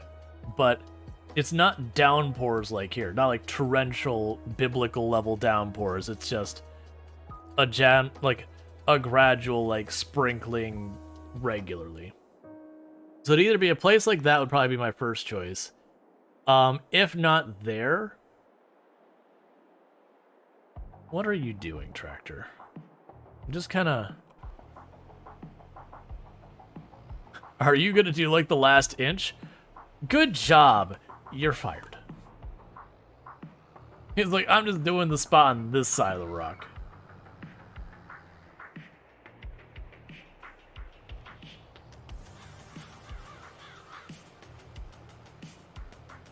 But yeah, I could also see going to some place like Massachusetts, like that area, like Philadelphia, like that kind of area as well, for very different reasons.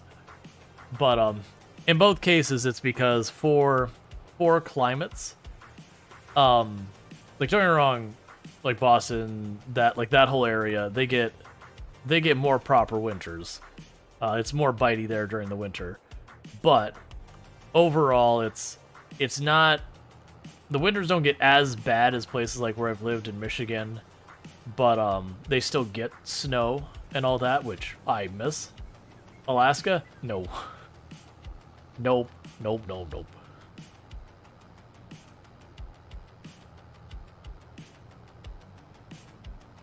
I like having stuff to do around. That's one of the things you probably also notice with a lot of the places I mentioned. The Pacific Northwest has lots of stuff to do in the area. That isn't, just like hiking and all that. They have that too. But there's like lots and lots of different stuff over there. If you go to areas like kind of old US type things, there's like lots of history and museums and art and all sorts of stuff going on over there as well. There's actually a pretty strong tech scene there as well.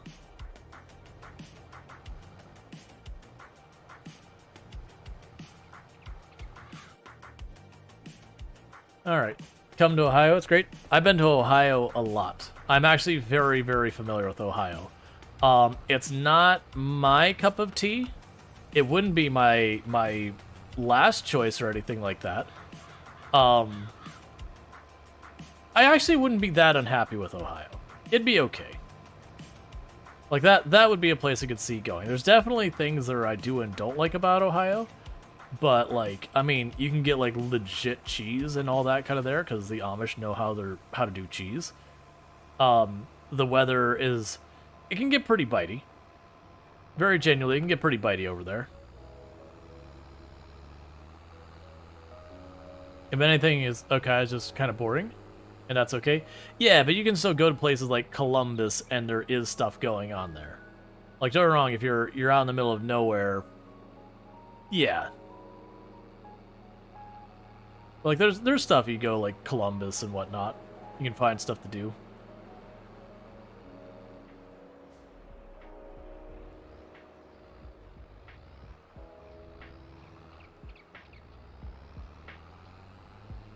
I don't think Tomb would like Ohio. Tomb does not want to be in farm area. She grew up in farm area, and she's like, I escaped, and you cannot make me go back.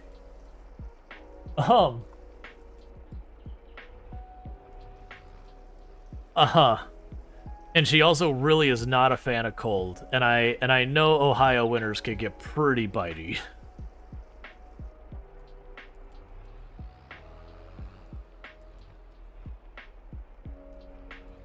Is Ohio still Midwest? I would consider it Midwest, yeah. Like, that's the thing. It's like kind of the east edge of what you might consider Midwest.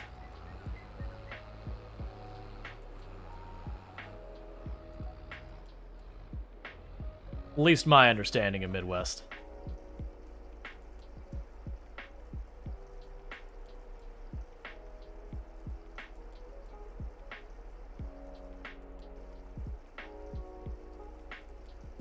I also remember being in the Ohio area that tornado stuff gets to be real obnoxious sometimes. Like, that happened to us in Michigan a couple of times. I remember there was definitely days where it's like, you know what we're doing today? We're staying in the basement. Because this is the 4th time we've had today, you know, a tornado warning. We're just gonna kind of just accept that today is a loss for doing anything.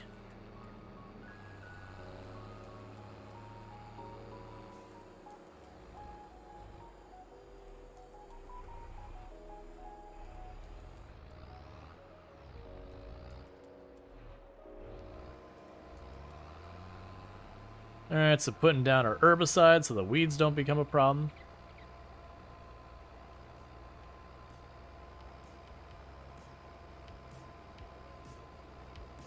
That's the very last one said, yeah, I had a tornado come through our backyard and wreck trees and fence last year. I've been fortunate that I've heard a tornado, but I've not actually been in an area that they've directly impacted. So far as like in my neighborhood kind of thing. Like you know, I've definitely had them where they, like, hit in the neighborhood, but not, like, you know, someone's lost a house in the neighborhood kind of thing. Like, I've had in the city I've lived in, you know, a street effectively get demolished kind of thing. Like a street of houses or whatever. But never that close. There's been, people cannot make you go into the kitchen more than half an hour. When it was compulsory military service, you were a kitchet. It was awful in your opinion. Before then, you don't mind cooking things with effort. Not just easy to cook. Gotcha. Oh, that needs the full width. Let's see. You've also driven through town right after it's hit by a bad tornado. It feels weird. Oh no, that's I haven't been in the area where like you see the videos where like a whole town is gone kind of thing from a hurricane. I haven't been through that experience, but I've definitely been through the city I was growing up in at the time, where we had a really bad hurricane hit us, and like almost all the telephone and light poles were down. Trees were just down across the road all over the place. You know, there's areas that, like, you could, like, the streets just look like they were rivers. Like, just really... does insurance cover that? They don't here? So, insurance here gets crappy that you have to pay a substantial amount more for flood insurance. But technically, by state legal requirements, homeowners insurance is required to cover hurricane damage. And the reason that gets weird is hurricanes cause floods, and flooding where most of the damage comes from a hurricane, and that is not covered, normally. That you have to pay extra for that. Because we're like, no. It was the flooding that damaged your house that happened after the hurricane. Because that's how long it takes for the water to, like, get to, like, you know, the lower laying areas where it builds up and causes problems. So, is it covered? Yes, but no. Kind of. And then usually the cost for getting the extra insurance, you know, is is way, way too high to reasonably be able to pay a lot of times.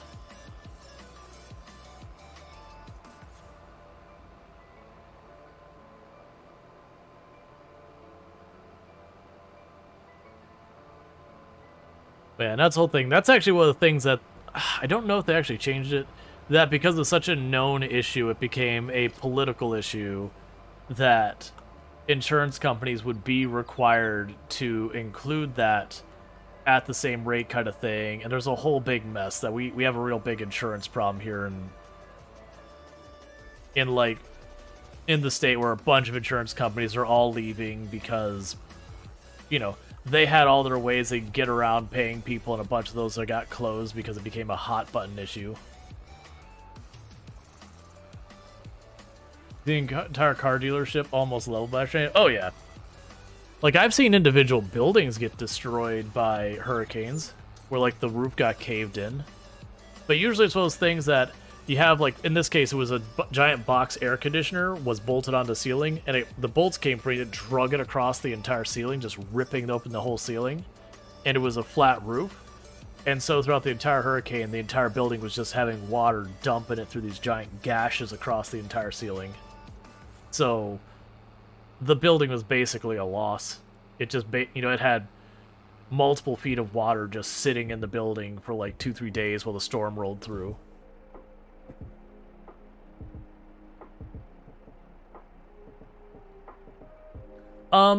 It depends, Jumas. There's times that stuff becomes a political issue that it's kind of like people universally agree is a problem. And if it becomes a hot ticket item on like whatever's going on, it becomes one of those things that you cannot go against it if you want to have a political future. When you hit those kind of issues, they get solved real fast. But until you hit that point, then yeah, they drag their feet and nothing really happens. But this is one of those things. We've had a couple of those here. Like, we had our power grid got basically destroyed by the exact same hurricane that I was talking about before. And it became such an incredibly heated issue that we have a really strong, electrical company lobby in the state. And the politicians at the time absolutely demolished the power companies, which is like the first time they ever did it, because they were like, you don't understand. It's like, there isn't a path forward for them as politicians where they don't tackle and fix this problem. Anyone who doesn't get it resolved in a satisfactory method is going to be gone. It was just that big of an issue, because people were without power here for... A lot of people were 2 or 3 weeks, or some that got up to like 6 months. It's like really ridiculous. Hey, Kitten Karma, how's it going? Dragonlord says, flood-ins exist to tell you that it's not reasonable to play... Sorry. Flood-ins exists to tell you that it's not a reasonable place to live more than ever. See reoccupation, if ever needed. I'm sorry. Are you trying to say, like, flood plains? Sorry, I'm not understanding your sentence. Like, the tornado that hit the town, completely unexpected, if you remember correctly. Yeah, that is one... I go back and forth about what's worse, tornadoes or hurricanes. Which, it's a trick question because hurricanes cause tornadoes. But, assuming not the tornadoes, that you had them independent, that you could have on this side of the table...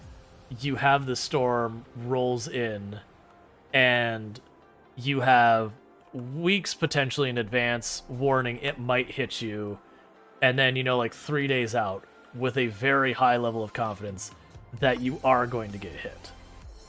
And that's one. And then you have a tornado which goes sup, and it rips your roof off, and it goes on with its day. Like, it's just, it comes in, it's going to do the damage it's going to do, which, don't get me wrong, is extremely dangerous, but it's going to do the damage that's going to do, and then it's done. And I go back and forth a lot about which one I actually think is worse, because one of them you can prepare, you can get out of its way, there's a lot safer, but it's still going to destroy your house if it's going to destroy your house. Very little you can do to change that outcome. But it's the stress of watching the thing come for 2 or 3 weeks. It's not stressful until you start getting to like those last 7 days. You're like, oh, it's... it's coming. It's like, there's the cone of uncertainty, and X marks the spot, and it's right in the middle. It's coming. And then you stress out for 3, 4, 5 days as it slowly meanders its way over, and then it destroys your house if it's going to do it. Versus, again, a tornado, it just goes, hi, smash, drag, done. And the outcome's still the same. You lost your house. But, or you didn't. But it's that whole, what's worse, waiting forever for it to finally get about doing it, or that. And it's the catch-22 of the stress of waiting for it and doing all that stuff, and then having the better chances, or again, you know, it just drops and it's done. Obviously, tornadoes kill more people and all that in bulk terms, so they are the more dangerous so far as in the immediate. But a lot of times people don't properly quantify how bad hurricanes get in the after effects. People who end up not making it because of things caused by the hurricanes, power outages, all that. Let's see, going on your last shift for my rotation, and then back again in 5 days. Gotcha. Tornadoes have an upside, they can also carry you from Kansas. Yeah, and I mean, the reason it's a trick question, though, is for those who don't know, with a hurricane, it's typically the northeastern quadrant of the hurricane. So if you go to the eye and you make a little plus sign, the northeast quadrant, most of the time spawns tornadoes. So when you get a hurricane, you get 3 natural disasters all in one. You get the hurricane with all its wind, you get the tornado with all the stuff tornadoes do, and you get flooding. All in one big awful bundle.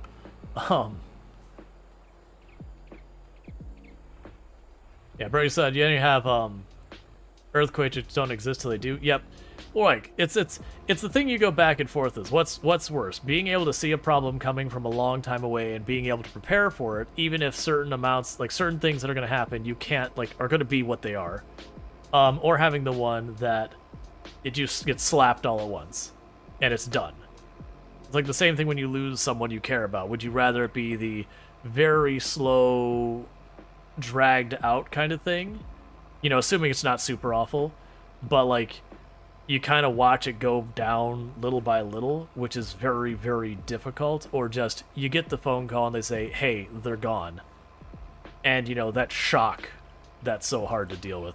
Because I've been through both multiple times, and I still, to myself, I'm like, I don't know which one's worse. I don't know which one. If I could say this is what I would prefer, I don't know what I would answer. I mean, because it still sucks, but like, there's always something that's better and worse.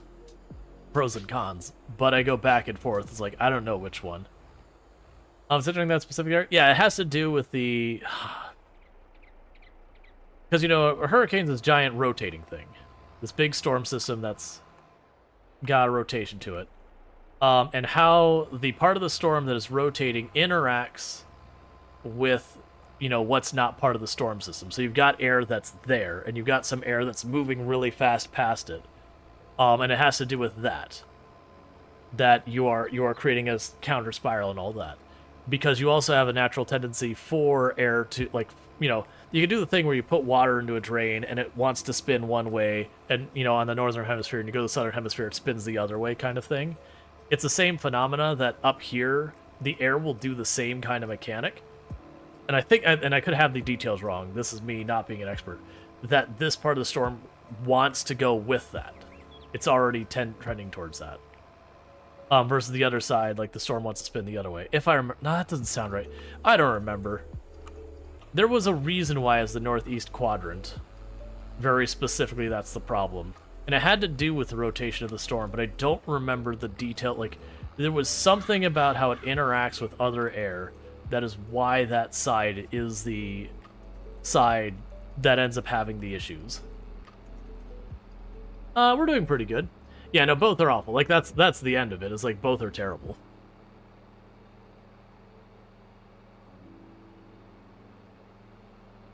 Man, I don't remember. I'm sure someone could look it up and probably have an answer in a couple of minutes. But I do remember it had to do with the fact that the storm is rotating. Oh, I think it had to do with the way the storms curve. and that it, like, the way it rotates with the curve and all that. I don't remember. It's something to do with the way the storm rotates interacted with something else, and it was that was the area that, I'm going to say drag, it's not going to be the right term, but that was the area with the most drag, so it has the opportunity to cause all that, or something like that. I don't remember the specifics. Because, for example, most hurricanes, when they come across, for the U.S., they come across the Atlantic Ocean, and they will turn up north, or they will kind of like, well, I mean, they still turn up north, usually. They might just do a thing where they kind of go flat, and then they turn up north, but they do ultimately, eventually, turns up north. It did science stuff, yeah. But it was that, generally speaking with a hurricane, the eye wall is the most dangerous part, and then very close behind is the northeast quadrant near the eye wall.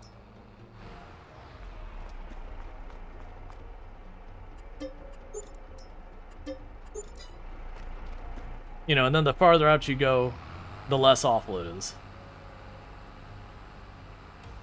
In very, very broad sense.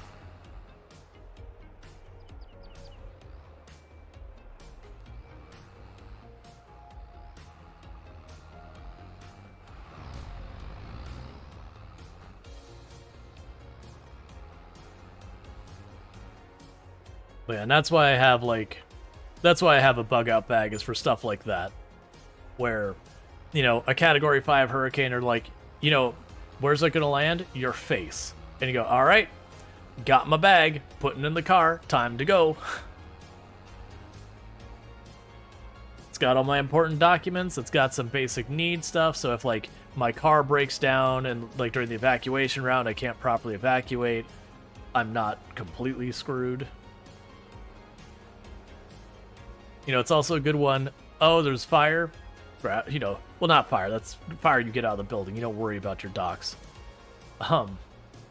Like, oh, there's, like, this major issue. Grab your bag. Time to go. Come back when it's safe.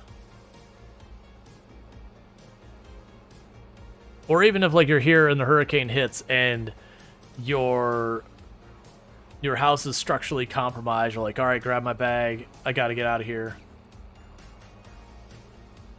Is it not essential for everyone to have an evac bag? No, a lot of people don't. It's actually, I would argue, fewer people have bug out bags or equivalent than do. A lot of people just don't think about the fact that disasters can be in their area, whether it's fires or hurricanes or tornadoes or whatever. Yeah, like, everywhere has disasters you deal with. Like, this is just an immutable fact. Because any place there's human habitation can also have fire. At a minimum. You can have a whole pile of other awful things, but fire will always be on that list.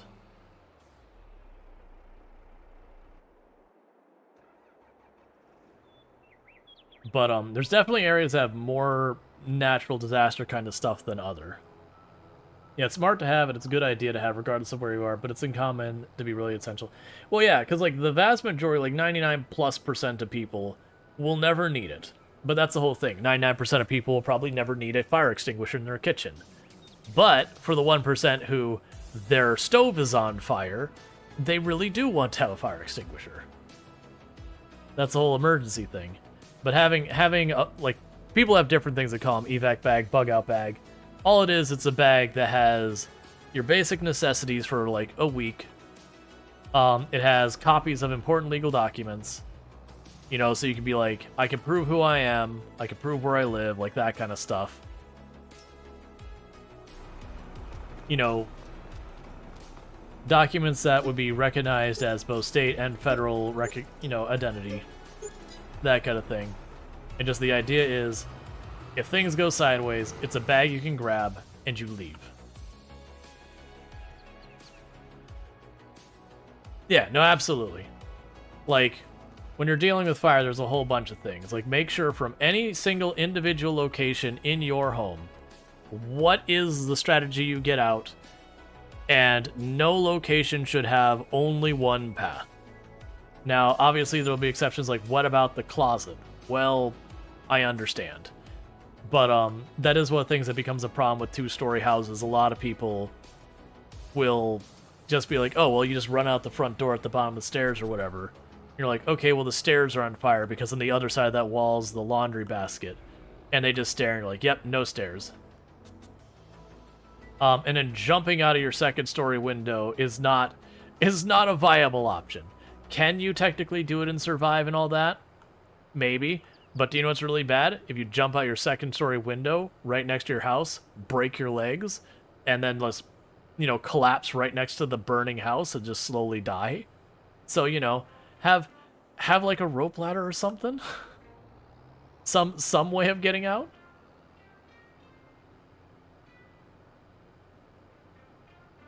There's a fire blocking the stairs, and I'm in bed. Your only option is to jump out the window. Well, right, but that's so in that case, the usual solution for in the scenario you're talking about, you are in a second-story bedroom with, a glass window, and then your only other option is to go through an area that is likely going to be a place to potentially have fire. That's where you usually want to get something like there are things where you can open a window, you can attach a rope ladder that just hooks on, and then you can go out the rope ladder. Assuming you are physically capable. Obviously, if you're someone who has mobility difficulties with that, it limits your options, and in some cases there are mobility limitations that can limit your options to the point that you can get trapped very easily. But that's the point, is to have a strategy for, okay, this one route is blocked, what is the other route? Because especially a lot of times you'll actually look at and realize you have a major fire hazard along the route out. Again, a lot of stairs, they'll do stuff like they'll have the laundry room will be on the other side, or the garage will be on the other side, which are very common places that fires start. Which means if you're upstairs sleeping, more than likely by the time you realize there's a bad fire, your path is already cut off. And it isn't like the doom and gloom, it's just like, hey, make sure you take these things into consideration. Storage underneath. Would storage underneath be a fire hazard? Usually it's stuff where you have like lots of electrical or any type of ignition. Like you're basically worried about ignitions. So electrical is a big ignition point. Cooking, you do lots of stuff that ignites.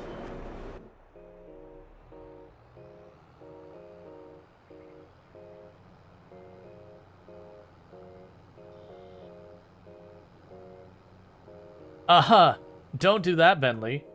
Because more than likely if the stairs are on fire and you try and run down them, stairs can be bad enough running.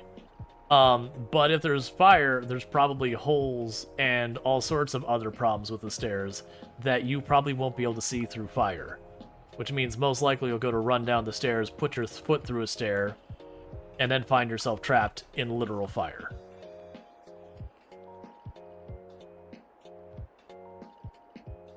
So, that does not feel like the way to go. I go off on a limb, and I feel like fire is not the winner.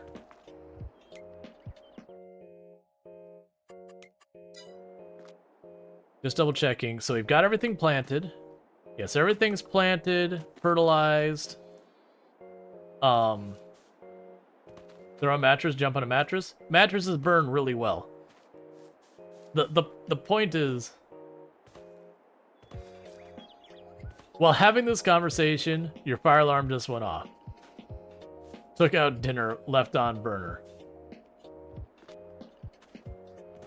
Don't do that.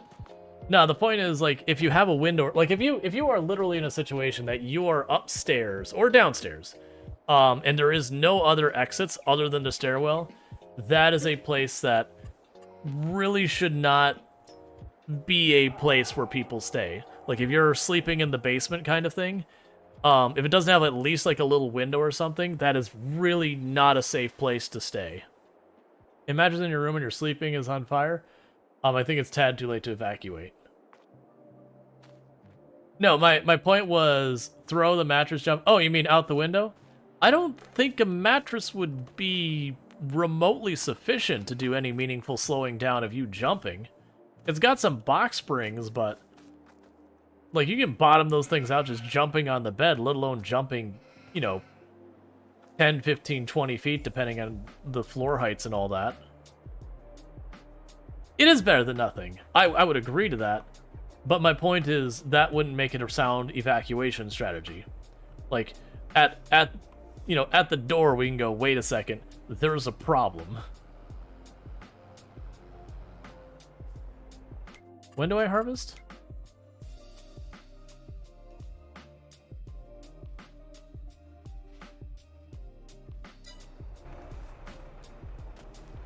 Don't tell me. Don't. It better not be withered.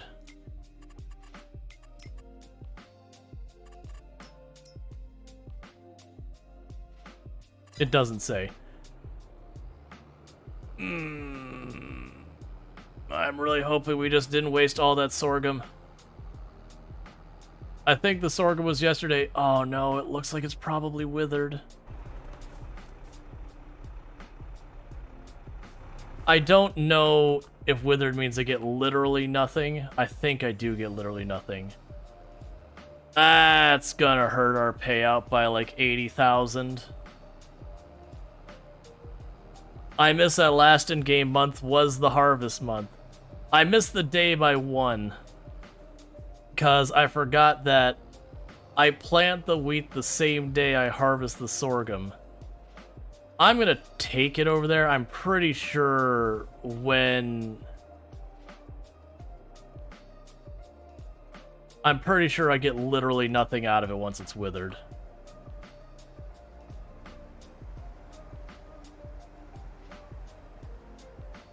I mean, if I can capture any value, that's something, but I'm pretty sure we get nothing for it. Oh, that hurts. That's... And I think the game autosaves when you change day.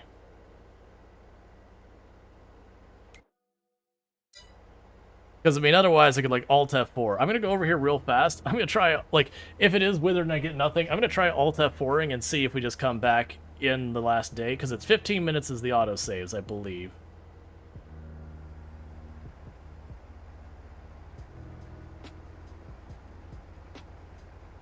Okay, so it's nothing, so... Oops. Don't you hate it when that happens?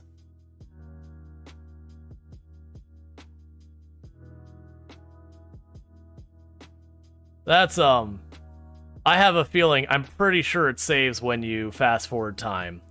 I'm pretty sure that is a mechanic of the game. Ah, that's rough. That's gonna set us back, like, not back, we didn't lose money, we just didn't gain it. Alright, don't be October, okay? Because that'll be $80,000 we're not getting, ish, this year.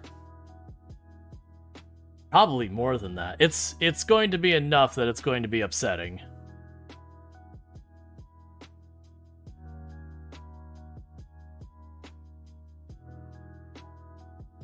A lot of the people I've seen doing this challenge, and I'm not going to do it personally, but they do turn off seasons so you can just turn stuff around real fast. For me, I actually like having the downtime. Yeah, no, that's the other thing, is the seed, the fertilizer, and all that. Don't be October. Oh, are you...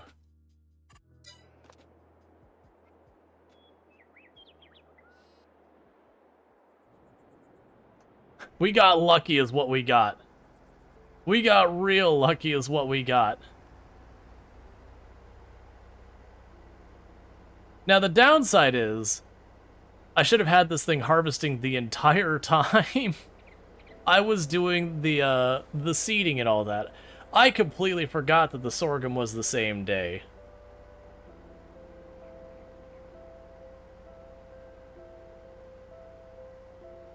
Yeah, that very clearly a game crash that didn't seem to happen in a very specifically timely manner that would be a very desirable point for the game to crash. Just, I mean, really, really worked for us. For those not catching the sarcasm being thrown down, 100% Alt F forward, because that would be a whole extra harvest to make up for that.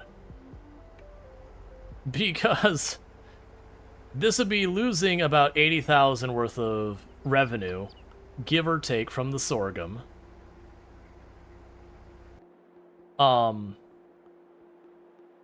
Okay, so it's about 3 something a day. Alright, so I believe that's not the one. We're just... No, wrong way. We're just gonna drop time back a whole lot. If you weren't streaming, would you have run with it? No, I probably would have done the same thing. For the challenge I got going, I probably would have done the same thing.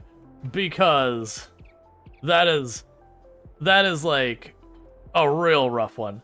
Like, if I was way later in the run kind of thing, I could see ignoring it. Clearly I was still operating this. Because, that's where things were. Now, the big downside is... What's the challenge again? So this is the Survivor Man Challenge. Where we have all this, I started with $0, a chainsaw, and a dream. Technically a tile of land. And I wasn't allowed to lease or loan anything, and I had to build up from there. So all of this, we're on the hardest game difficulty settings, and we started with $0 and a chainsaw.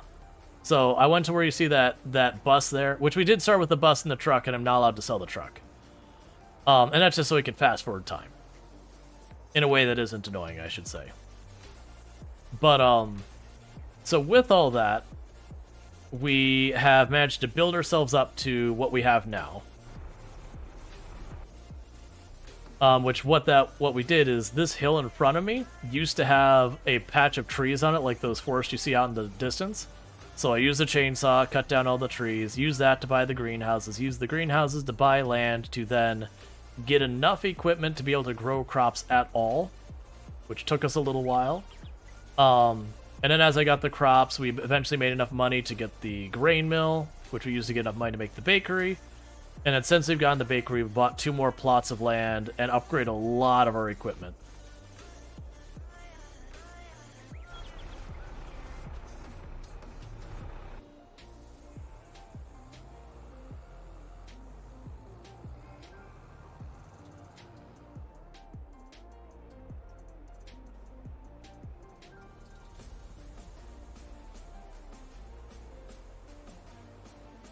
And where's the end? To the run? I mean, the challenge would be, like, kind of what I said at the beginning was when we hit 10 million in the bank. Like, wealth-wise of what we have, where would we be at, honestly? Like, I wonder what our, like, net worth or whatever would be.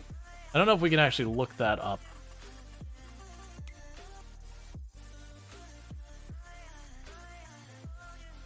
Yeah, so it's not going to show me any of the money stuff here. I mean, there is some things we can figure out pretty easily. So, each one of these tiles is like 87,000, and I own 4 of them. And so that already puts us pretty close to 3,500,000 or so, just in the land.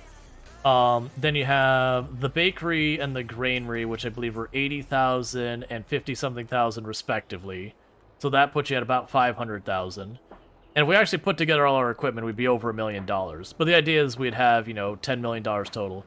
But we're probably sitting at somewhere between all our equipment and that, I would guess in the, $1.5 million. Because this tractor we're doing right now is worth like $300,000-$400,000 normally. I think it's like upper 300,000s. Plus we got the upgrade that cost us almost like an extra 60 or those thousands. So it's probably a 400,000 something dollar tractor. The harvesters in our $100,000. The buildings and all that would add on our like $300,000-$400,000. A lot of this equipment here is like $100,000 each, just like the random, you know, stuff like cedars and whatnot. So the downside is, this does mean we lost a lot of time. The tiny tractors with $10 trillion, the tiny tractor's like $6,000. Both those greenhouses are $10,000. The sheep are like 2,000 something each sheep. The sheep's pen is something like $28,000. The water tank over there is $5,000. You get the idea. We have made a lot of money because like right now we're probably going to make, with the straw and everything, about $200,000 a year, like 180, 200,000, somewhere in that ballpark. Because when I said the 180,000, I wasn't factoring in the straw.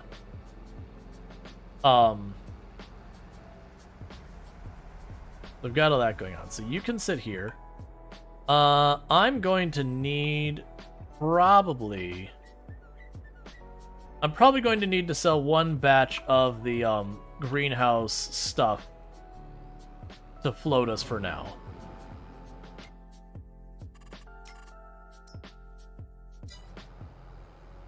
And the reason for that is just setting up that new field. I probably burned, you know, an extra $5,000-$10,000 worth of fertilizer. We put down all our lime this year.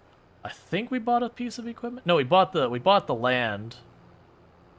So a lot of extra repairs and all that. And we don't even need a full load. I'm not going to take the full load. I'm going to take the partial, because by the time we finish the sorghum, that's going to be enough worker prices to eat up our money. And even if not that, running the buildings has an expense to it. That as we're getting more and more buildings, that expense is going up. It's just way made up for it with the amount of money we're making.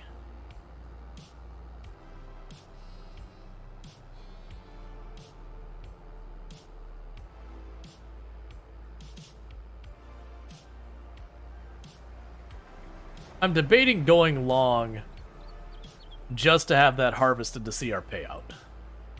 I know I probably shouldn't, but I'm debating going long. I mean, yeah, because we would harvest that.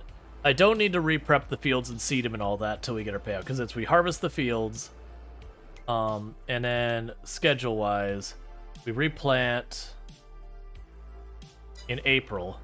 April is when we sell the wool, and that's not what I care about for our total income. Like, it's an extra $9,000-$10,000 or whatever.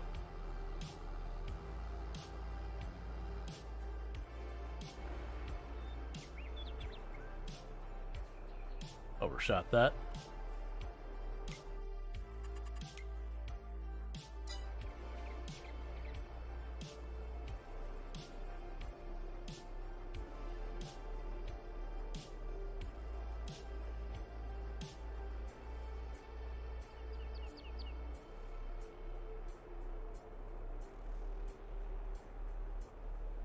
Yeah, the greenhouses have become our, oh, I overspent upgrading stuff. I need just a little bit more money to keep everything running. Money.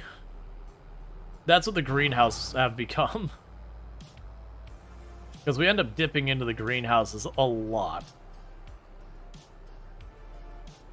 Are you min-maxing or freestyling? Freestyling, I don't... So, depending on how you want to approach the min-maxing, if you want to see how you'd end up being one of the ways you'd min-max this, is you would do this. You'd go construction, production, generators, solar panel, you'd click it. And then you'd click it. And then you'd fast forward time. And then you'd click it. And then you'd fast forward time. And you'd click it.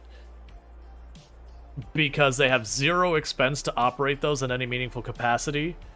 And they just give you money every month. That wouldn't probably be the fastest per in-game time, but probably the fastest for real-life time.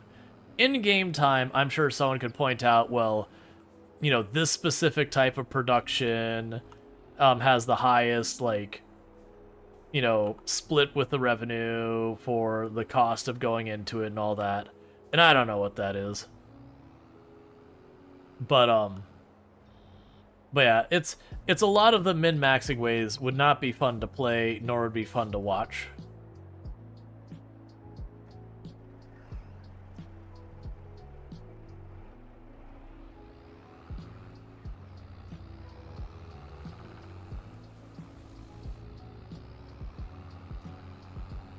But yeah, no, the thought of setting myself back like a whole year for my next upgrade was just like, no. No. I mean, if we got lucky, we might get the cedar on a really good sale, and that wouldn't actually be a setback.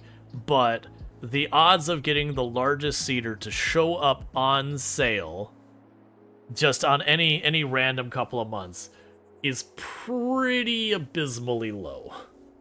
Not none, but pretty low.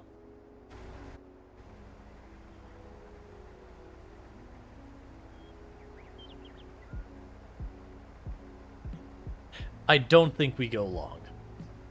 The temptation to go long is very, very high. But I think realistically going long with where we're at right now with the harvester being one of my slower processes is I think what we're looking at right here is probably 15-20 minutes plus probably another 10-15 minutes on the other side. And then fast forwarding the time and then selling it all that, we would be going long by well over an hour. Would be my guess. And to clarify that, for me where I'm at, it is about to be 4 a.m. That's my wrap-up time. So going to 5 a.m. is pretty rough. So that said, what I am going to do is I'm going to drop this off in the trailer. And I'm going to put the harvester back into position. That way, the next time I play, I can see I've got a harvester in a field that's half harvested. I can do the math, and that's where we'll pick up as harvesting. The good news is what that means is the next time we do play, we're going to get our money payout, like, almost immediately. We're just going to get these fields knocked out, you know, in 20 minutes or so. We'll fast forward time till it's time to sell, and we'll make all that money.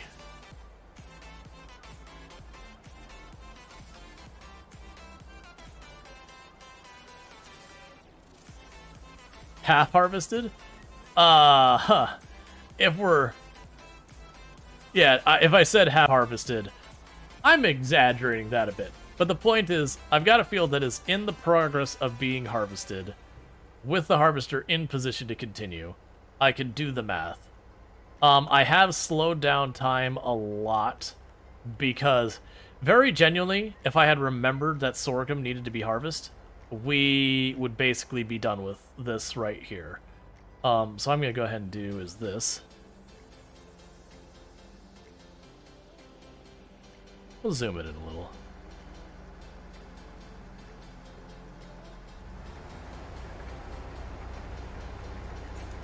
Screenshot for putting the thumbnail on. So what's going to end up happening here is for all of you over on YouTube and TikTok, we'll be ending the stream over there. For everyone over here on Twitch, we're going to go raid someone, so don't go anywhere. So first, goodbye YouTube. And goodbye TikTok.